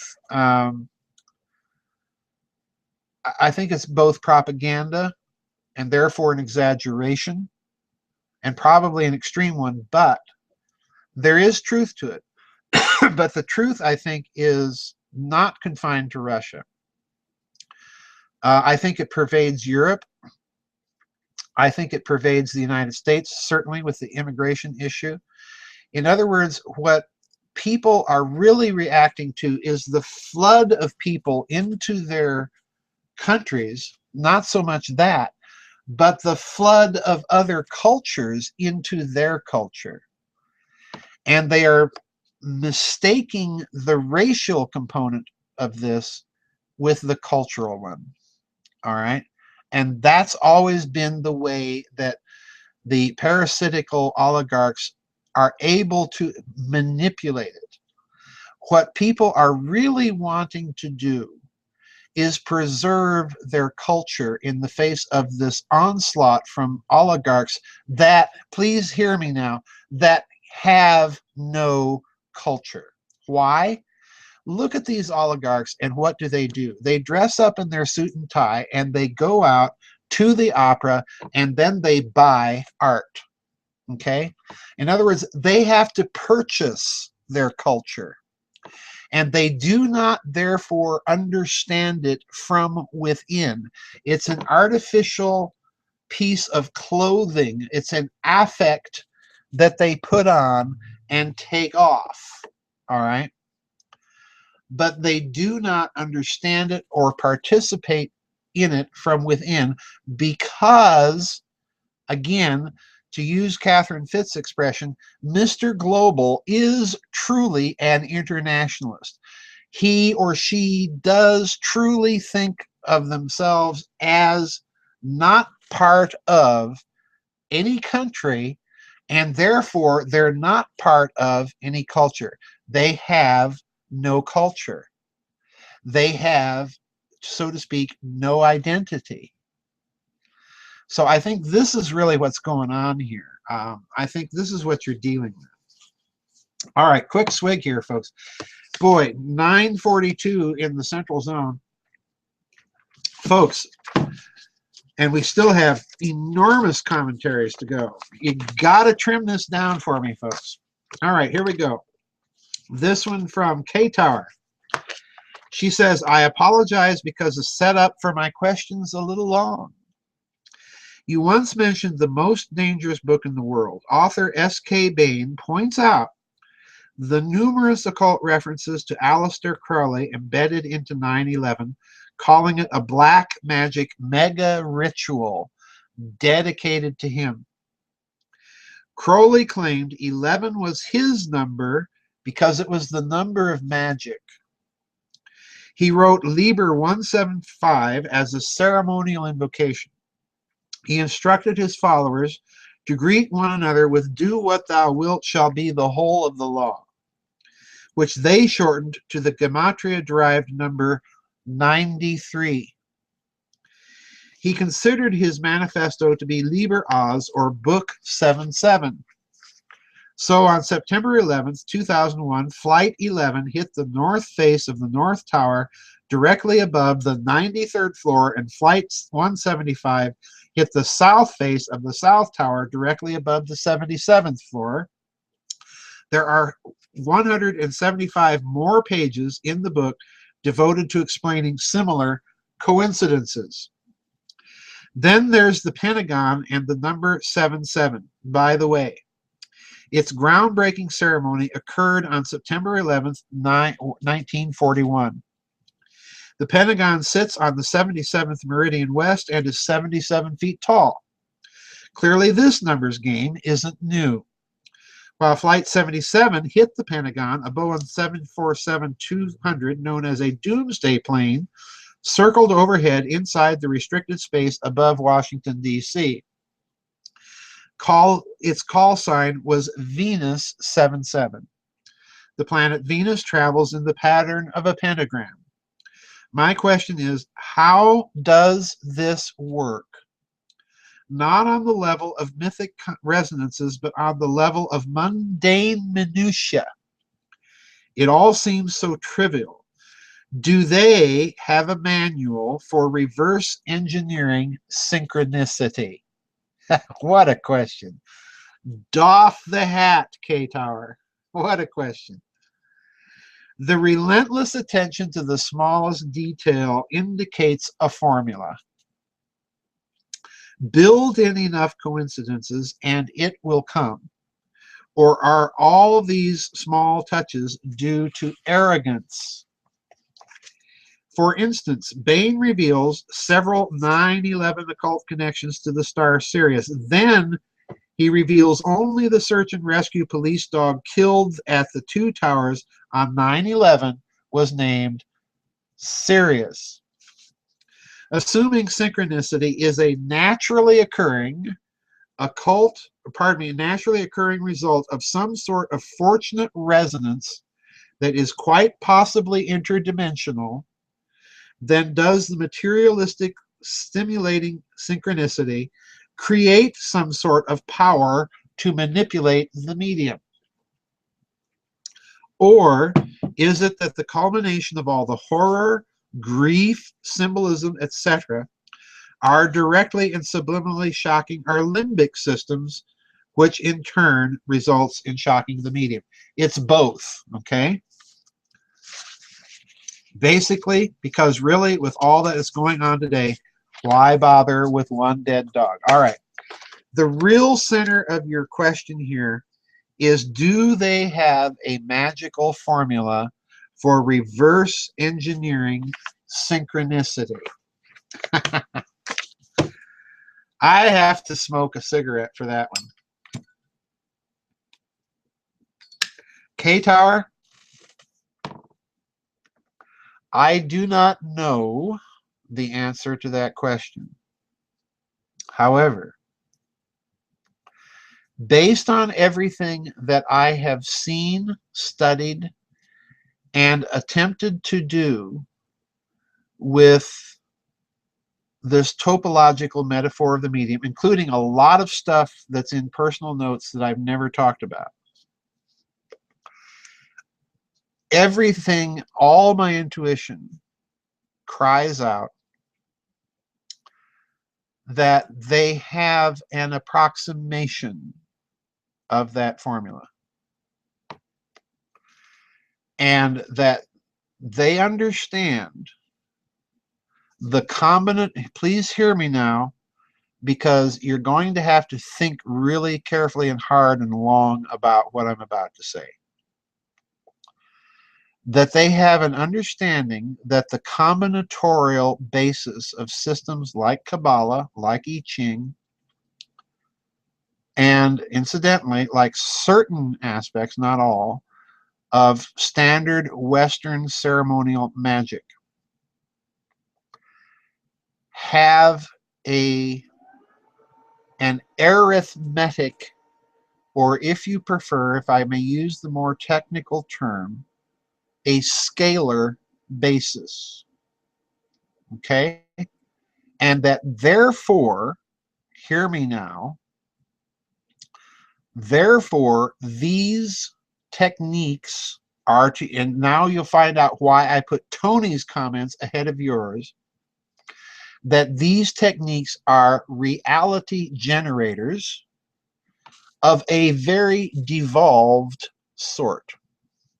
Let me repeat that. They're reality generators of a very devolved sort. So in other words, they don't have that formula. They're looking desperately for that formula so that they can throw their grimoires and their rituals out, okay? But to plan on that scale indicates something else, that their approximation of that formula is very close, okay? And I suspect that they're looking for it, so to speak, by trial and error, by actual experimentation rather than deduction, okay?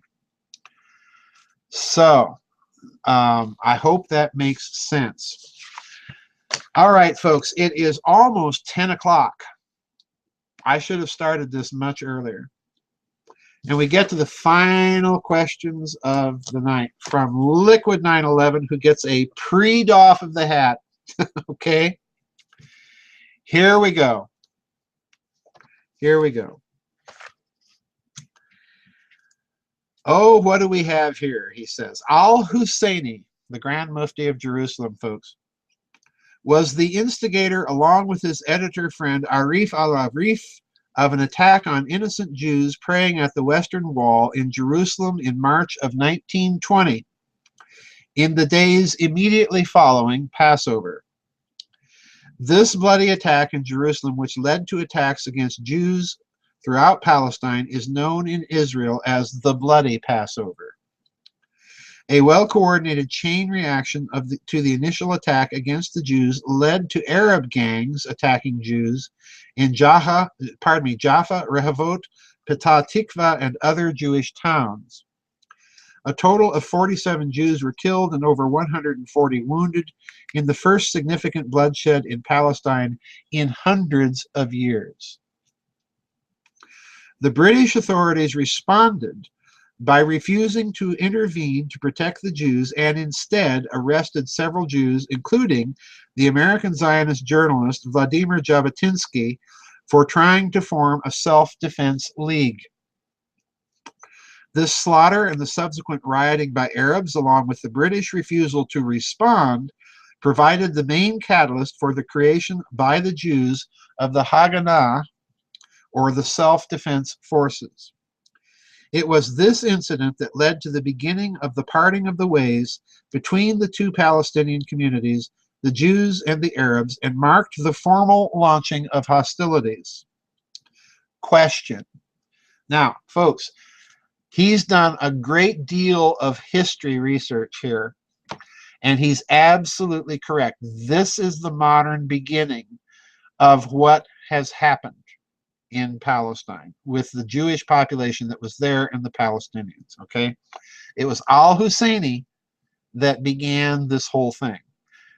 And that's a key clue right there, all right? So follow Liquid 911's logic here, because he's setting things up, okay? The British authorities mentioned by Morse wouldn't happen to be the same folks who a few years earlier, on the 2nd of November 1917, through the Balfour Declaration in a letter sent to one of its country's foundational banking heads, was affirming its support for a portion of land to be cleaved aside and injected with worldwide immigration. Would they? They are the same people. In other words, not doing anything was a deliberate response. How did one of those two international banking representatives then, later, in 1933, as related in Yahweh the Two-Faced God on page 111, have his signature at the bottom of a document appointing Hjalmar Schacht to the directorship of the Reichsbank, a document co-signed by Adolf Hitler? This same individual, whom through political influence gets Lenin into Russia to foment a revolution while his brother in the United States is doing the same towards the same end, but by a different means, with Leon Trotsky. Paraphrasing Warburg's steps in Joseph P. Farrell, The Third Way, the Nazi International, European Union, etc., page 44. Bingo, ding, ding, ding. So going back to al-Husseini and his activities in and around the British Mandate of Palestine, he not only was a former soldier in alliance with Germany via the Turks during World War I, but he, 16 years later, in November of 1936, at what was then the Palace Hotel near the old city of Jerusalem, the hotel which was built by the then Mufti of Jerusalem, Haj Amin al-Husseini, a fierce opponent of Jewish statehood, who would later collaborate with Hitler's Nazi Germany. Here's some more to throw in. Listen carefully, folks. You're getting a history lesson from 9/11 that you're not going to get much else. Okay.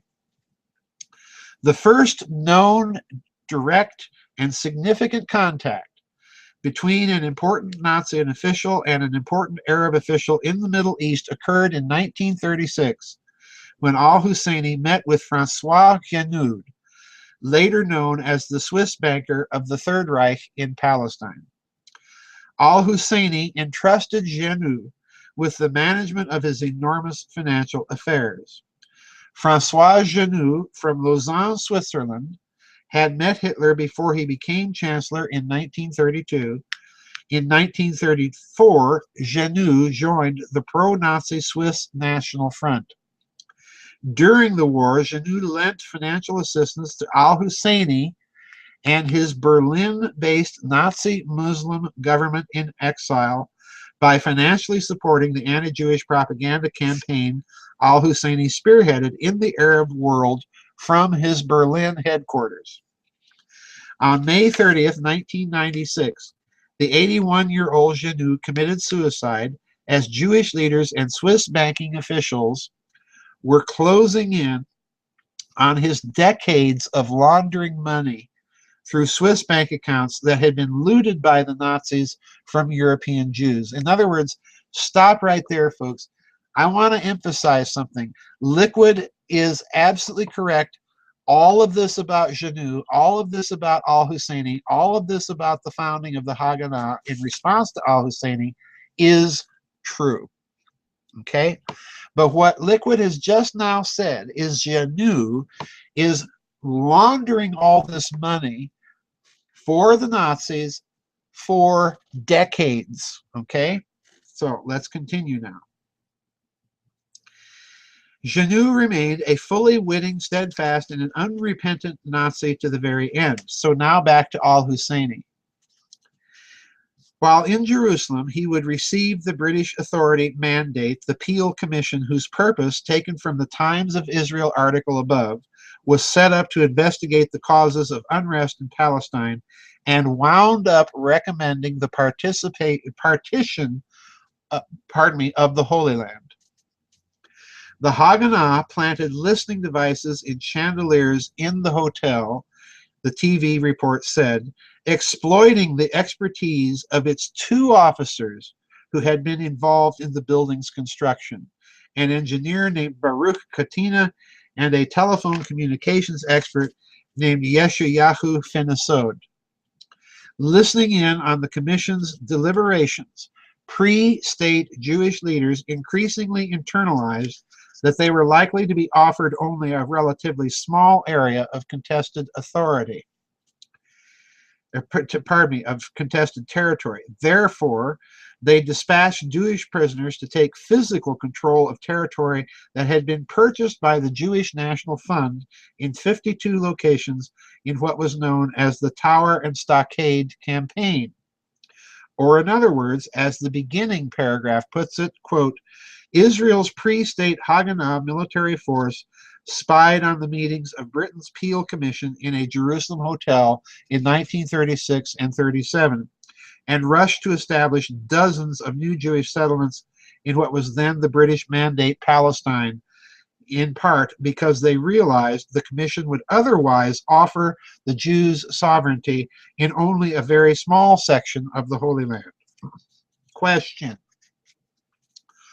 what are the chances that the same organization, the Haganah, catapulted into existence by the actions of Muslim terrorism in 1918, has, 20 years later in 1938, one of its commanders, Feivel Polkus, making deals with the representative of another terrorist organization, the Schutzstaffel, or SS, to train, quote, Jewish youth troops in wartime Germany, unquote, and involved with the same topics as it had been entangled with since its very inception?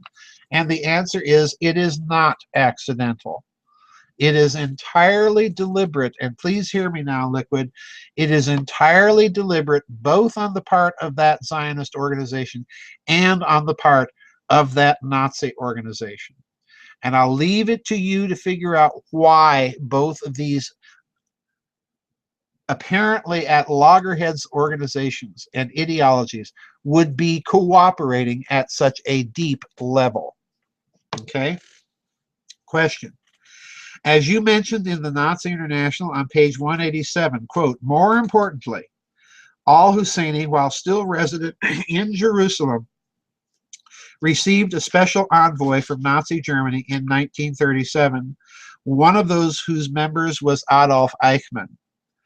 Taking the above chandelier episode with the Haganah and Eichmann's subsequent capture by the Mossad, would it be safe to say that this using each other's lands and training methods somehow coalesced, listen to this one, folks, coalesced into a catch 'em if you spot 'em shooting war between them, and were just now seeing the failures or unintended consequences of their shadowed actions? In other words, what he's proposing here is that there is a tacit agreement to cooperate with each other at a deep level, but at a less deep level, if they decide to take each other out, catch them if you can, go right ahead. That's part of the agreed rules of the game.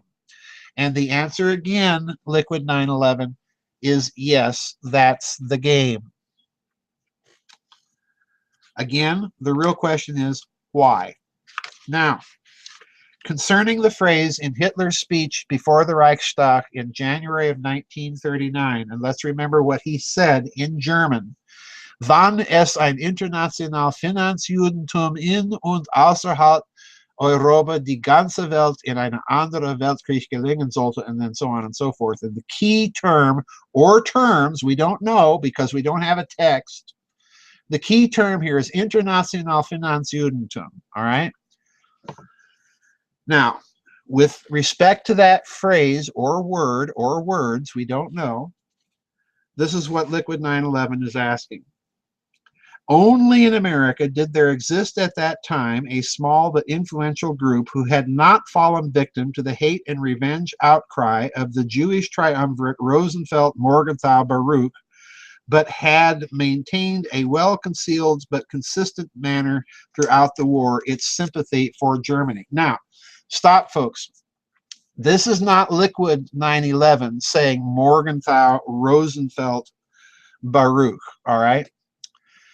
This is the actual phrase of slandering the Roosevelt administration with his Treasury Secretary Henry Morgenthau and Bernard Baruch, who were close advisors to Franklin Roosevelt. Okay, this, in other words, is coming from Nazi propaganda. So, in other words, this is not Liquid 9/11 saying this. He's quoting Nazi propaganda and the way they referred to Roosevelt and his administration. And please note what Liquid is saying. The Nazis are pinpointing a group within the United States that is not in league and does not accept the New Deal ideology of Franklin Roosevelt. Okay, with that in mind, here's his question. Are these the appendages of that old world Hydra extending its tentacles via the Warburgs in New York, influencing the presidency in the USA? The Warburgs in Europe influencing the vestiges of policy with favorable results on the European continent and other parts, assimilating with common interests across a wide spectrum on the planet? Short answer, yes. Are these fractions the one and same benefiting from broken promises being delivered from Russia with love? Is this what Hitler was targeting during his Internationale Finanzjudentum speech? In my opinion, at an intuitive level, Liquid, yes. In other words, what you're suggesting is that when Hitler used that very subtle turn of phrase or word, that what he's doing is he's signaling that some sort of agreement has been broken and that now the price is going to be paid. And I suspect, and have long suspected, that something like that was in his mind, given that very unusual, strange possibility of that word or words that he chose in that speech. Are these the ones who backstabbed Germany after helping the rebels into power during the Kerensky capitulation and being cut out of the deal after helping the victors into power by other forces after the same goal? The same ones influencing both the policymakers in Europe and in America and Russia? Short answer, yes. But again, I caution you into thinking that this is solely and simply a Jewish or Zionist operation. It is not. It is much deeper. And again, it's part of that old factional ancient house game that's been going on for a very, very long time. So I would caution you into avoiding reading it in that way. Okay? There's more. 1941 was a climactic and pivotal year in the war between the Allied forces and Nazi Germany. The Battle of Britain was raging. Actually, it was over. And Nazi Field Marshal Erwin Rommel, known as the Desert Fox, was advancing on Egypt. In June of 1941, the Nazis would launch Operation Barbarossa, which involved a full frontal assault on their erstwhile ally, the Soviet Union. On January 20th, 1941, Hitler received a hand-delivered letter of request from al-Husseini to Hitler for his public support for Arab independence, writing, quote, this is al-Husseini to Hitler.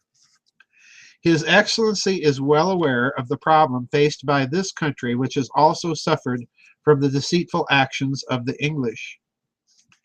They attempted to place an additional obstacle before the unity and independence of the Arab states by abandoning it to world Jewry. This dangerous enemy, whose secret weapon, finance, corruption, and intrigue were aligned with British daggers, full of unvanquished faith, the Arabs of Palestine fought with the most elementary mutual hatred of the English and the Jews. From an international point of view, the Jews owe allegiance to England, and in the hope that after her victory she will be able to realize their dreams in Palestine and in neighboring Arab countries. On May 9th, 1941, al-Husseini issued a fatwa of jihad against the British, declaring Great Britain to be the greatest foe of Islam. The British responded to the coup by releasing Jewish Irgun members, including David Raziel, from prison. Along with a group of his fellow Irgun fighters, Raziel went to Baghdad for the purpose of committing sabotage on behalf of the British and killing al-Husseini. Question: what's interesting about all of this? Well, what occurs the very next day? If we recall, on May 10th, 1941, Rudolf Hess gets on an airplane. I guess, and it's only my opinion, Joseph, what are your thoughts on an ex-Turkish soldier, al-Husseini, around the center of secret societies, Constantinople, during his military service in a major world conflict, World War I? The Fox, Rommel, having advanced on Egypt at the same time, another place infused with secret knowledge, and Rudolf Hess, himself born in Alexandria, and we all know where a certain body ends up floating after the war, from another secret society, and he's referring there, folks, to Rudolf von Zebottendorf, who dies in Constantinople. So the question, is it coincidence that resulting from another crisis during the Berlin Olympics, with the same constellation of characters as before, brings the formation of the GSG-9, which, as you relate in the Nazi International, was dispatched to the operation of recovering the hostages of Lufthansa Flight 181. All right? So in other words, we have Germany's, Israelis, Palestinians, Red Army faction, PLO, Mossad, GSG-9, French intelligence, Haganah, mercenaries being held in prison, both in this case and in the British response to al-Husseini's earlier fatwa incident. The British responded to the coup by releasing Jewish Irgun members, including David Raziel. So the next question, where, whom, and what is the spider in this tangled web? Is it human? Answer, yes. Inhuman? Answer, partially. Crypto-terrestrial? Maybe. Extraterrestrial? Maybe. Hybrid-terrestrial? Do I need to get the lightsabers 3D printers? Is what I'm asking. All right. Insofar as there's a human center to your question, Liquid, that human center is in two places. And you'll note that there is a huge contest going on. And we alluded to this earlier, I think, with Debbie in SoCal's questions, when she asked, what is this hatred going on between Britain and Germany? Or, let's put it differently. Britain symbolizes Oceania in Orwell's 1984. In other words, Britain and the United States form the Anglosphere, the Anglo-American elite, the Anglo-American oligarchy. Germany symbolizes the continental European Holy Roman Empire of Charlemagne entity. All right. And then you've got Russia. Okay. The continuation of Byzantium, in effect. All right. So you've got these three entities. So in other words, Zionism, the way I'm looking at it, Liquid, is everybody goes on and on about Zionism. But as you've rightly pointed out, Zionism itself would have been completely ineffective had it not had great power backing. And trust me, folks, the Rothschilds do not run Great Britain. They're certainly influential, but they're just newcomers to the British oligarchy. All right. The British oligarchy is Protestant. It is royalist. Okay. And it's very experienced. And it's got ties to Venice. The German oligarchy, if you look at it, has its own unique ties to secret societies, as I've mentioned. And behind both, you have behind Zionism, in other words, you have two parties, two factions at loggerheads with each other, both trying to use and weaponize not only Zionism, but to weaponize radical Islam. And interestingly enough, the ones that have their fingers more in both pies are the Nazis, are the Germans. Because why? You've got them backing the training of Jewish Zionist guerrillas in Palestine in the 1930s, and you have them backing, guess what? Radical Islam in the form of al-Husseini. Okay? So in other words, you could not have these movements. Let me get clear on this point, folks. If you do not understand this point, you do not understand what's really going on. Forget about war on terror. There are great power backers, and more importantly, ancient house backers of what's going on. You've got the Nazis backing Zionists and radical Islam. You've got the British backing Zionists and kind of tinkering around a bit with radical Islam, but not too much. They were content to let the Saudis and the Arabs drive the Ottoman Turkish Empire out of that region of the Middle East. But after that, they kind of washed their hands of it. So in other words, you could not have Zionism or radical Islam without prolonged great power involvement and backing. I'll repeat that. You could not have Zionism or radical Islam without great long-term great power backing and involvement. And it is, if you look carefully behind the scenes, it is a conflict within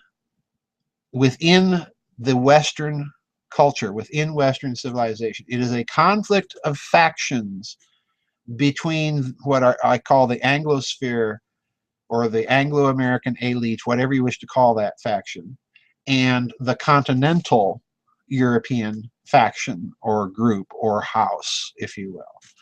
And they are using religion both to keep the Islamic world down, because let's remember what the consequence of these geopolitical decisions that were taken in World War I. We're living, in other words, with the consequences of World War I, which was going on right now 100 years ago, incidentally. Right about this time, we were in the aftermath of the Tarnow-Gorlitz offensive in the Eastern Front that, you know, just basically led to the ultimate demise of Russia as a belligerent.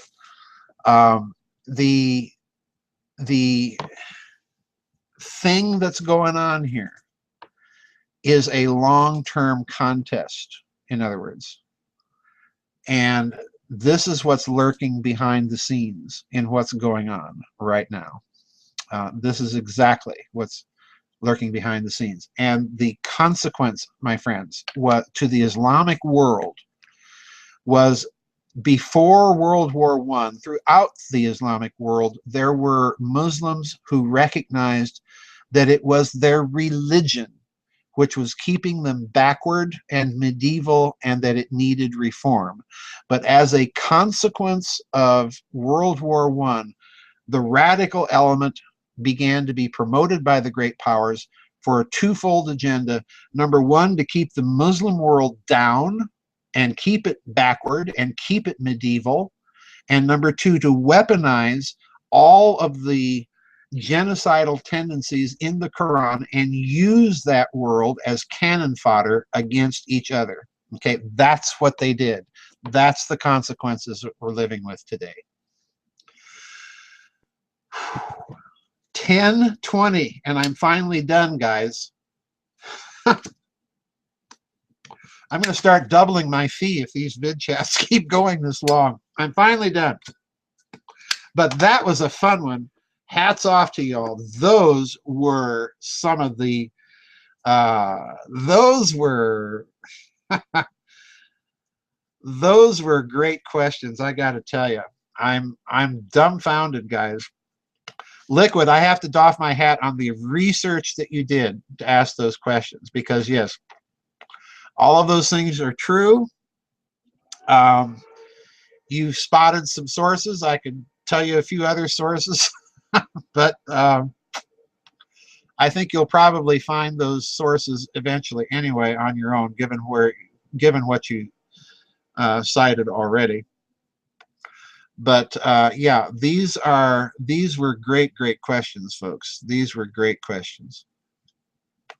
So I doff my hat to all of you. I refreshed my chat room, and now it's doing that spin thing that never seems to get stabilized or ended. Wow,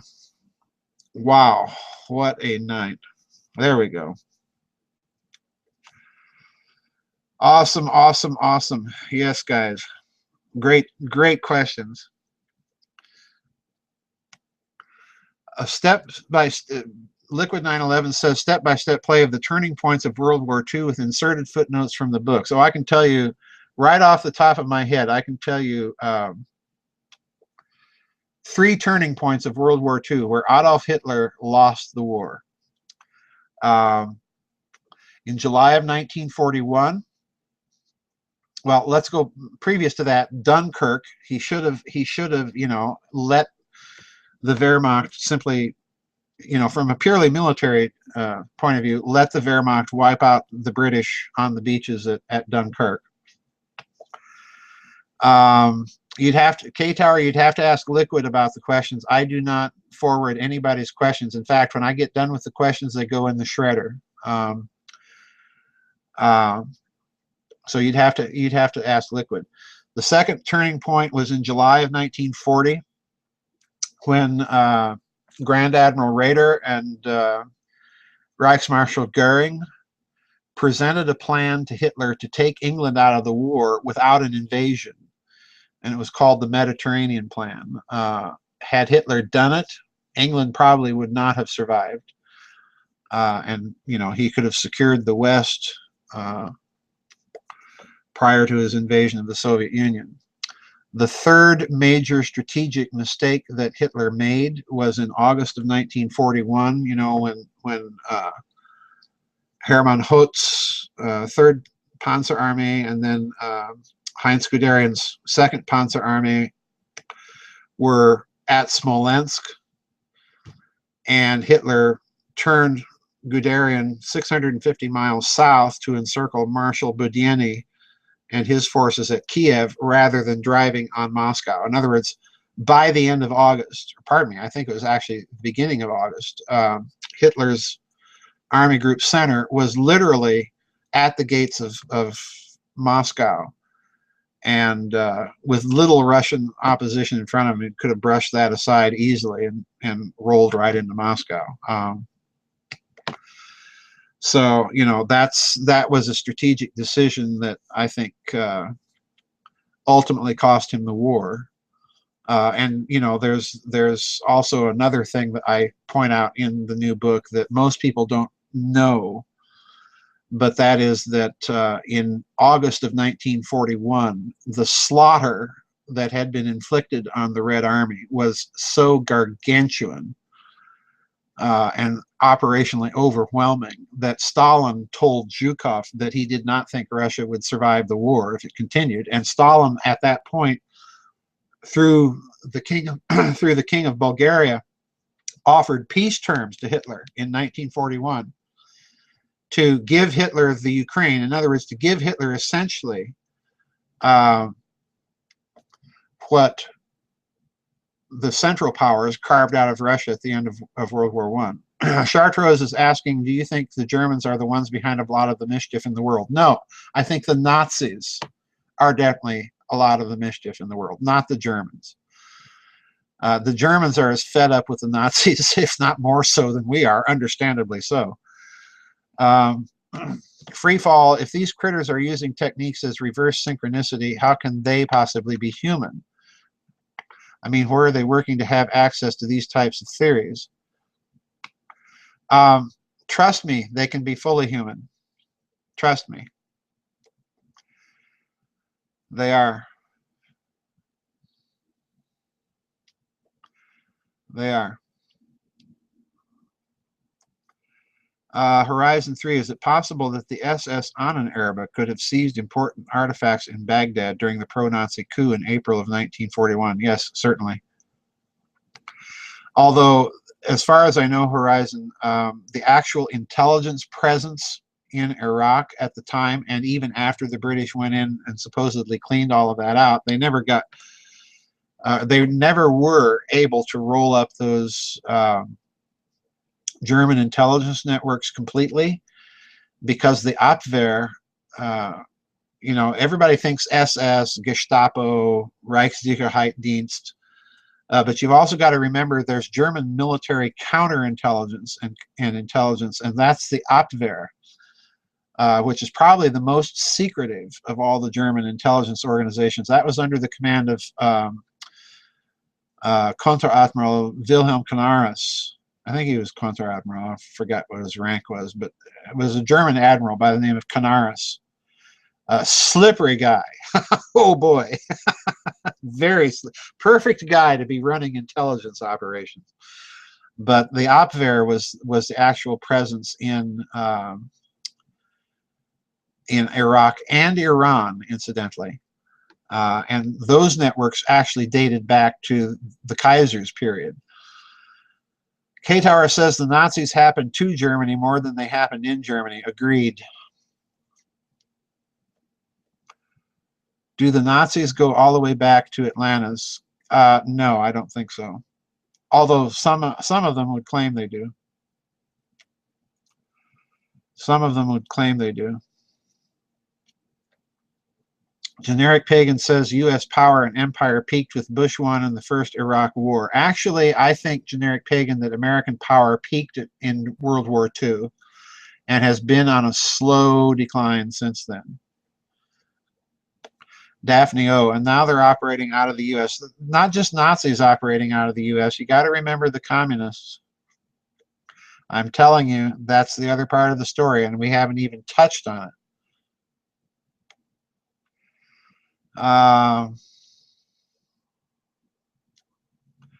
What can you discern about CERN?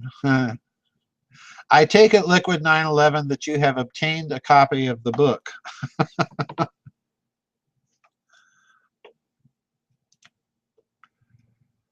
I take it, Warhoon Winter, or Wathoon Winter. Welcome to you, whoever you are. I didn't see you come into the room. Terry Lee 3000, welcome to you. Terry Lee, I suspect you're probably still busy, so it should be more than mildly concerning. Do I have a sense or theory where the Nazis began? That philosophy, the ideology, I think ultimately takes its beginnings in some aspects of theosophy. The new book has been out since July 3rd. That's when I got my copy. And we didn't even talk about China, I know. We didn't even talk about China. Good night, Freefall. Oh, Terry Lee, I bet you it is. I'm sitting, I have friends of mine and I that are old X-Files fans, and we're just waiting with bated breath to find out what's going on in the revision or revised or revived series. So I hope it's not a bunch of black goo. I hope, that he returns kind of to his original ideas. Good night, Empath.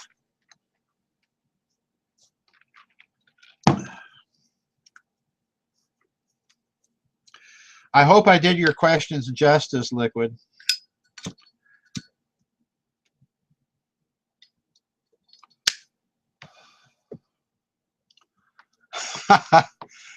I'll take your word for it, Terry Lee. Mark M., thank you. Welcome to the chats, and hope to see you in a couple of weeks. They don't normally go this long. This one was the longest vid chat on record. Trust me, they don't normally go this long. Twin Peaks is far more occult. Oh, yes. Oh, yes. That it is.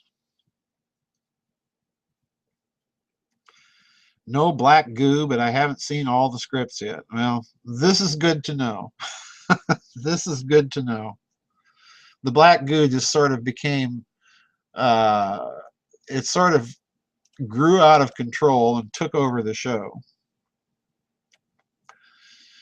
Yeah, this was a very unusual vid chat. So much provocative, deep thinking going in a lot of different directions. Will I be doing any shows for publicity for the new books? I don't really do publicity. I do interviews, but I leave it to hosts to invite me on. I never push myself on a show.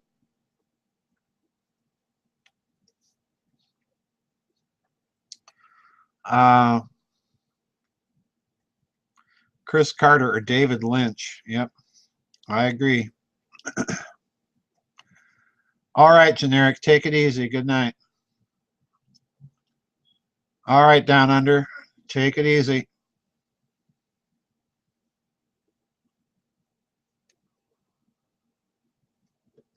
Scorpio, WikiLeaks just released the eardropping on Angela Merkel's bedroom talk with Ursula von der Leyen. Oh, dear. Jeez. Yuck. Die Bett- und Tischgespräch von Angela Merkel und Ursula von der Leyen. Ach du Liebe, das gibt mir einen Kopfweh. Jeez.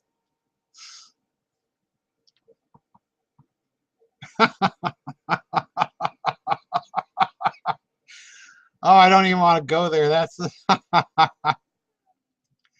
Chartreuse. Does spiritualism go in that mix too? Chartreuse, you should check out my friend Walter Bosley's books. He talks about the conflict in his investigations of all these strange goings on in Southern California about occultists versus spiritualists and so on. Yeah, you just ruined my good night's sleep. Vielen Dank, Scorpio. Jeez. Ach, du Liebe. Das ist ein Kopfschmerz.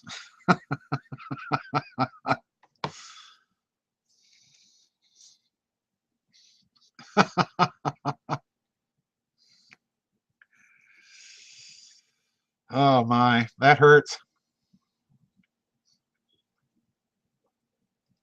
That's just disgusting, Scorpio. Oh my. That's just really bad. I'll be thinking about I'll be thinking about that all night. I'll be trying to get that image out of my head. Solfeggio, what do you think about California passing the law mandating vaccines? More California goofiness. I'm totally opposed to that whole idea, but if it's a kooky socialist coercive scheme in the name of the greater good, it's going to come out of California. I'm so sick of that state. I wish they would just leave and leave the rest of us alone. Well, it's not just Holy Grail. I mean, there's a lot of details in those books. Get Bosley's hard copy. Don't pander to the ebook phenomenon, guys, please. Welcome to the Hotel California. Yep. You can get in, but you can never leave. How am I coming along with the next book? I've read 14 books so far, Winston. I have 27 to read this month. And then I will probably start making very careful notes because this one's going to be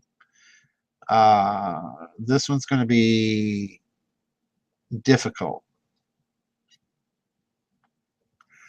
Did he nail down that secret air society? I think he has come closer than anybody has to certain aspects of it.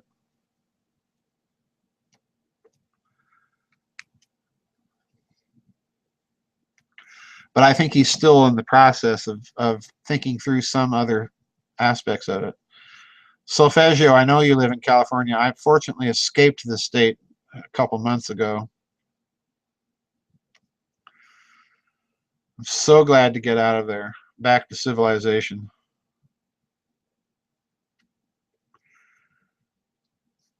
And that's a pity. California used to be such a nice state to visit. It was a well-run state, but now it's just, oh my word. Horizon 3. All right, take it easy, Horizon.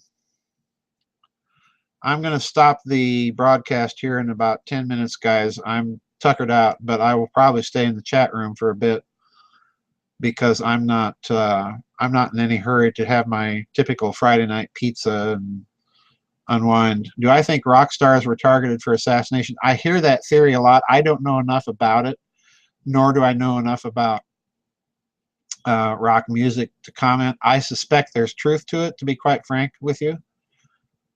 You know, there's all the bizarre stuff just surrounding the Beatles alone, let alone other stars. I think I think Bosley did decipher Nimza. I think he absolutely nailed that whole thing. When he first he called me up and he asked, "Can I come up and tell you my theory?" And he came up and told it to me. I just sat there with my mouth on the floor, and I said, "Walter, yeah, I think you've definitely done it."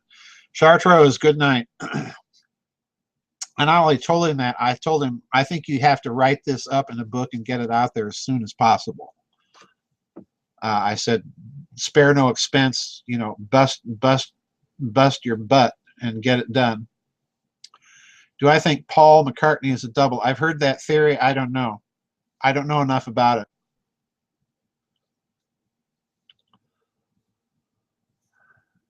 Your dad escaped and is buried in Oklahoma.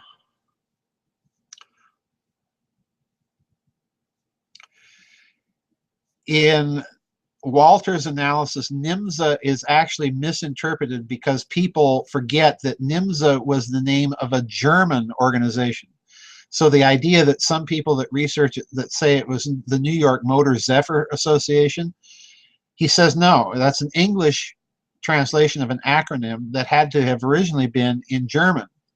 So you convert the Y in German to a J, which in German is pronounced like a Y, a Y.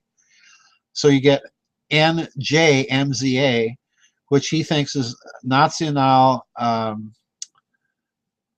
Jägerseits Maschinenzahlungsamt, I believe was his translation of it, which in German is the National Flying Machine Payment Office. Okay. Yeah, German connections.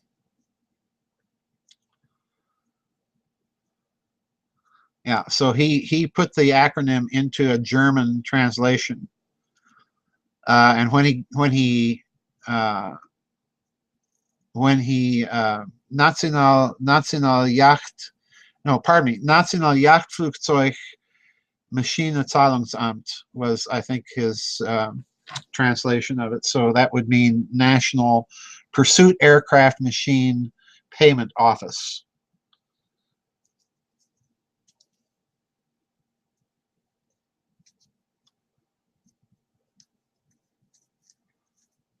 Yeah, the German connection again.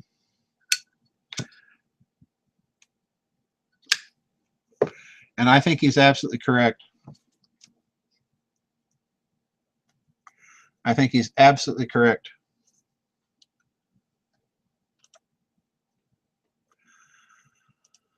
Wow, that was a long haul, guys.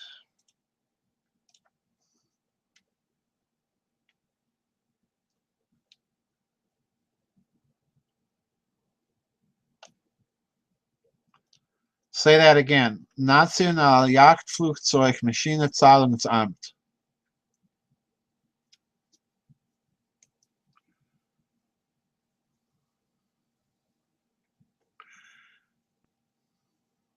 I'll spell it in the chat room in German if I remember it correctly, what he said.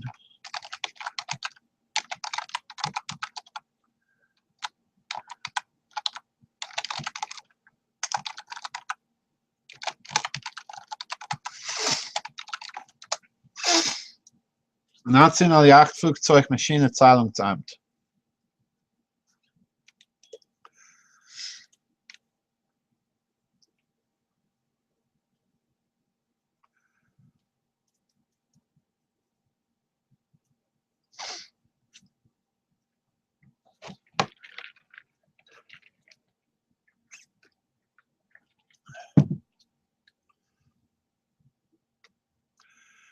Katar says, I'm pretending I'm smoking a cigarette so I can have a chance at going to sleep tonight.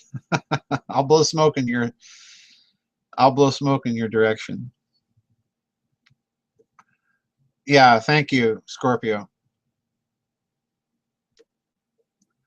Yeah, machine, and I misspell. I lapsed into English spelling there on machine. Thank you.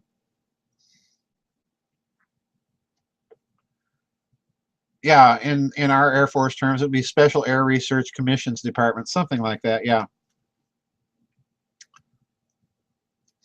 But it's coming. You know, NIMSA was supposedly based in Germany.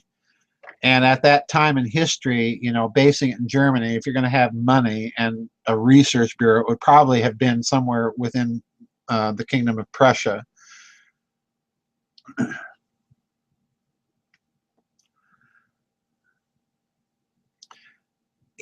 The literal translation is the National Pursuit Flying Machine Payment Office or Payment Department or Payment Bureau. No, I don't think Yacht. I think Yacht, because you've got to remember that word particle solfeggio is like the Jagdpanzer in World War II. The assault guns, they were called Jagdpanzer, hunting tanks.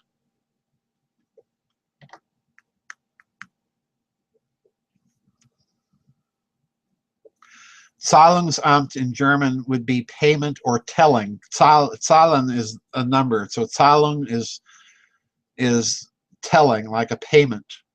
Okay, like a bank teller counts out. So Zahlungsamt would be a payment, and then Amt means office or bureau or department.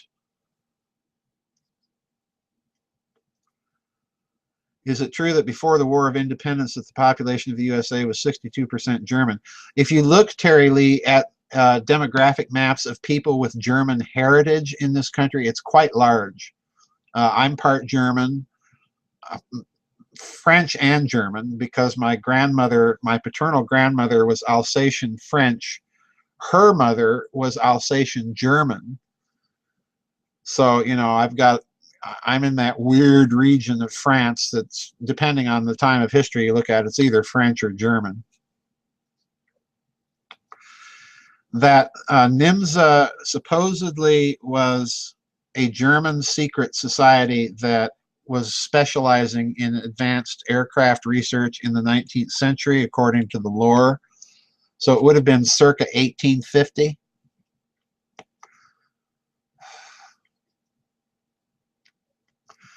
Yeah, Austrian, Germans. You know, I'm from South Dakota, so I was surrounded with Germans and Dutch and Norwegians. Over in Minnesota, not too far from Sioux Falls, there were a lot of Swedes.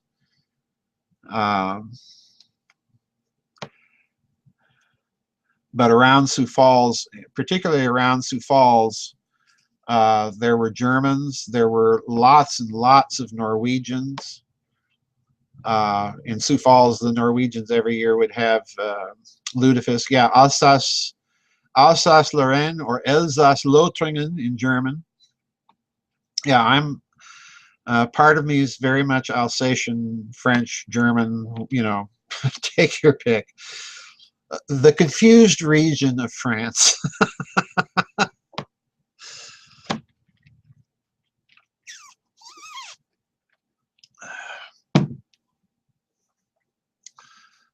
Why did they all leave Europe? I think the Germans in particular, you've got to know the history of Germany. You know, up until very recently, Germany was just, you know, kind of the playground for the rest of Europe to fight their wars.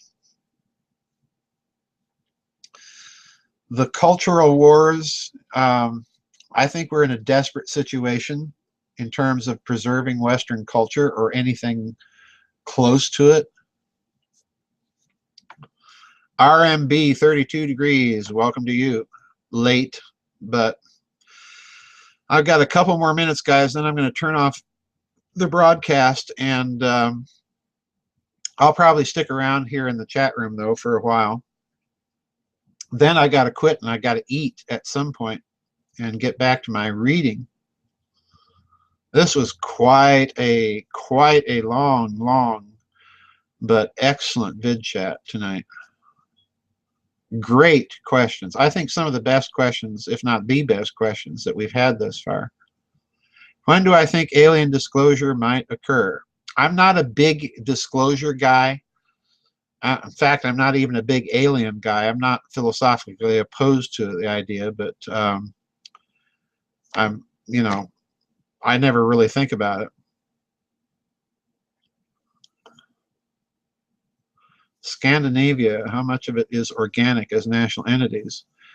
Well, I think Scandinavia, you know, is very nationalistic in a very peculiar way. I mean, look at Norway and how Norway came about as a country. You know, at one time you had the Kingdom of Sweden, and that was it.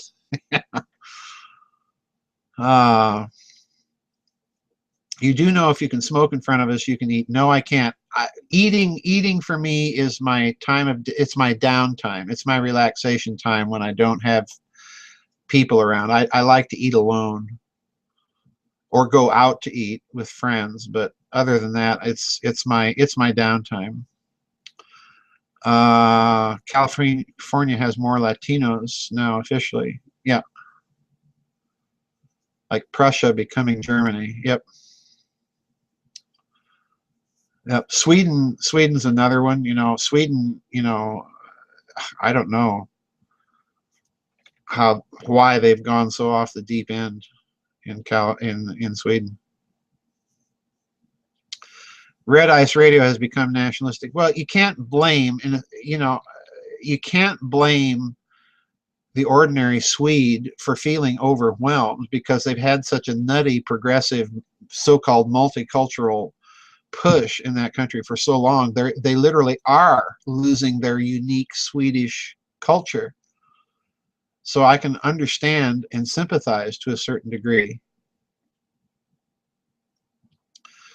Scorpio says, I do not understand why the Norwegians praise the king who has Danish roots.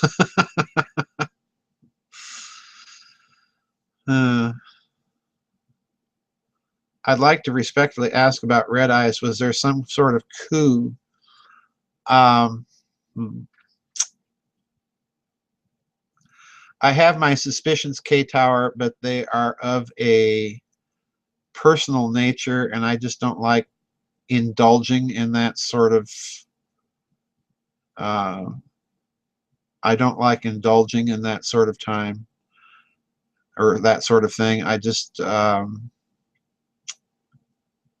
I have my suspicions as to what may have been going on there, which is a shame. In a way, like I say, I don't blame Henrik for wanting to preserve, you know, Swedish culture. Sweden has a fascinating culture. There's some really, really interesting people in Sweden in the early Enlightenment period. Olaf Rudbeck being one of them. You know, the Swedish Da Vinci. Fascinating fellow. But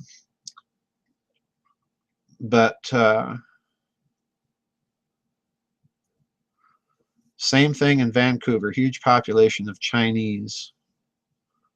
Yeah.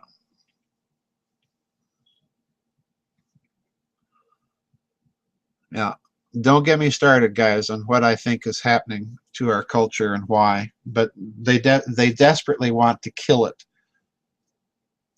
because they want to kill the idea, number one, of freedom, number two, of virtue, number three, of transcendence, if you will.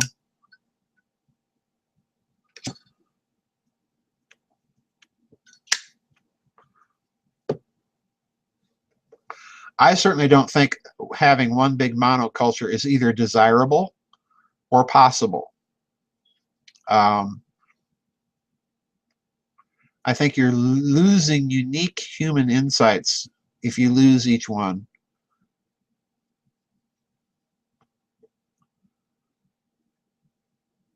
Yeah, he openly believes Hitler was the good guy in the war. Yeah, you know, that's a little problem. That's, slaughtering millions of people is just not a good thing.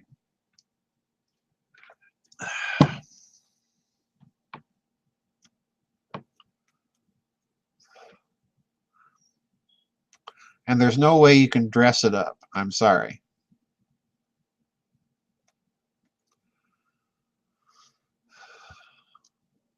What will become of the USA after the demise of the empire?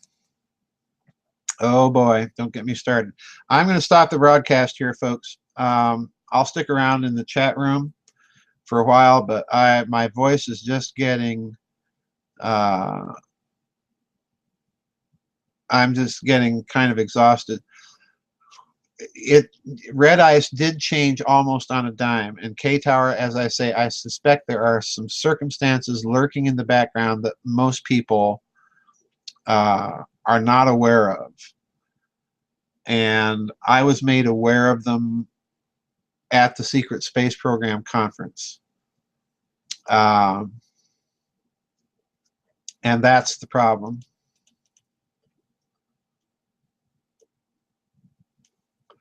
That's the problem.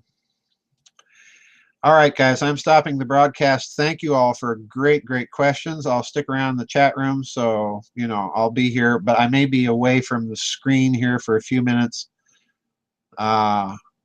getting some things taken care of. So, all right, we'll see you in a couple of weeks, everybody. Bye-bye.